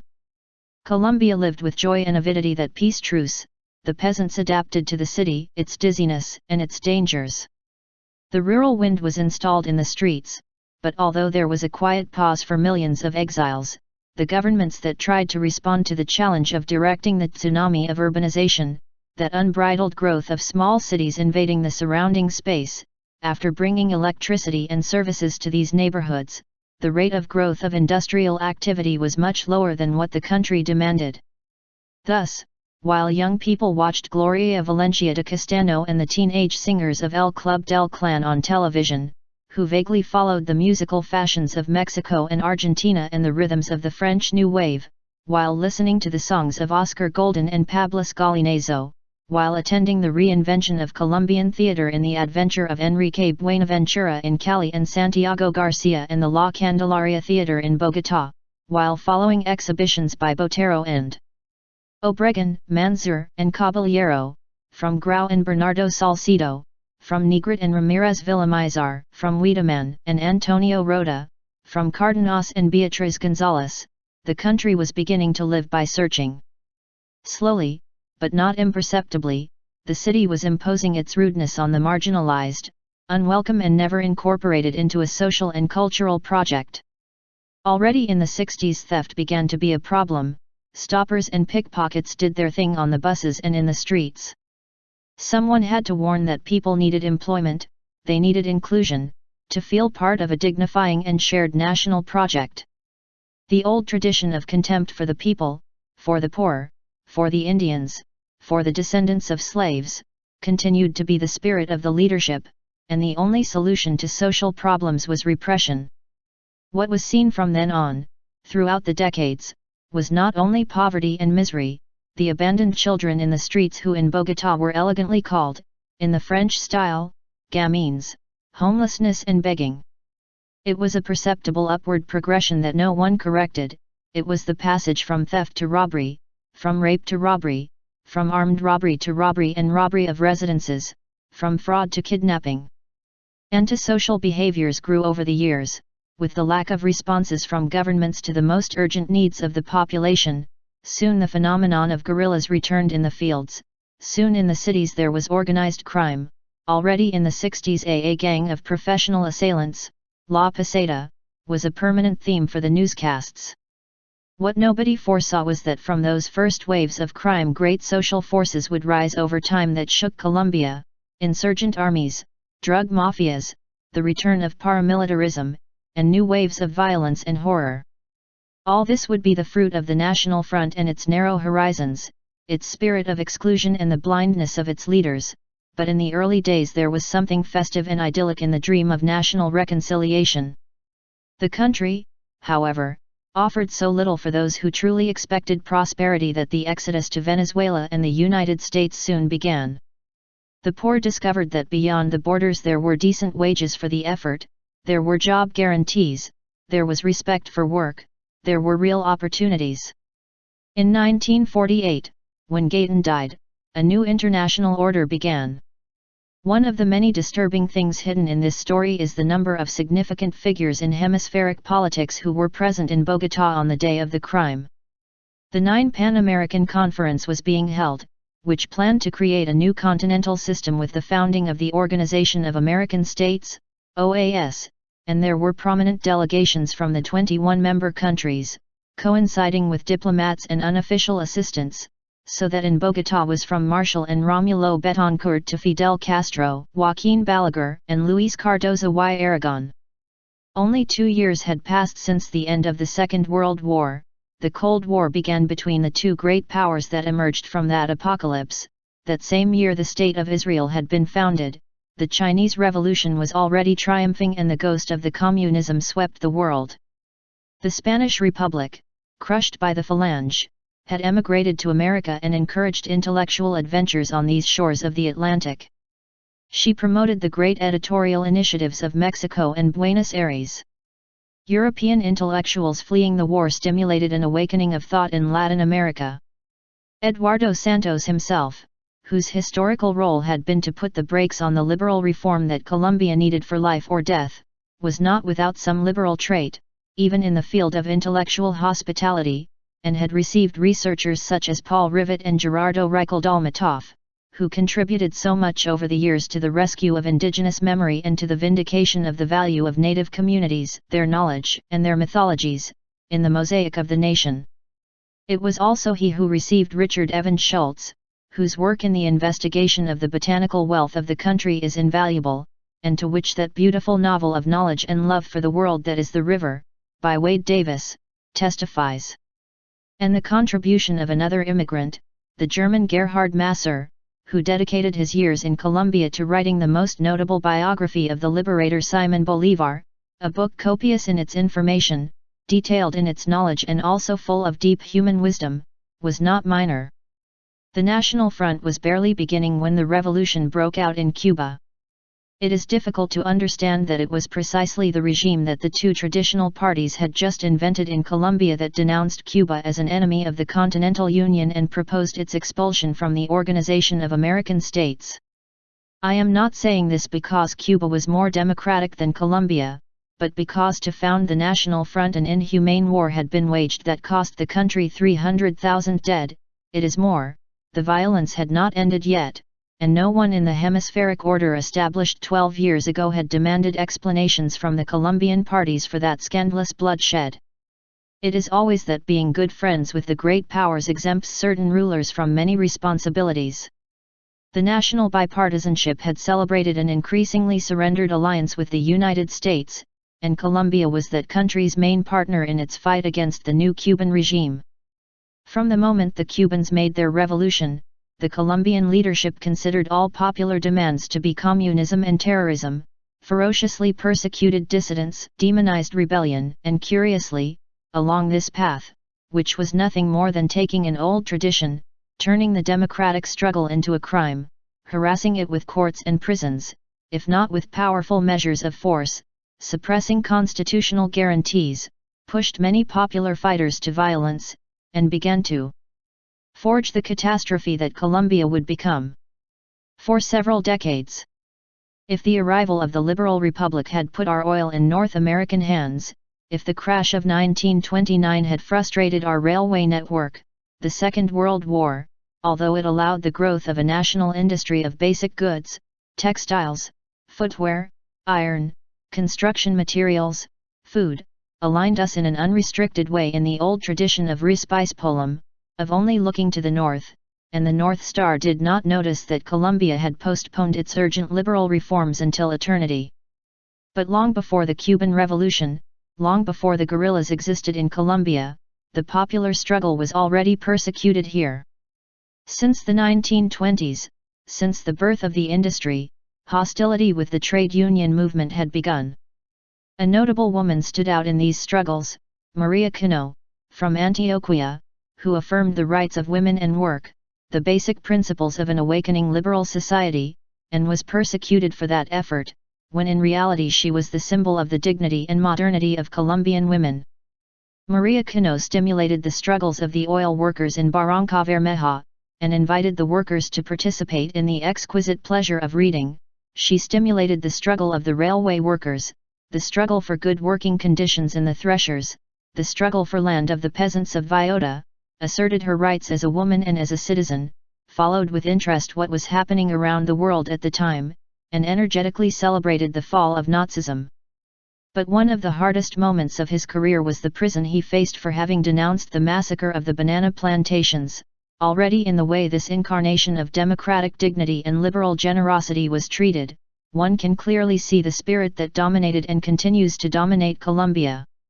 One wonders what is the cause of this excessive anti-popular reaction of the Colombian elite. What is it that leads it to declare all protest subversive and communist, to treat the students who throw stones as sinister terrorists, the peasants who demand changes as infiltrated guerrillas, the citizens who march as dangerous rebels? Why does that leadership continue to see a communist danger in everything, even when communism is already like a delusion from another era, a fever that is left behind? The astonishing answer is that the Colombian elite does not hate communism or subversion but rather liberalism. What it hates and fears is the discourse of human rights, citizen demands, trade union movements, all those instruments of liberal democracy, because it belongs rather to a system of castes and repulsions prior to all modernity. Gaydon was not killed for being a socialist, the moving truth is that they killed him for being a liberal, the three words in which he believed, and for which they hated him, are liberty, equality and fraternity. At the beginning of the 1960s, a sector of liberalism denounced the National Front as an anti-democratic pact, and sought to become the spokesperson for the people, for the workers in precarious industry, for the dispossessed peasants who arrived en masse in the cities. Although some of its national leaders ended up allied with the establishment, many of the regional leaders of the liberal revolutionary movement, MEL, the last historical attempt to give philosophical meaning and coherence to a party that had abandoned all principles, were a true expression of that popular spirit.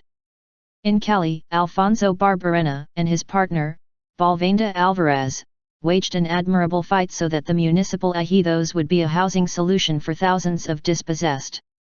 It was the old Gaydonista spirit that refused to die, but the country was already in the hands of an implacable grip. Henceforth, the critics of the model had no choice but to bow to it, abandon the fight or embark on an adventure without horizons. Cali, which had experienced a terrible tragedy in 1956 during the military regime, when 7 trucks loaded with dynamite, irresponsibly parked on an avenue, exploded at night and blew up an entire section of the city with an undetermined number of victims, began its urban reinvention and became in the following 2 decades perhaps the most lively and dynamic city in the country. What Bogotá, Cartagena, and Popayán had been in colonial times and the First Republic, what Manizales had been in times of the coffee boom, what Barranquilla had been with the rise of trade, what Medellín had been with the first industrialization. New cities were added to the urbanization process, and it must be said that a unique characteristic of Colombia is that despite its extreme political centralism, in the economic field and especially in the cultural field it was always a country of vigorous and original regions. Perhaps where there was traditionally less literature was in Bogotá, the Tunja of Juan de Castellanos, Hernando Dominguez Camargo and Julio Flores, the Cartagena of Fernández Madrid, of Luis Carlos López, of German Espinosa, the Barranquilla of García Márquez and Álvaro Cepeda Zamudio, Sinu by Raúl Gómez Jodin, the Antioquia of Epifanio Mejía, of Carrasquilla, of F. Gómez, of Porfirio Barba Jacob, of León de Grafe, of Fernando González, of Manuel Mejía Vallejo, of Estanislao Zuleta, of Gonzalo Arango, of José Manuel Arango, the Santander of Jesus Zarate Moreno and Pedro Gómez Valderrama, Old Caldas by Bernardo Arias Trujillo, Danilo Cruz Velez and Tulio Bayer, Diego Falens Tolima, Juan Lozano y Lozano and Arturo Camacho Ramirez, the Huila of José Eustasio Rivera, the Valley of Jorge Isaacs, Antonio Llanos and Daniel Cachedo, the Casanare by Eduardo Carranza, the Cauca of Guillermo Valencia and Rafael Maya, the Narino of Aurelio Arturo weighs more in our history than the Bogotá of Rafael Pombo, Caro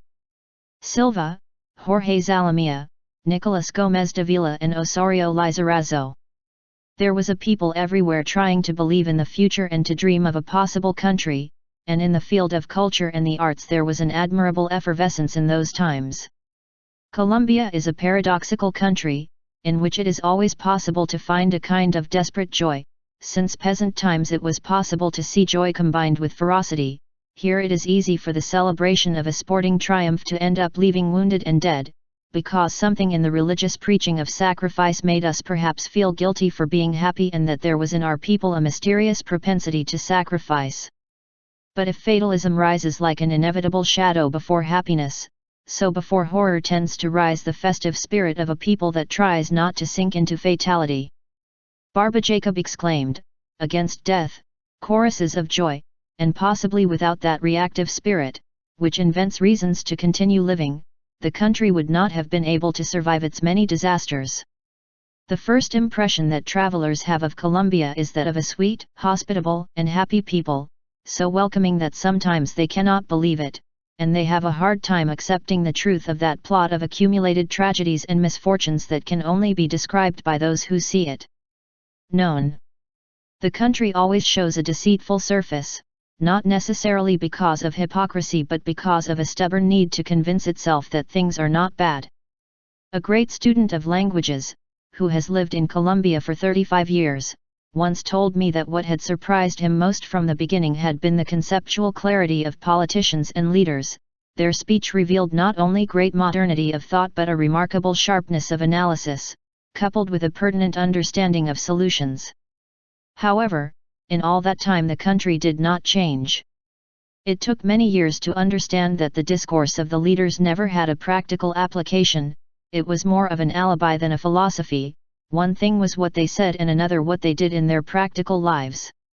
This is perhaps one of the consequences of the fact that from the beginning there was no correspondence between language and reality. The language that came from elsewhere, that felt superior to the world it arrived at, from the beginning tried not to discover but to cover this world with its interpretations and its impostures, with its truths, its authority and its importance, but it tried to float above reality without taking root in it. It did not pretend to decipher reality but to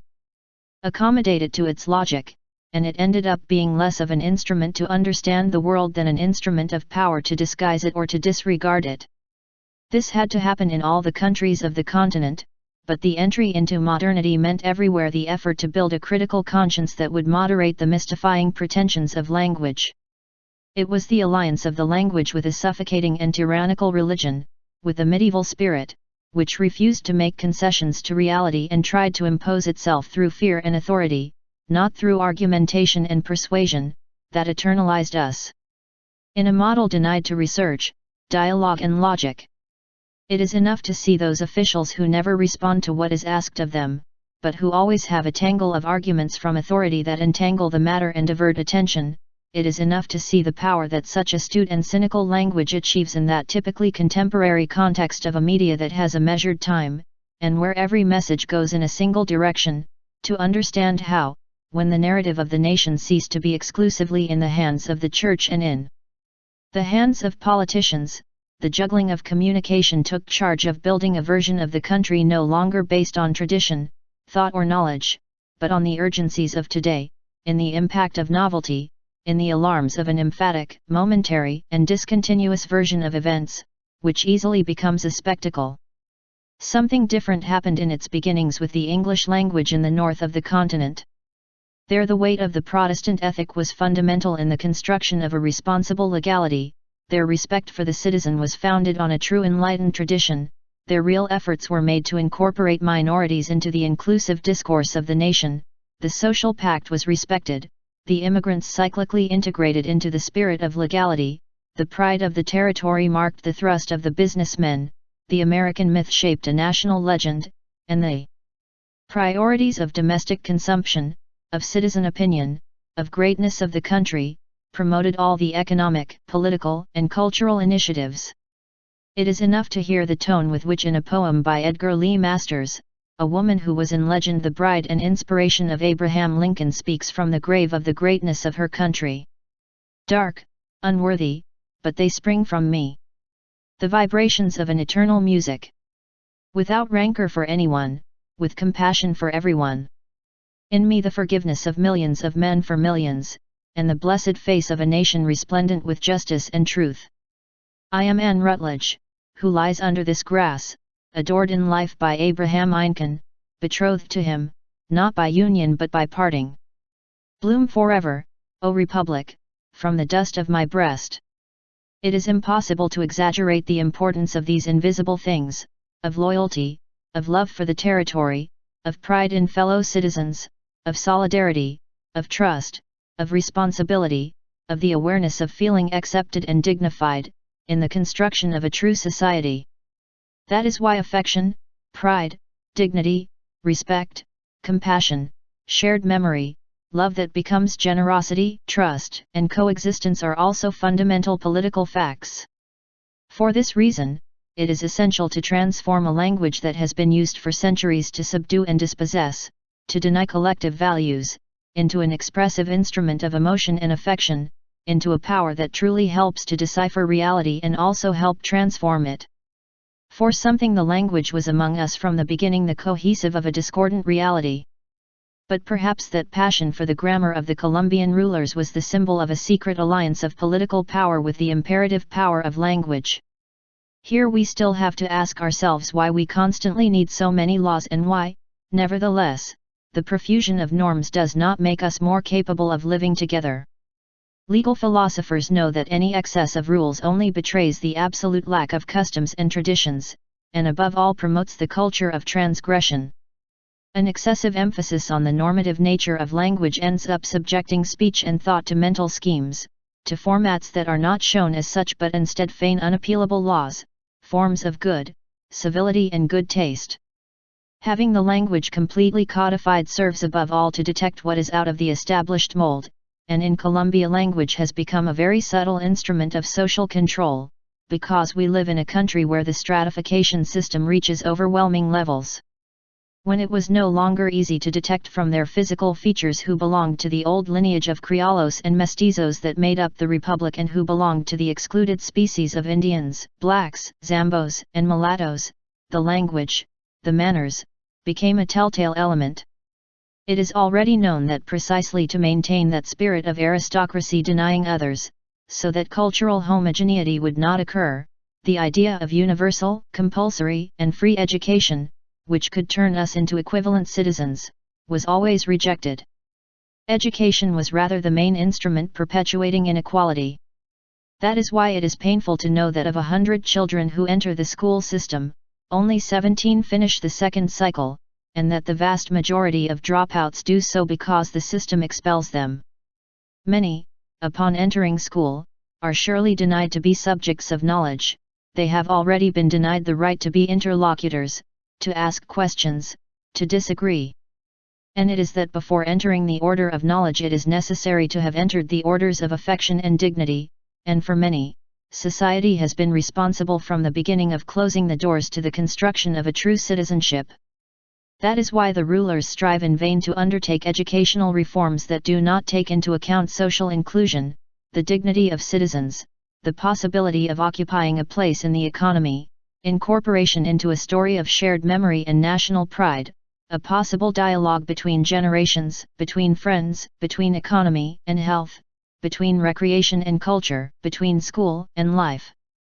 A model like the one that has been eternalized in Colombia can only be sustained by arrogance or stupidity. No leadership is so suicidal as to deny so many citizens the minimum dignity that allows them to be part of a nation project. Although there is wealth and poverty throughout the world, there are traditions of solidarity, spaces for coexistence, inclusion efforts, shared legends. An insane caste that disregards the fate of the majority, that disrespects work and resigns itself to being surrounded by dispossessed and resentful beings, ends up a prisoner of its own madness, unable to even go outside. This Colombian leadership, prey to a medieval ideology, has allowed for decades for social morality to deteriorate, for large social sectors to sink into helplessness, indigence, and marginality, if not rebellion and crime.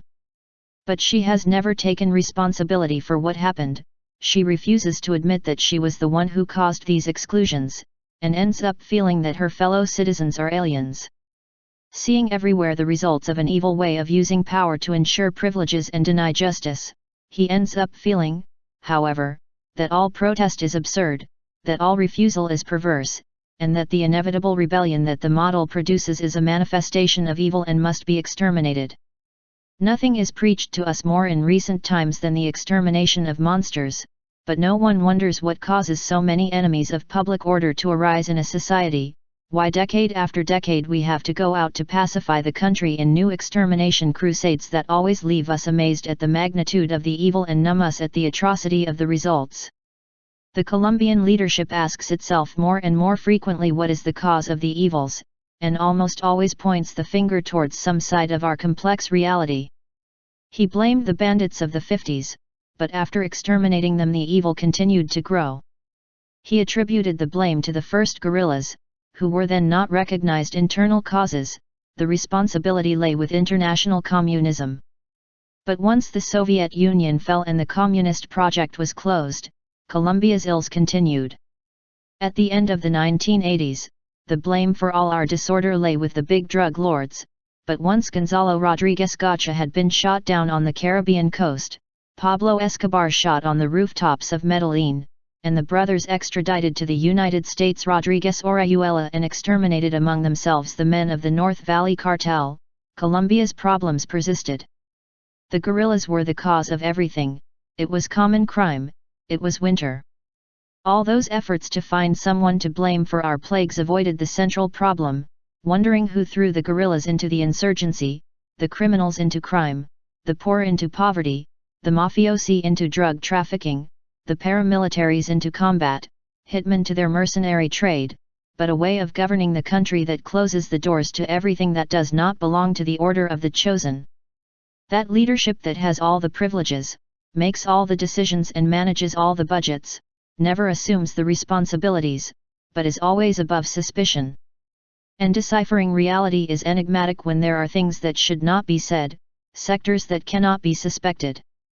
The Colombian leadership is like Oedipus, it points out culprits right and left so as not to have to ask the seer who is the cause of the plagues in Thebes. Colombian writers continued to be forced to leave the country, not so much because they were expelled, but because there was neither an environment conducive to creation, nor stimuli, nor even respect for the creative processes. A country sometimes willing to read the books never seemed willing to help write them. Alvaro Mutis had traveled to Mexico, where he was persecuted by the intolerance of some companies that considered it always acceptable to spend money on electoral campaigns and public relations, but that they considered it scandalous that the same expenses were made on cultural relations and on incentives for creators. But this was fortunate for his own work, and when Gabriel Garcia Marquez came after Alvaro Mutis, the Mexican cultural environment allowed him to steal time from advertising and journalism to devote himself to literary tasks.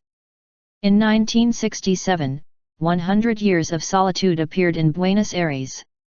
It was not a novel, it was an explosion of life, creativity, and inspired language. Our continent had never experienced a phenomenon of editorial astonishment like the one experienced in Buenos Aires in those first weeks, when it seemed that a book was not emerging but a country, a continent. Everything that the traditional power of Colombia had insisted on erasing from reality for decades, the indigenous magical thought, the vigor of the mulatto, the local colors, the defiant sensuality, the tree of the races, sprouted converted into a powerful and ineluctable.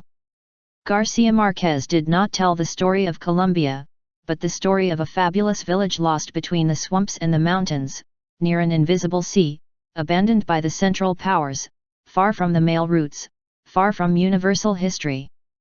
But Colombia was that village tyrannized by superstition, devastated by civil wars, persecuted by the obsession of an old incestuous crime, captive of family life, dazzled by everything that came from outside, the deceptive magic of the gypsies, the refinements musicals of the Italians, the French vices, the gringo colonial companies.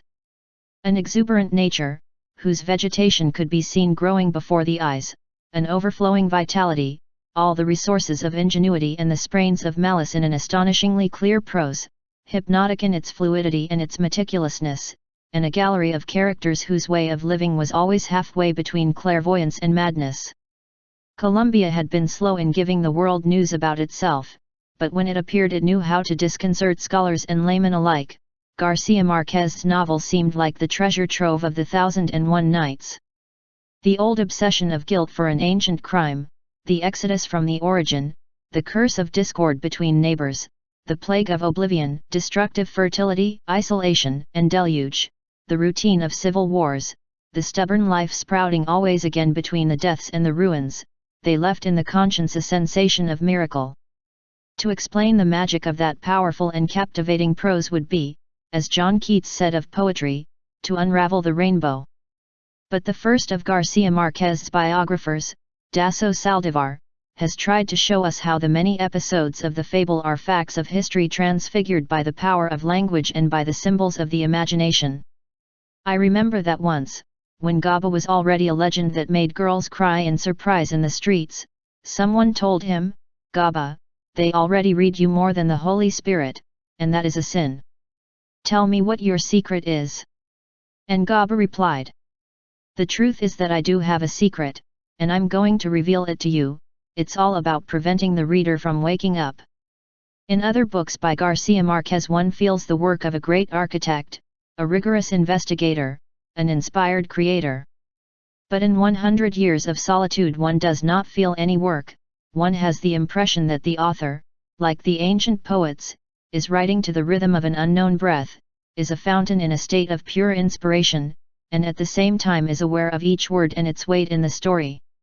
When told that the days of his writing must have been days of astonishing illumination, the author replied, "So many things occurred to me at every moment, that I think that if I had had a little more money, the novel would have lasted another 200 pages. A literary and historical fact of this magnitude could not be due exclusively to a personal state of mind. Garcia Marquez always felt a living part of a culture, he always identified with his land, with the music of his Vallenato world, with the popular culture of the country, and with the awakening of Latin America. His book was a sign of that great awakening. Latin America began to be perceived differently from the creations of that generation of the 60s to which publishers gave an advertising name, the Latin American boom, due to the sudden resonance that had throughout the world and especially in the English language.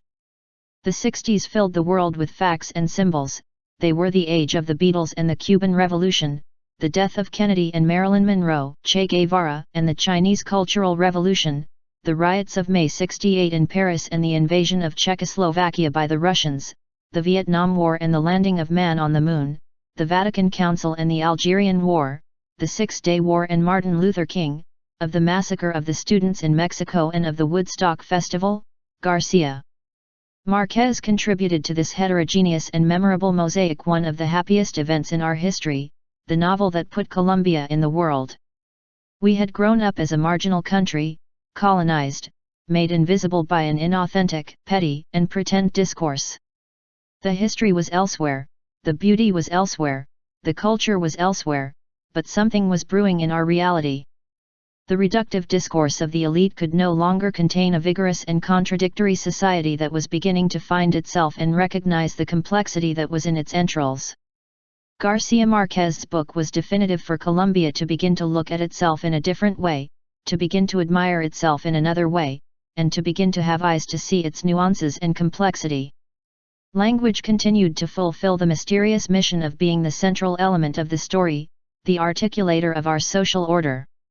Oscar Wilde said that reality copies art, that there was never a fog in London until the English saw it in Whistler's paintings. Perhaps what he meant was that art is here to reveal to us the world we live in, that eyes of habit usually make us blind to many things in reality, and that art fulfills that perplexing and revealing function of making us sensitive to things that, although they were always before us, we were not in a position to notice. Long would be the process of awakening Colombia. But what kept us in lethargy was a discourse that denied everything we were, the colonial discourse, the clerical discourse, the factious discourse of the parties and of a leadership that made an effort to ignore the world to which it belonged. But we would still have to go through many shocks, before Colombia woke up to its contemporary reality, and when we could finally see what we were, the bewilderment took hold of us.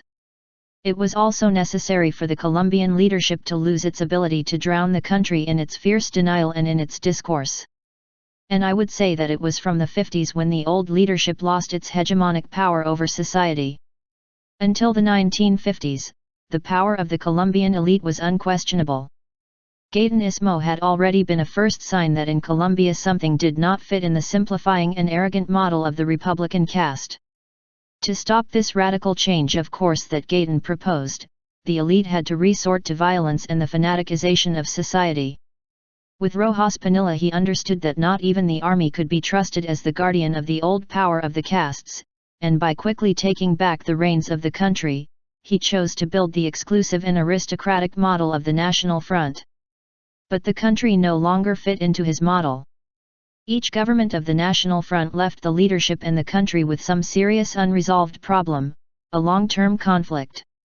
In the government of Alberto Lleras, not only did the exodus of peasants to the cities culminate, but there was also the phenomenon, not fully noticed at the time, that many peasants did not accept the urban destiny that violence imposed on them, and rather retreated for outside the economic border, towards that other half-country that, as we saw, did not fit in the institutional order. There not only began the process of colonization of the so-called national territories, of the extensive Orinoquia, but also the phenomenon of a guerrilla movement that no longer identified itself with the traditional parties.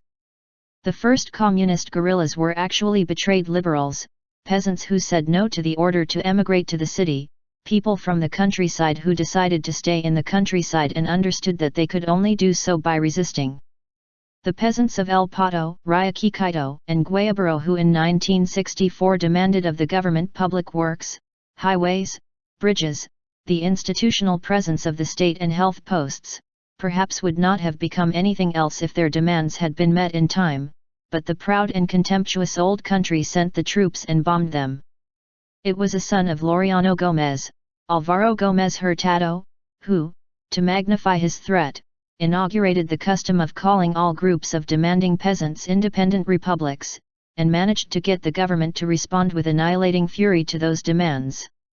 The leadership never imagined that those peasants who could have been incorporated into legality with a little technical and social assistance, with a minimal timely investment, would not only survive extermination but would rise up as guerrillas, and would grow at the rate of social unrest until it became over the decades a true insurgent army.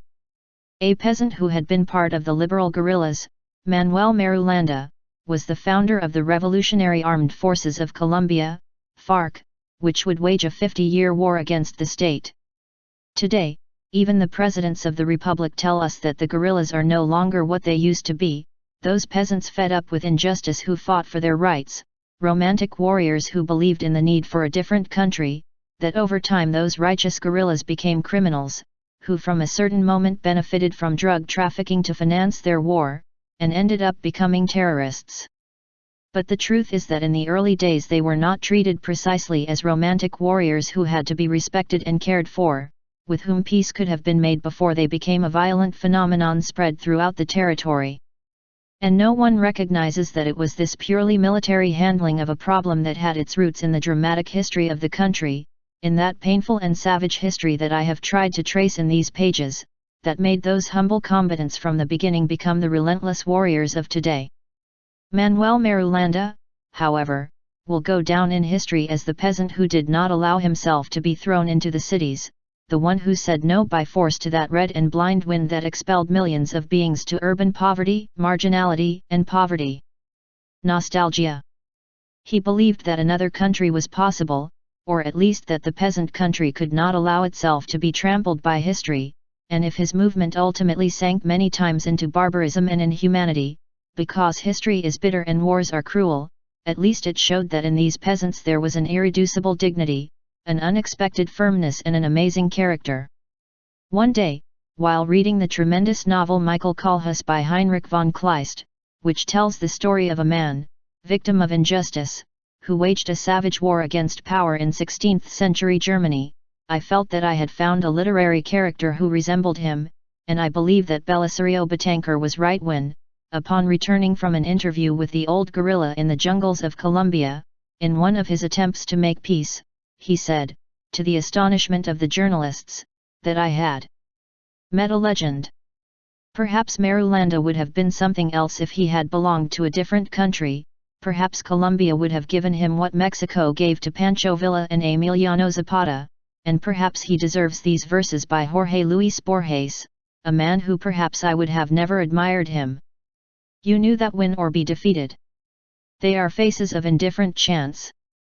That there is no other virtue than being brave. And that marble, in the end, will be forgotten.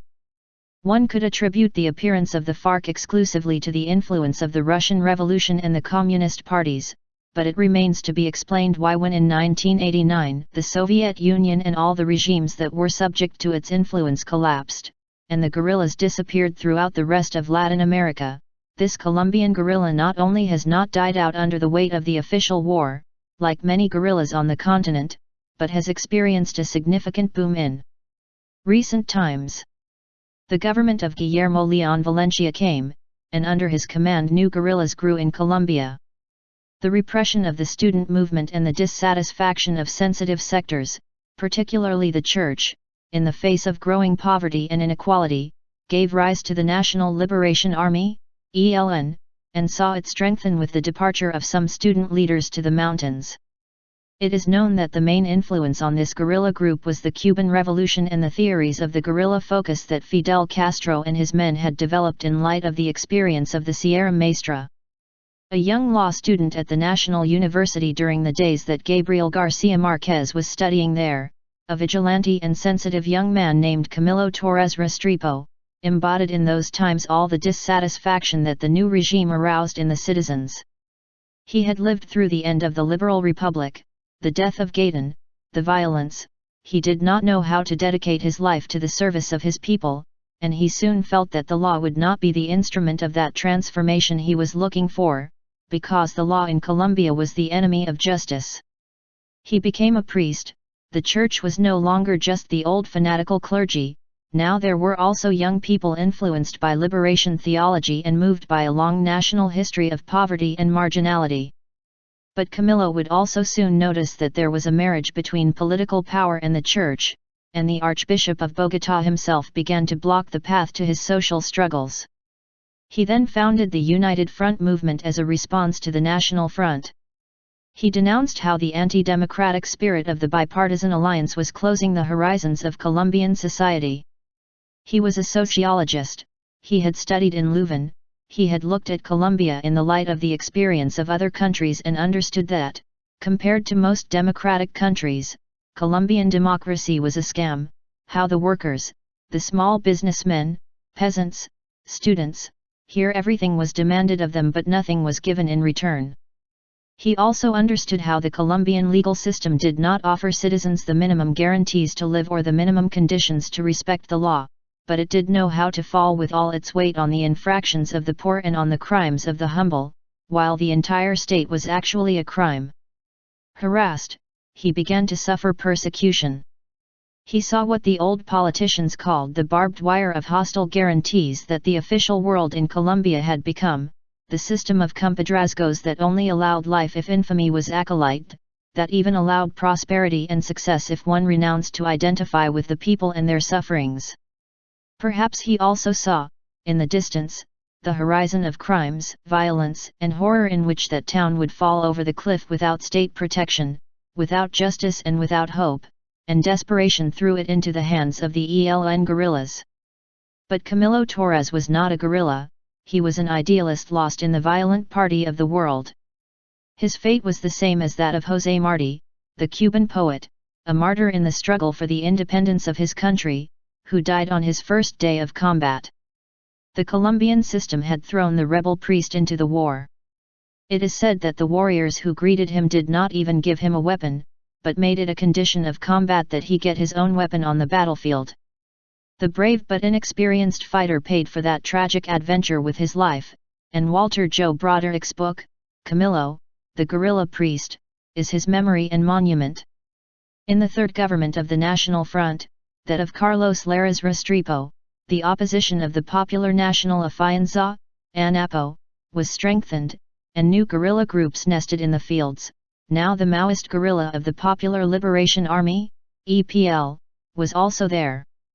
Finally, in the last National Front elections, where Misael Pastrana Barrero was elected, a last-minute electoral fraud against ANAPO, led by former dictator Rojas Pinilla, a fraud that no one doubts anymore and that many justify, exasperated the young middle-class ANAPists, who decided to found the first urban guerrilla in Colombia, the M19. The old Colombia died on April 9, 1948, the new one has not yet been born.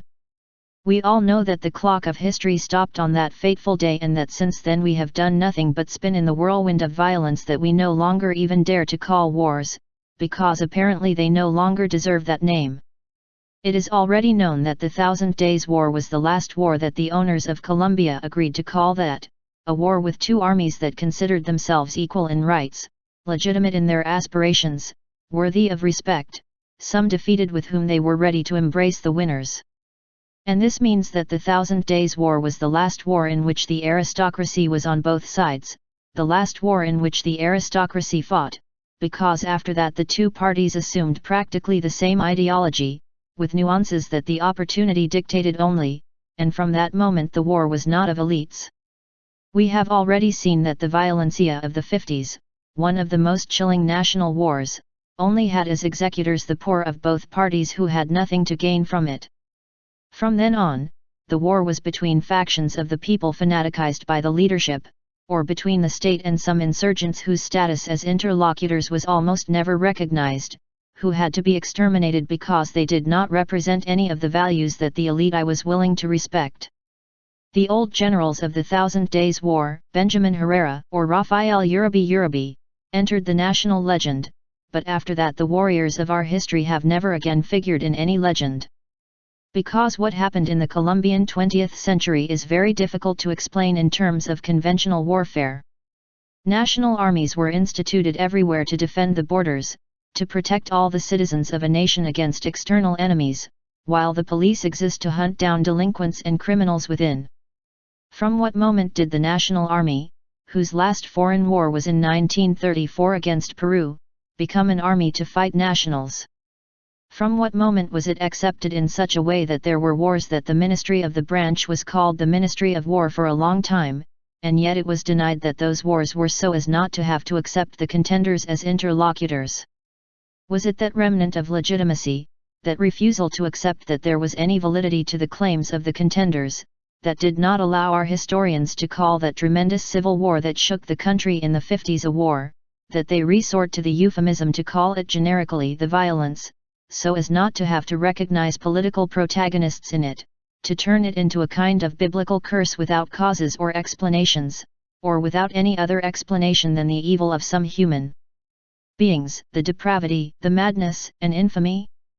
In wars there can be heroes, because there are men fighting for legitimate causes, even if they are partial. In the Crusades there can only be heroes on the good side of the conflict, the others belong to the outposts of evil, they can have no history, no legend, no justification, no greatness, no heroism, no grave, no memory.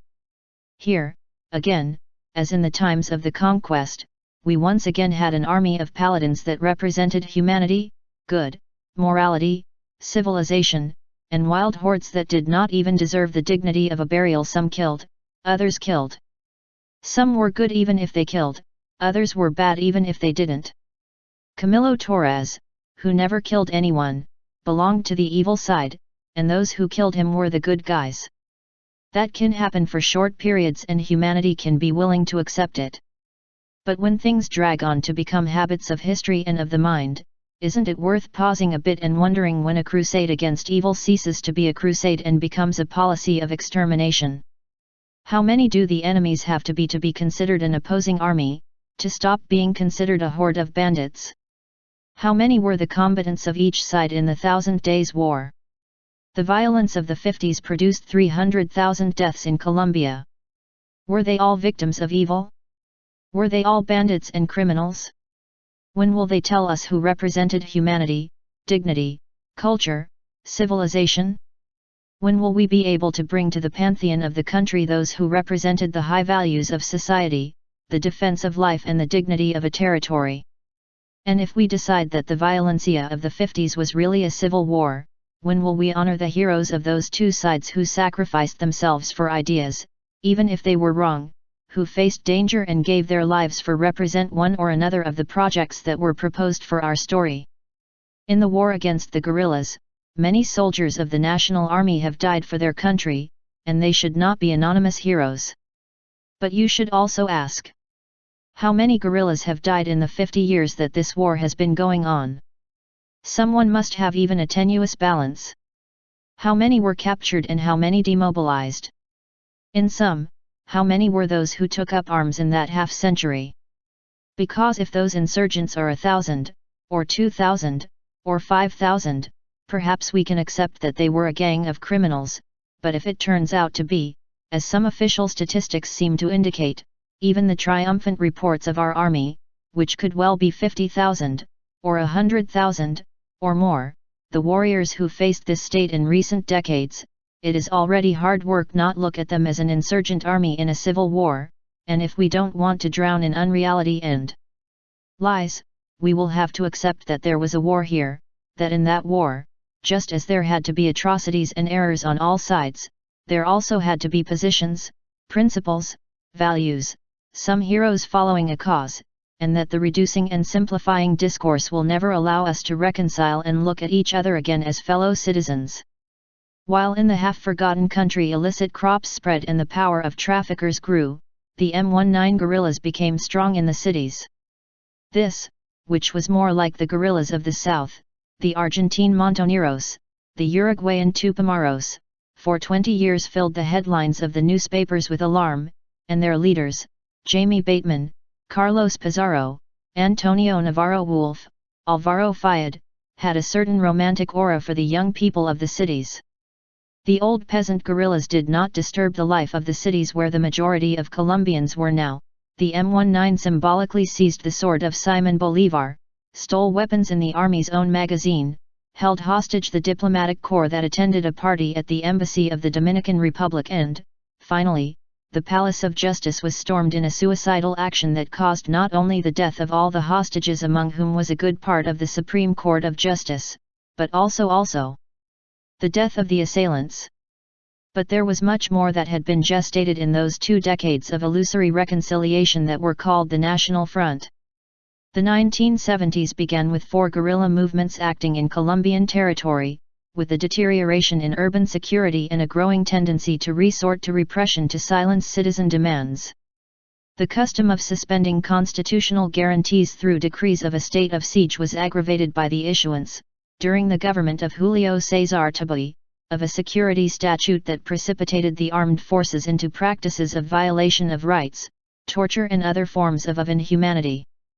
The phenomenon of colonization had been spreading through the Virgin Territories. The old land that José Eustaquio Rivera had loved and sung about, to which the poet had asked to be protected and integrated into the national imagination, was slowly entering, out of control, into the cycles of property and the economy, and, predictably, in the cycles of illegality. Perhaps the man whose work has most influenced Colombia in recent decades was Alfonso López Michelsen. Son of the most famous president of the Republic, he grew up in the aristocratic environment of Bogotá and was educated in illustrious foreign universities. Few people like him came to have privileges, and already in his youth he was accused of having taken advantage of the confidential information that the government had to make economic movements for his own benefit. After that juvenile scandal, he jumped into public life as the most eloquent critic of the National Front when he founded the Movimento Revolucionario Liberal, MRL, the rebellious dissidents of liberalism, in the late 1950s and early 1960s, whose newspaper, La Calle, seemed to want to give a voice to the neglected people. But although that movement ignited the last lights of true liberalism in the darkness of bipartisanship, and although great leaders such as Alfonso Barberena were active within it, the truth is that López embodied like no one else the old aristocratic spirit of well-to-do liberalism. It was up to him to govern Colombia just when the National Front was ending, when it was necessary to put an end to the exclusive spirit of the parties, when it was necessary for democracy to be truly founded by expanding the scope of opportunities, opening the horizons of political participation, attending to criticism, reforming everything that creaked and was already fossilized by custom, and if the country chose him to be the ruler of the transition, it had to be because he remembered the criticisms that he had formulated from the beginning against the excluding model of bipartisanship, because he remembered the indignant tone of his speech and the liberal promises of his campaign. However, López did not fulfill any of the expectations that the country had formed with him, the man who was supposed to lead the nation finally to democracy and plurality, the man who should lead Colombia to a political and social. It was precisely what allowed the political and excluding model of the National Front to be prolonged, that the stagnant and bureaucratic model of the state was eternalized. One can understand that Laureano Gómez would have been who he was a strong and stubborn man, forged from the beginning in the forges of clericalism and convinced that the state model we needed was in the pages of Thomas Aquinas and in the military spirit of the Society of Jesus. All his life he was faithful to his convictions, because he had convictions; he was faithful to his doctrine, because he had a doctrine, and nothing else could be expected from him than that fierce crusade against everything that was not the white and Catholic Hispanic conquest of the barbarian lands. But López was pretending to be something else, he was pretending to be a liberal. He had been a classmate of that great writer and thinker that was Gore Vidal, he had been trained in the thought of the 20th century, he knew the rest of Latin America, he had lived in Mexico, where he tried to make movies, so he could not ignore the difference between the Mexican liberal reform and the betrayal of the liberal thought of the Colombian elite. He was an intellectual, a writer, he had written an appreciable novel about the customs of Colombian high society, and above all he had articulated the discourse of the opposition, rebellion, and reform.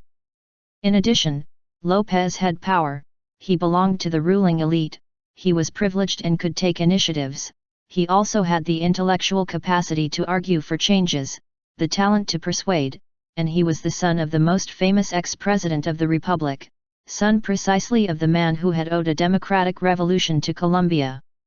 How strange it is that when it was his turn to act, he so fully renounced all change. Neither the opening to political pluralism, nor agrarian reform, nor urban reform, nor the deactivation of conflicts, nor large infrastructure projects, nor large industrial undertakings, nor new opportunities for the people, nor inclusive policies, nor educational reforms, nor a true commitment to that fundamental task that was to create employment and give work the recognition that modern societies must give it, a civilizing role. In exchange for that, everything was simulations and cunning. Borges says of some of his characters that he gave the uncomfortable impression of being invertebrate. López seemed to accommodate everything that existed. He would like to reform agriculture, but lose the friendship of the landowners? Modify education, but lose the greeting of the archbishops? Give the economy a different dynamic, but have friction with monopoly owners? He accommodated himself to power, to the powers that be, and from a certain moment his only interest seemed to be to guarantee that nothing would change in Colombia, the same task that the obtuse bureaucracy and the repetitive and uncritical educational model fulfilled. If he fulfilled some important tasks at the continental level, such as supporting the cause of Omar Torrijos to recover the Panama Canal, he surely did it to look good with Carlos Andrés Pérez and Gabriel García Márquez. He had to administer a time of coffee boom, but nothing changed in Colombia due to his government, and on the contrary, what should have changed was screwed up, rusted and fossilized in the institutions. On the other hand, some new evils were added during his government to the evils that the National Front had already left us. Corruption was born there, which was not a serious evil in the days of the National Front. One can affirm that the presidents of the bipartisan republic left power as poor as they had arrived. They were leaders of selfish and exclusive powers, but they did not govern for their own benefit. From López, corruption began to make a career. But perhaps the most serious thing was the way in which the government closed its eyes to a phenomenon that was beginning to grow. It is said that during the López administration half of the territory of the Sierra Nevada de Santa Marta was deforested and replaced by marijuana crops. An underground economy phenomenon was growing in society, and it would be strange if the rulers did not notice it, for something in those times what was then called the sinister window of the Bank of the Republic was opened, which bought foreign currency from citizens without question its origin. It is possible that no one could have known at that time the magnitude that such things would have in our society, but we choose our rulers because we think that they understand more than the rest of the people what is happening, and they have many more instruments than the others to figure out what's going on. And in 1974, the year that López came to power, Colombia already knew what was moving in the airports, what was happening at the borders, what those timid travelers were carrying in their double-bottomed suitcases to the Bahamas and to the United States. It was the time when Pablo Escobar was changing the traffic of cigarettes and cemetery tombstones for other more productive shipments. Starting in 1974, not only did enormous processes of wealth accumulation begin, other powers began to grow in society. López may have thought that these new fortunes and these new social sectors would bring new wines to Colombian society, but he could not ignore that in the scenario of a society malformed by exclusion and mistreated by violence, all wealth stripped of principles and condemned to illegality is a source of violence and blood. The American soldiers had returned from Vietnam in need of hallucination and oblivion. The end of the 60s and the beginning of the following decade were also the time of the great renunciation of a whole generation to the paradigms of the consumer society. The defeat of Vietnam, Nixon's lies, the pessimism of the existentialists, Fromm's and Marcuse's critiques of industrial society, the novels of Aldous Huxley and George Orwell, the conversion of the Beatles to the pacifism of Buddhist philosophies, Lucy's hallucinations among sidereal diamonds, the preaching of a return to nature and skepticism about the promises of opulent society gave rise to hippieism and the cult of mystical drugs. Nothing so revolted the good conscience of the laborious and industrious American society as this withdrawal of its young people towards leisure, nature, free love, mystical ecstasy, hallucinogens, and the calls of natural religion. The first great response of industrial society to this desertion of the workforce was prohibition, the Great Declaration of War against Drugs launched by Richard Nixon in 1969.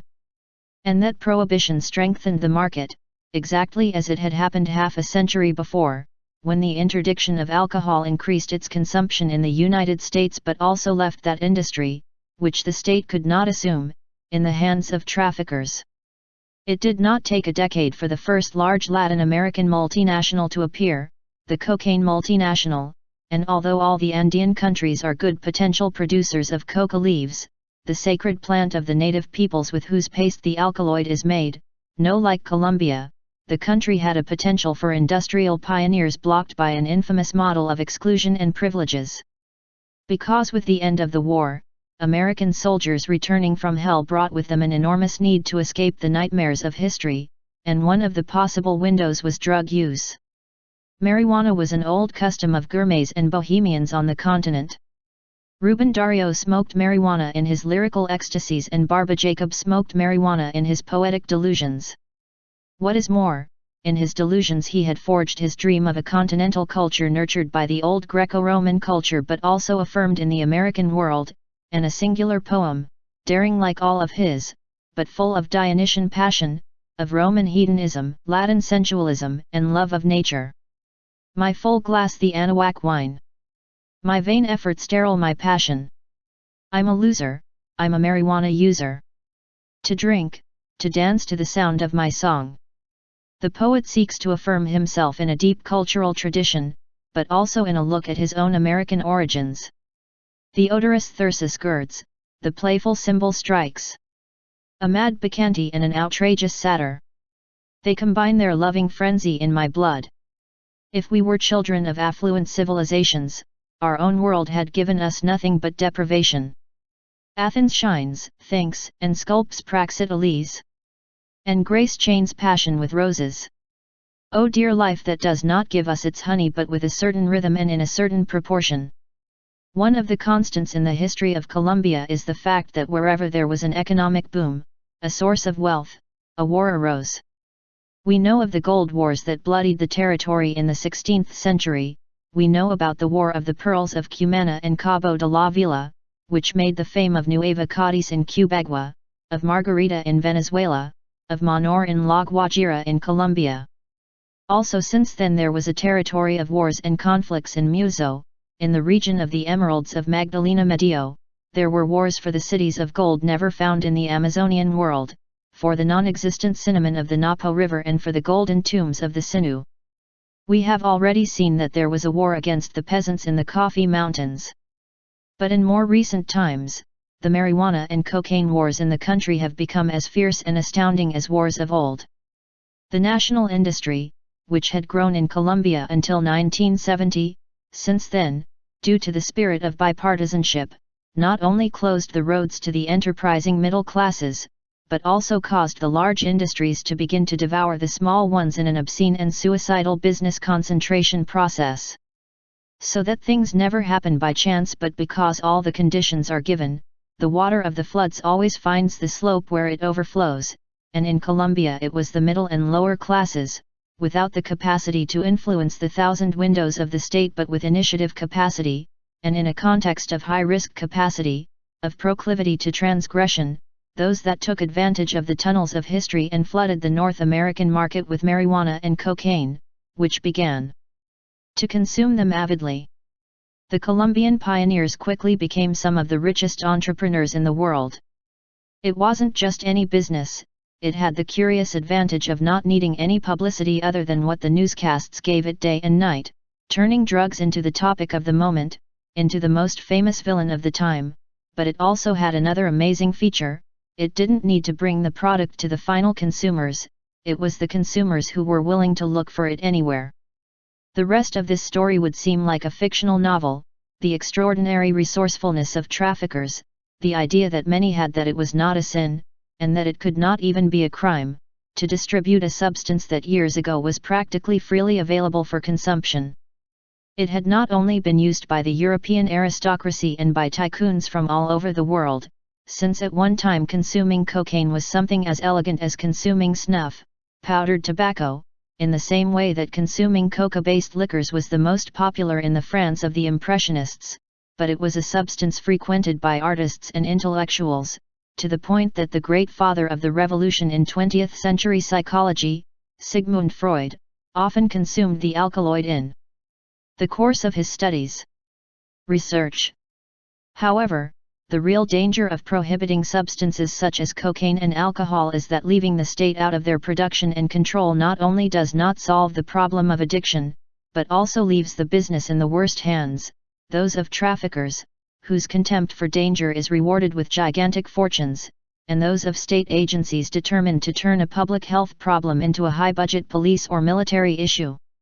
U.S. law guarantees the freedom of its citizens and their right not only to bear arms but even to consume dangerous substances. For this reason, the United States assumed as its duty not so much to penalize consumption as to persecute the production, trafficking and marketing of illicit drugs, to put the emphasis of the war not on consumers but on producers and traffickers. But no country knows better than the United States that it is not production or distribution that drives an industry, but consumption. Latin America would produce in vain and try to export leaves or roots that North Americans are not interested in consuming. They had to know in advance that it was a lost war as long as consumption was not controlled. However, the police handling of the problem is nothing more than a way of discharging the responsibility on the producers and not on the consumers, it is just the record left by the North American authorities that they are fulfilling their duty without harassing the citizen. It is even paradoxical that a 1,000-year-old sacred plant from the Andes was declared malignant and that, at the same time, the Coca-Cola industrial plant in Atlanta was the largest legal buyer of coca leaves. It is amazing that the most famous product of the legal industry in the world, and the most famous product of the illegal industry, are originally derived from the same South American plant. There were even those who said that this drink owed its addictive character. But although the manufacturers affirm that they have already replaced the original substance with another, or that they only use its beneficial components, the word coca never disappeared from the name of the product. Latin American popular songs had already spoken of the subject as a social custom before the Prohibition popularized it, and it is possible to hear, in one of the most famous tangos, these verses. Do you remember, brother, what those times were? Other men were more men than ours. Neither cocaine nor morphine was known. The boys of before did not use hair gel.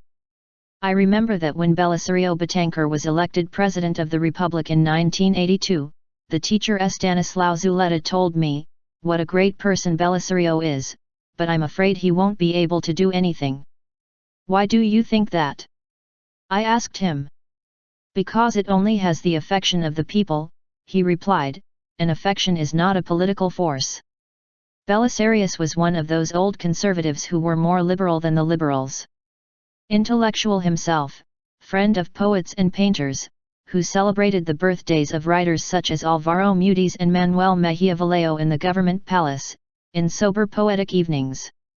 He was also one of those prominent figures of humble origins to whom the Colombian leadership was capable of entrusting the government, but who had to discover along the way that the power belonged to others. When he won the 1982 elections, saving the country from a second term by López Michelsen, perhaps he was not unaware that Colombia was a hotbed of conflict, that the National Front had left the country with the ballast of 4 guerrilla movements, that after López corruption and drug trafficking had already been unleashed, that after Tabuti the security statute had inaugurated a new type of repression, that if these problems were not dismantled politically, the country was going to explode.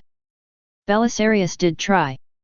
He had not posed as a reformer, but at the time of the challenges he tried the renovations.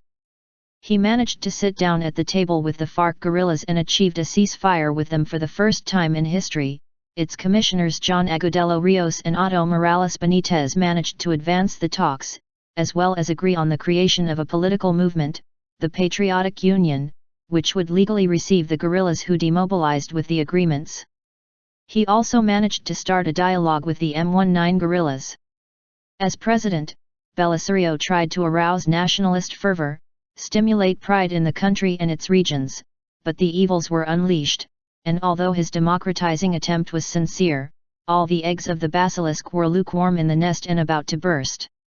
Centuries-old knots had to be undone, social forces had to be liberated, long customs had to be broken, but the old country did not yield. No one like Belisario must have felt during his government how powerful the fossil weight of tradition was in Colombia, how difficult it was to make the formal country would accept any reform, that the political country would give space to other forces, that the military power would agree that the conflict be handled as a political problem and not as a criminal issue. Estanislao was right, Belisario only had the love of the people. The inflexible and crusading spirit of Laureano Gómez, who had died 20 years before, continued to impose restrictions on the liberal spirit. The old mantle of the Church did not allow us to see that politics cannot be handled with doctrine and dogma. The old military power did not admit that the civil power could politically dismantle a war. Old prejudices and old interests did not allow the state to give political and practical management to judicial problems. The negligence and immobility of the state prevented the regions from joining modern resource and risk management processes. Belisario had had to enter the stage when the furies were already unleashed, and the margin of power he had did not allow him to make the necessary decisions on his own, the most serious decisions that a ruler has had to face in his career. Whether Otto Morales Benitez declared one day that there were hidden enemies of peace. It was hard for the president to accept that powers that should be under his command opposed his decisions. Gabriel Garcia Marquez confided in German Castro Casto that, when the traffickers had not yet become terrorists, Pablo Escobar, before rushing into madness, had sent a message to the president and that the president had not wanted to hear it. The M19 guerrillas, who had been in talks with the government, stormed the Palace of Justice. The president left the handling of the situation in the hands of the army and did not listen to the call of the president of the Supreme Court, who asked him to come to the telephone from the heart of the burned palace. Dario Echeandía had said no to the possibility of being the presidential candidate in 1946, he had said no to the possibility of accompanying the liberal people in the streets on April 9, he had said no to the electoral candidacy of 1950. That triple no from Echeandía marked the fate of the country for the rest of the century. Belisario said no to Garcia Marquez without even listening to Escobar's message. He said no to the president of the Supreme Court who was surely going to propose negotiating with the rebels, and we don't know if he said no to those who asked him to advance with the negotiations of peace, contrary to the hidden enemies.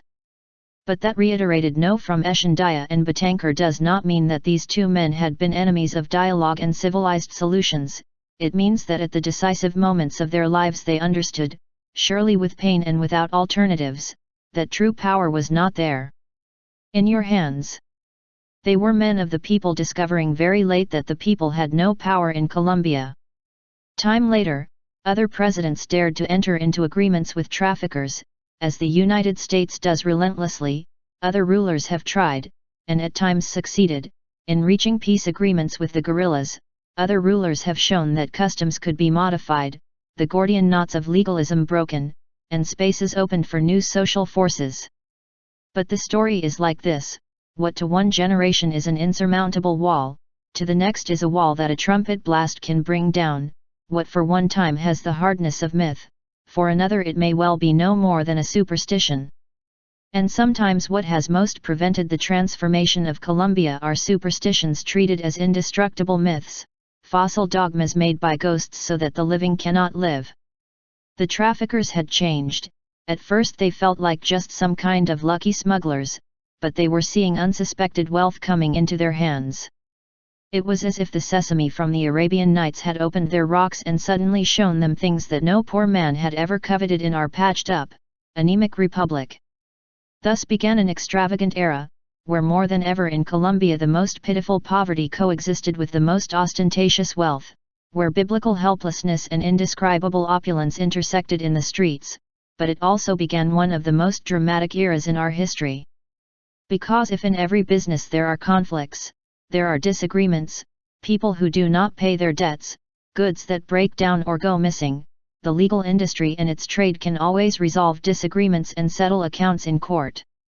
But a gigantic business that cannot appeal to the law to resolve its conflicts is forced by its own marginality to resolve them by applying justice into its own hands, and the law of retaliation is little compared to the methods used by the mafias to solve what Don Quixote called the wrongs and that in the jargon of the patches of the Colombian neighborhoods began to be called the crooked.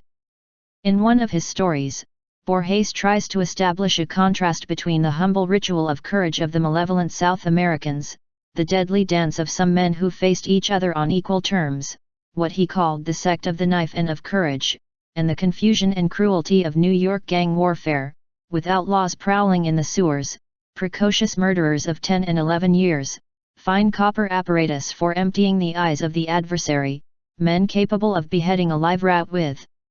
a single bite, fights by starving rats, horse poisoners, and riots that set the streets ablaze and threatened to take over the city.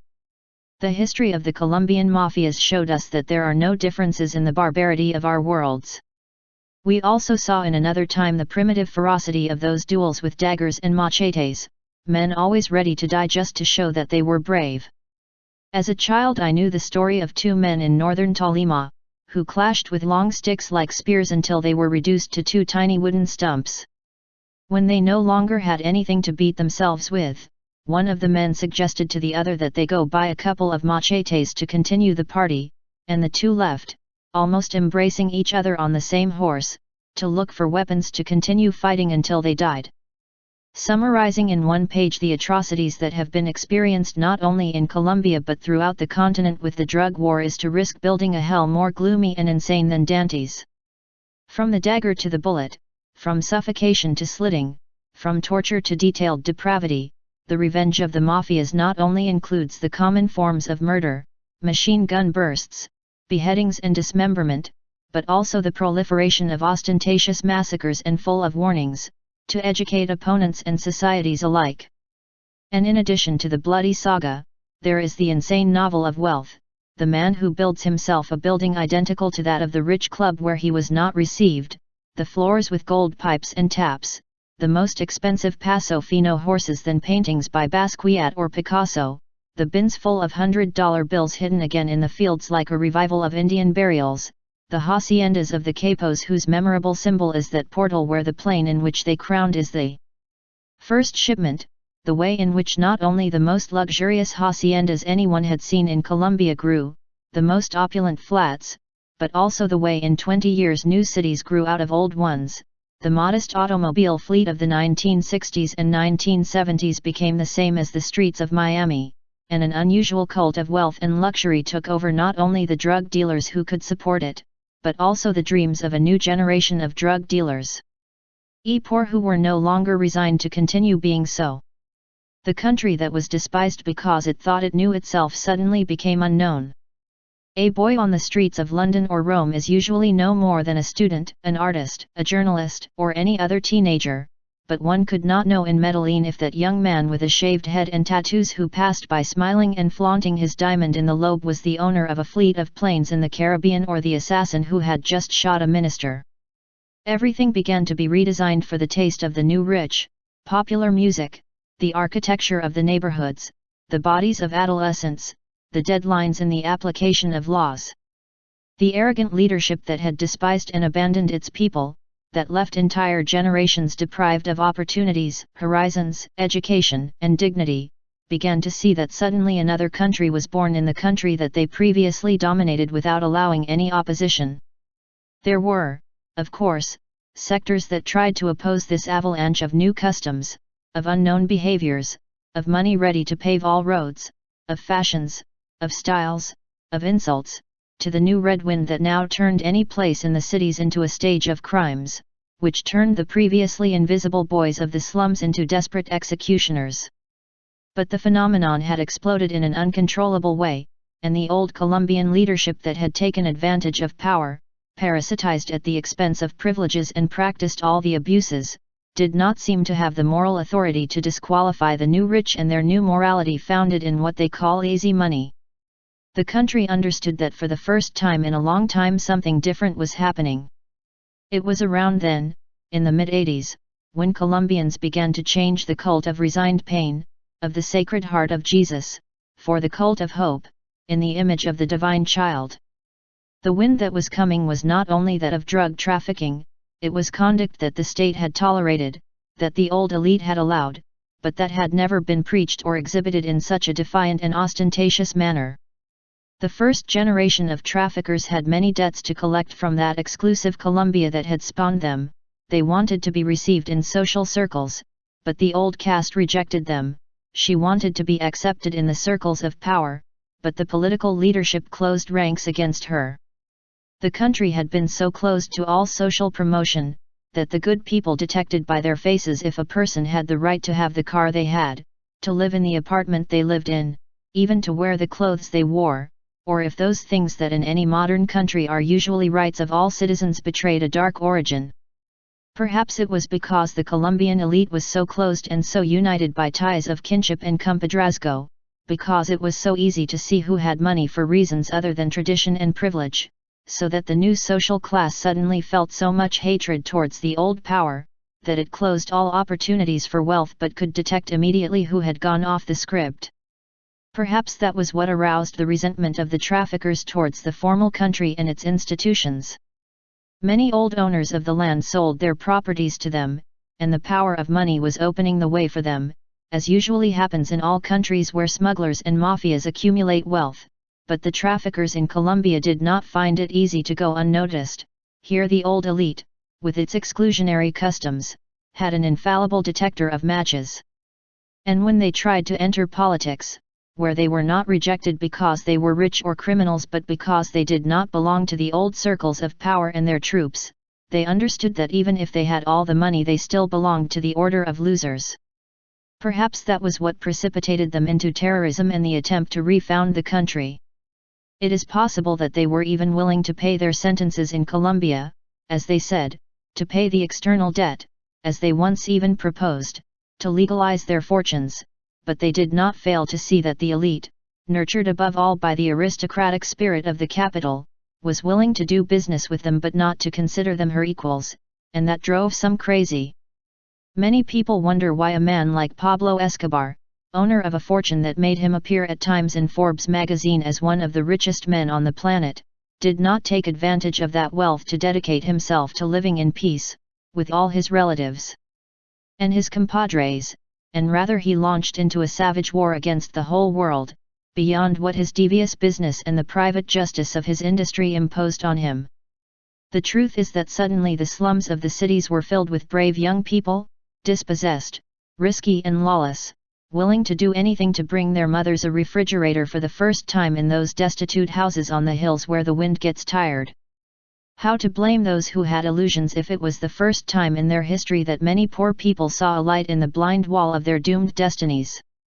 Fernando Vallejo has already told us in La Virgen de los Sicarios about the moral climate that prevailed in Colombia when a generation of resentful businessmen found a way to enrich themselves outside the law, and managed not only to buy young people so that they would become executioners, but to impose their blackmail on society, to propose to judges and policemen, to colonels and politicians, to governors and journalists, the tenacious dilemma of collaborating or dying.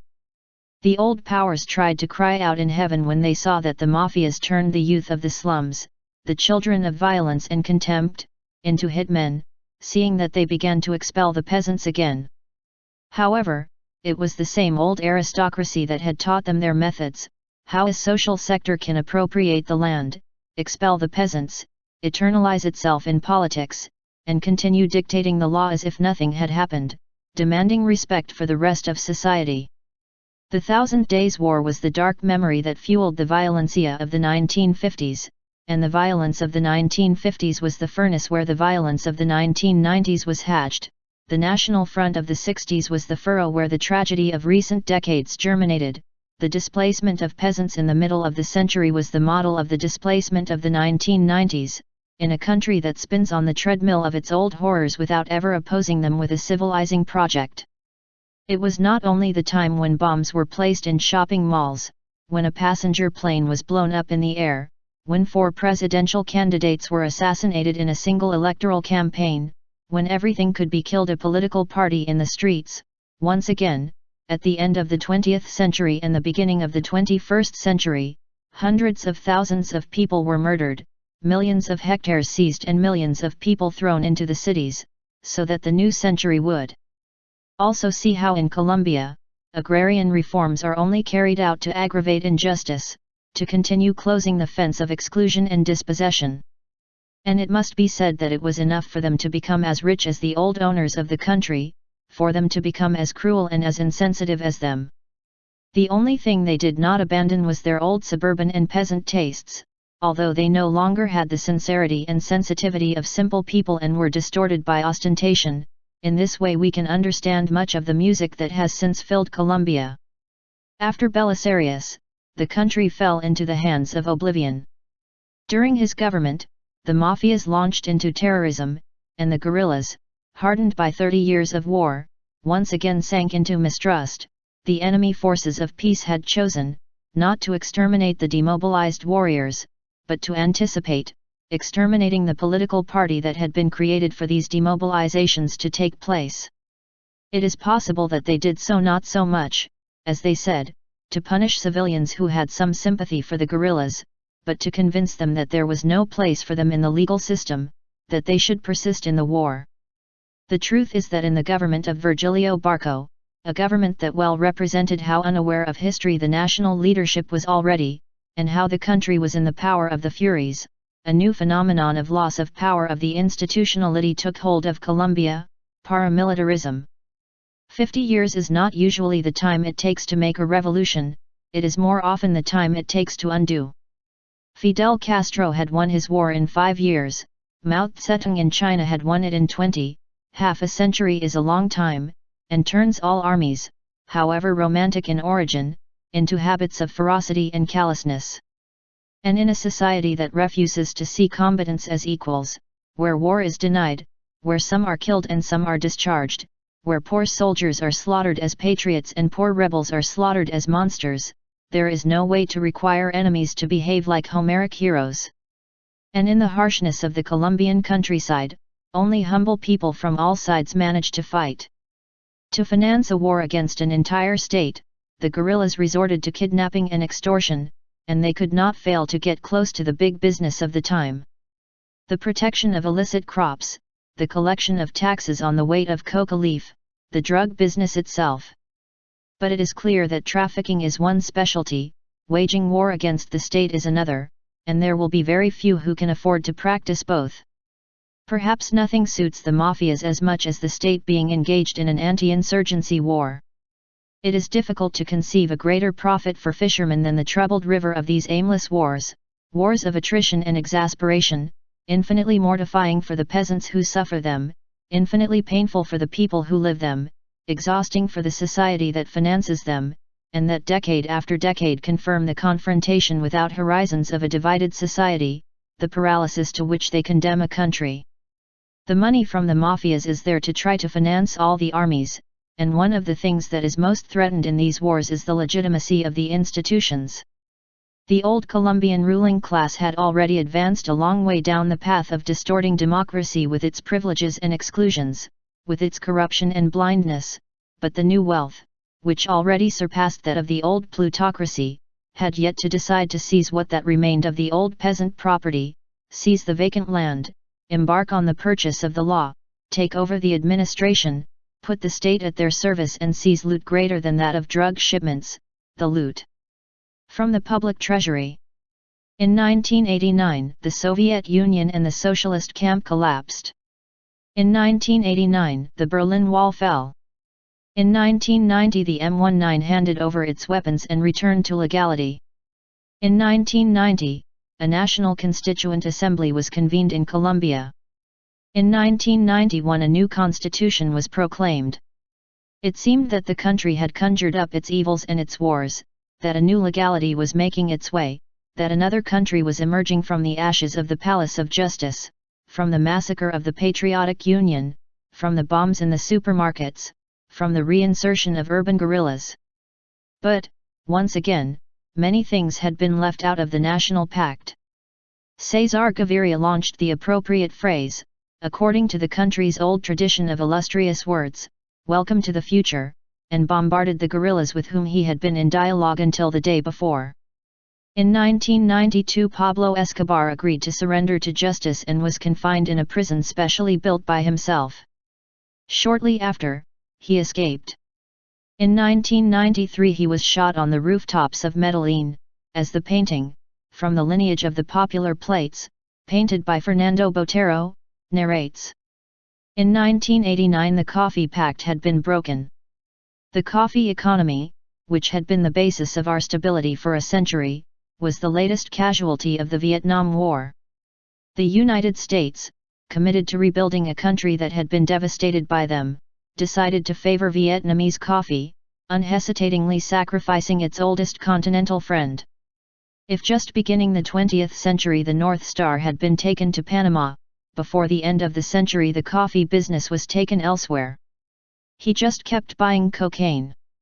But Gaviria wanted to continue being the best ally of that great country. Once the Soviet model had vanished and the end of history had been proclaimed by the aulics of modernity, the strategy was to move forward with the process of internationalization of the economy, openly offered to the whole world. However, in countries where a coherent balance of productive forces was never achieved, and even more so in this one, where liberalism never made its way, it was crazy to think that spontaneous market justice could occur. The inevitable consequence would be to dramatically dismantle local production to open up to the products of the great world industry, and reduce ourselves to the subordinate role of providing raw materials. Only that phrase, the economic opening, was missing from the list of clamorous words in Big Mama's funerals.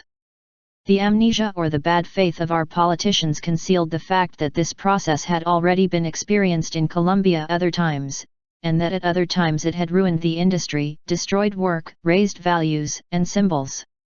It is enough to read the letter that Miguel Samper sent to José Leocadio Camacho in 1867, where he says,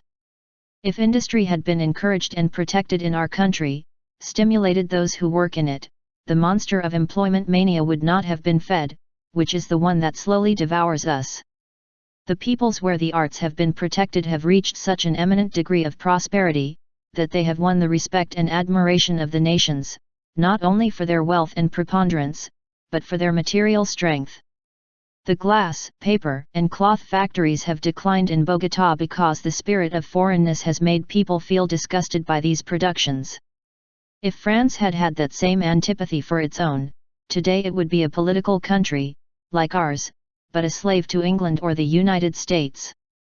It is not that the processes of market opening are necessarily harmful and negative, it is that in order to join them, to enter into competition with stronger and more coherent economies, a rigorous and meticulous preparation process is imposed, not only technical but cultural and legal, because there is a risk of blindly sacrificing large and fragile social sectors for the mere romance of a fragmented modernity, which barely benefits a few.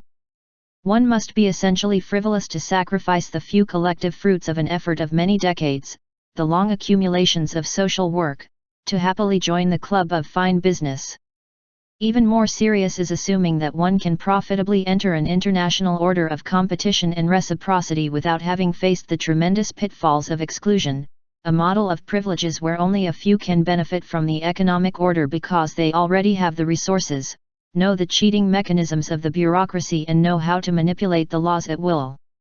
It is amazing that the theoreticians of economic liberalization and free trade treaties insist on ignoring the aberration of a model that has closed the paths to social initiative, that they do not first notice or try to change the style of an unjust society, accustomed to violence and venal methods, which condemns the majority and blocks the way to anyone who wants to compete legally.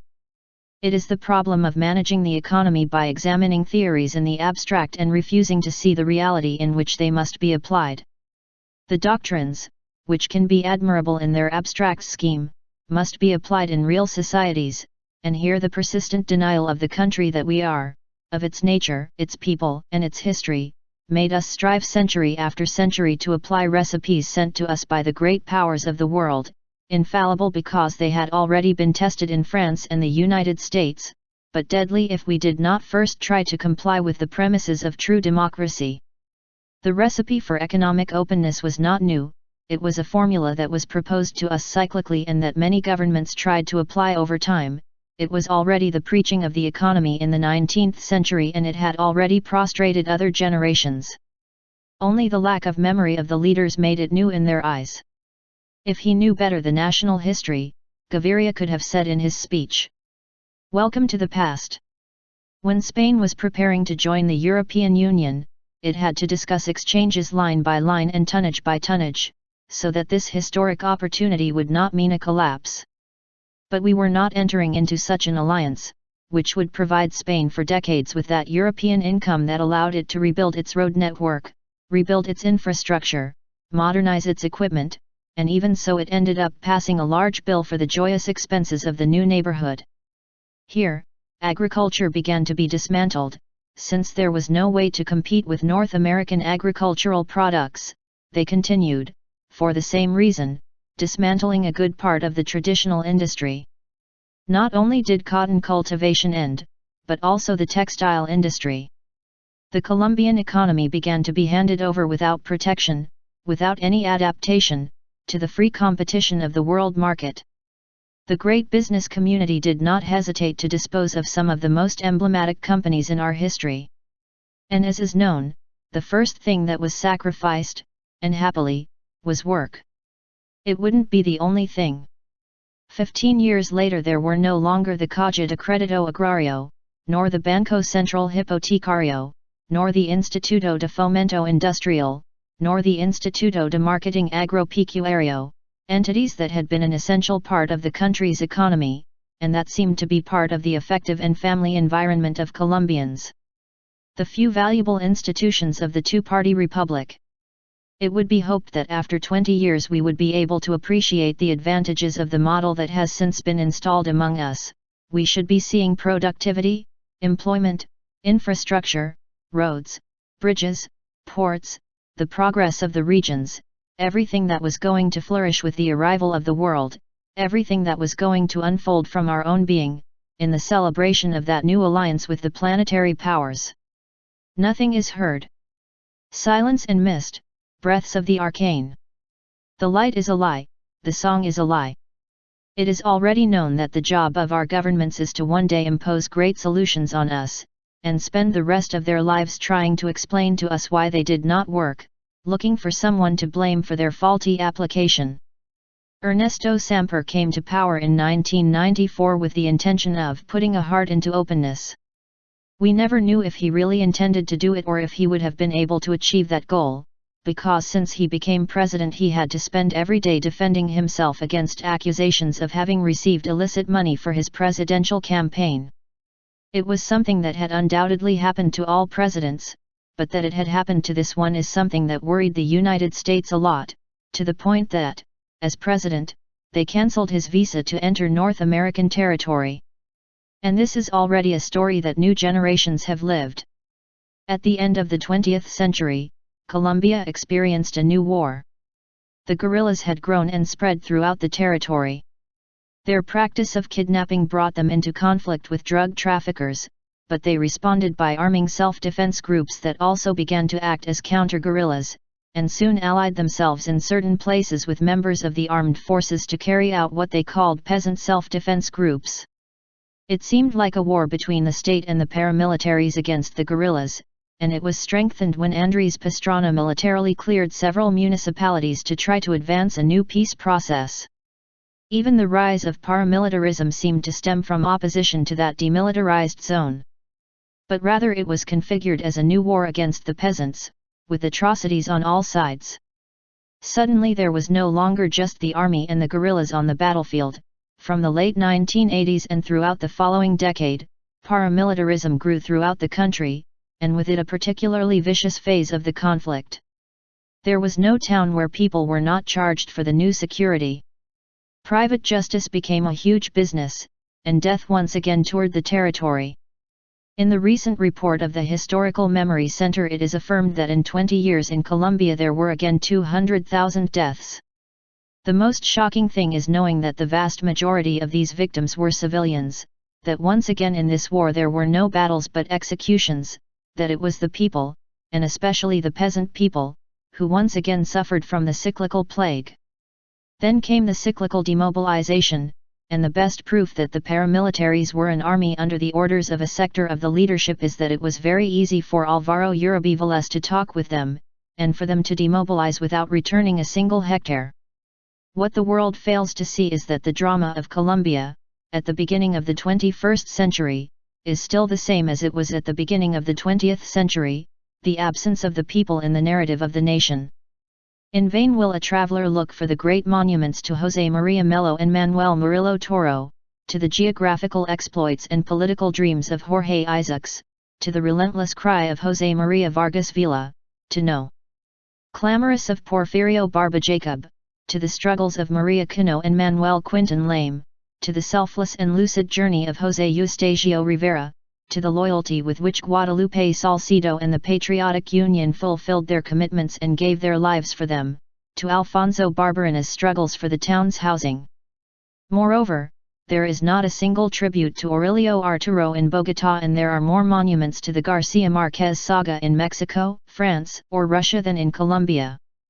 Here only Gaydon continues launching his soundless cry in the small squares of the poor. But it is clear that these are not monuments. A traveler will also search in vain for the classic library of Colombian authors, as all countries have it, as all countries renew it cyclically. They tried it here once, the beautiful Aldeana Library of Daniel Samper Ortega tried it, the Library of the Presidency of the Republic tried it in 1955, but above all what we will not find is the continuity of a project for the evaluation and dissemination of these works. And if we have a few works of great world art, it is only because the talent of Fernando Botero obtained them and his generosity donated them to the country in recent decades. Great things for the people are not done by the state, they are done by individuals who managed to make their way despite persistent adversity. Because it must be said that in the official world, in a growing way, there is so much lack of solidarity, that not even the governments of the elite have shared projects anymore, but each one manages to put an end to the projects of those who preceded it. In all instances of power, and in a dramatic way at the local and regional level, each administration that arrives is like a gale that seeks to destroy what was done, to start over from scratch, and often it is not even possible to connect the government that leaves and the one who arrives. This can tell us to what level of forgetfulness and improvisation the institutions have reached in the hands of a leadership that has abdicated history, that does not feel the call of the land, the greatness of a tradition, the need for shared symbols. But it also tells us to what extent the country is now a drifting dream, which the vote hunters parasitize with their old pompous phrases and their great emphasis, without anyone proposing a project worthy of a nation, a shared cause. Proposing a country requires rigor and responsibility. It is not a task for those who want to seduce an electorate for 4 or 8 years, it is something that requires collective effort, thought, will and commitment. It requires being above appetites, and the state is the loot of those who sometimes seek resources and sometimes power, the intoxication of deciding for others. That does not mean that there are not those who selflessly fight for the memory of Colombia and for its dreams. The amazing truth is that efforts abound, but they suffer from the evil that the country suffers, they are invisible. Scattered pearls that no thread has managed to turn into a necklace, everywhere are the generous efforts of the community, facing adversity, under the blindness of a political world that is increasingly rapacious and more vain. A country full of talents, resources, strength, and natural and human wealth is adrift in the hands of powers that waste their time, that do not manage, although they sometimes try, to formulate a course, because they lack the fundamental, of a language to speak with the people, of deep respect for that people so long dispossessed, condemned to dispersion and silence. Some time ago, after a restless dream, Colombia woke up transformed into something unknown, and it is true that for a moment they wanted to convince her that she had become something monstrous. But it must be said that everything that has happened to us in recent times, crime, guerrillas, drug trafficking, anguish, uncertainty, bewilderment, are actually signs that the old leadership has lost its grip on reality. He lost his place in the world and condemned the country to crime, perversity, and madness. And Estanislao Zuleta, the great master of our time, used to repeat, crime is a lack of country for action, perversity is a lack of country for desire, madness is a lack of country for imagination. The current order is a mold in which this overflowing, multiple country no longer fits, with a nature that demands to be discovered, a wealth that needs to be expressed, so many tasks that it is urgent to undertake. The country is lingering on the threshold of its reinvention, still contained by the evil influence of a caste that wants to remain the owner of the resources and the decisions, and the interpreter of all realities, when it no longer even manages to understand itself. Because he had his chance and lost it because of pettiness and selfishness, and the country has paid several times with blood and tears for the failure of his leadership. We have to escape from this scheme of a country where an opprobrious caste always treated its people as intruders, and built a no-man's land where even they could not live in peace. Where you can't lose sight of your luggage for a single moment, where the momentary loss of a child causes untold anguish, where if someone doesn't report for several hours you have to start fearing the worst, where for an indigenous or black person is appreciated by power has to perform the greatest feats imaginable, where the edges of each road are a mortal danger, where many think that trusting others is taking a risk. Is it too late to build a homeland? Is it swimming against the current, going against history, thinking of Colombian peasants, workers, thinking of knowledge that resembles us, of engineering that resembles these lands, of architecture that resembles us? Look like these climates?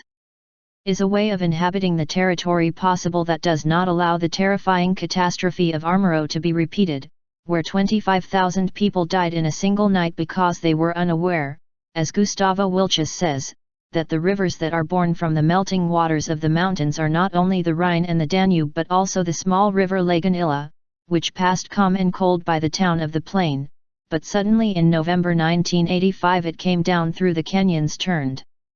into a wall of boiling mud, logs and of enormous rocks, and when it opened in the valley it crushed and dragged the town with its living and its dead, and showed those who flew over the region the next day a plain of mud and bones? We let them make the country, its culture, and its people invisible.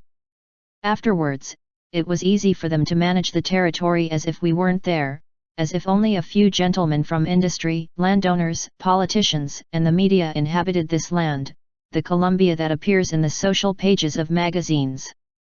They even managed to make the world not see the dead, not see the horror, that the river of blood flow in silence. And we have allowed the public debate to be reduced in such a way that today the media only talks about the criminal code. There is no other issue than who goes to jail, who has committed a crime, who has stolen more, but nobody talks anymore of how to prevent crime, of how to redeem history, of how to prevent prison from being the only argument for justice. Outside of some luxurious shopping malls and residential neighborhoods, everywhere we see a desecrated country, degraded soil, poisoned rivers, ghost houses once again in the fields, a community deprived as always of its possibility of being the protagonist and owner of its destination.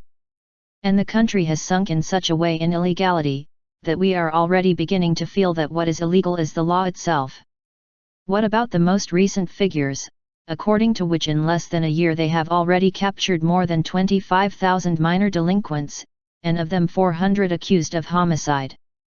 The processes that accumulate in the courts will not be able to be evacuated in 30 or 40 years, that is, we have to conclude that paradoxically the law has no legal solutions, and yet the prisons are full, even more, they are saturated, overcrowding in them is inhumane. No one will be able to say if those who occupy them are the ones who should occupy them, because there are possibly more culprits on the streets than in prisons. But what we are experiencing is not a problem of guilt, it is something deeper and more subtle at the same time. And the solutions are not legal in almost any case. Where to get a new legitimacy that makes us protagonists of our history and not guilty of old guilt, forced into illegality by a delinquent state? Colombia will have to undertake a deep reparation, it will have to offer so many beings destroyed by the lack of opportunities the possibility of a new beginning. It is understandable that in Switzerland they severely punish those who commit theft, because if they steal in Switzerland they steal on a whim, but for people not to steal, they should first be given work, education, and dignity. If this state of ours were truly legitimate, it could continue to collect all our bills, but now we need new spaces of legality, and this also implies a new rigor. Why delay in examining what happened in the last 15 years, if we are still immersed in its turbulence? The only thing that has happened is the confirmation of the old vices of the Colombian elite and of those who now aspire with their own methods to replace it, grabbing land, waging eternal war, finding a suitable culprit for all evils, disputing power without rest, disqualify the adversaries, speak of the country only in inquisitorial terms, without greatness and without dreams, without summoning new protagonists, other talents, other solutions. We have to forget the old mistake of thinking that a chosen few will be in charge of transforming the country and saving us from adversity. Colombia needs an entire people committed to its transformation. You need to deeply believe that power is not in a chair far from the world, that power is in every place. That today it is only possible to build an economy thinking about the place, an economy whose priority is not what the United States or Europe buy, but what the children of Colombia produce and consume. Whose priority is not how much a product costs in the world market, but how much work it creates by producing it here, how many hands it employs, how much social stability it provides us. Here is ancient wisdom. Here there was love for this land forever. We have delighted in remembering those songs, those books, those works of art. We have been moved remembering how there was a time when everything seemed to begin, when the end of a war left us young and happy, dreaming of a possible country. Perhaps the end of this war will finally be the beginning of that new country that we have waited so long for. The young generations have to insist on that happening, because Colombia cannot lose another 50 years in a sterile war, and what Garcia Marquez said is tragically true, that human beings, the races condemned to 100 years of solitude, will not have a second chance on earth. Colombia is no longer under the control of the old elite.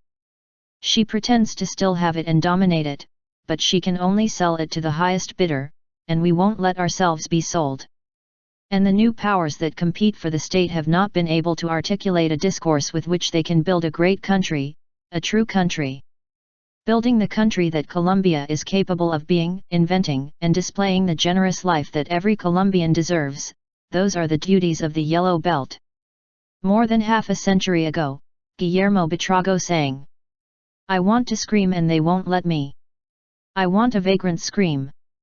Following the example of Fernando Vallejo, every Colombian has to tell their truth. And only when all truth can be told, when we stop being locked up in the truth of others, will we again learn to argue without killing ourselves, and will we have given its meaning to the musical cry of Emiliano Zuleta that has toured Colombia for 70 years and that gives it its name, this book. Something is changing in Colombia.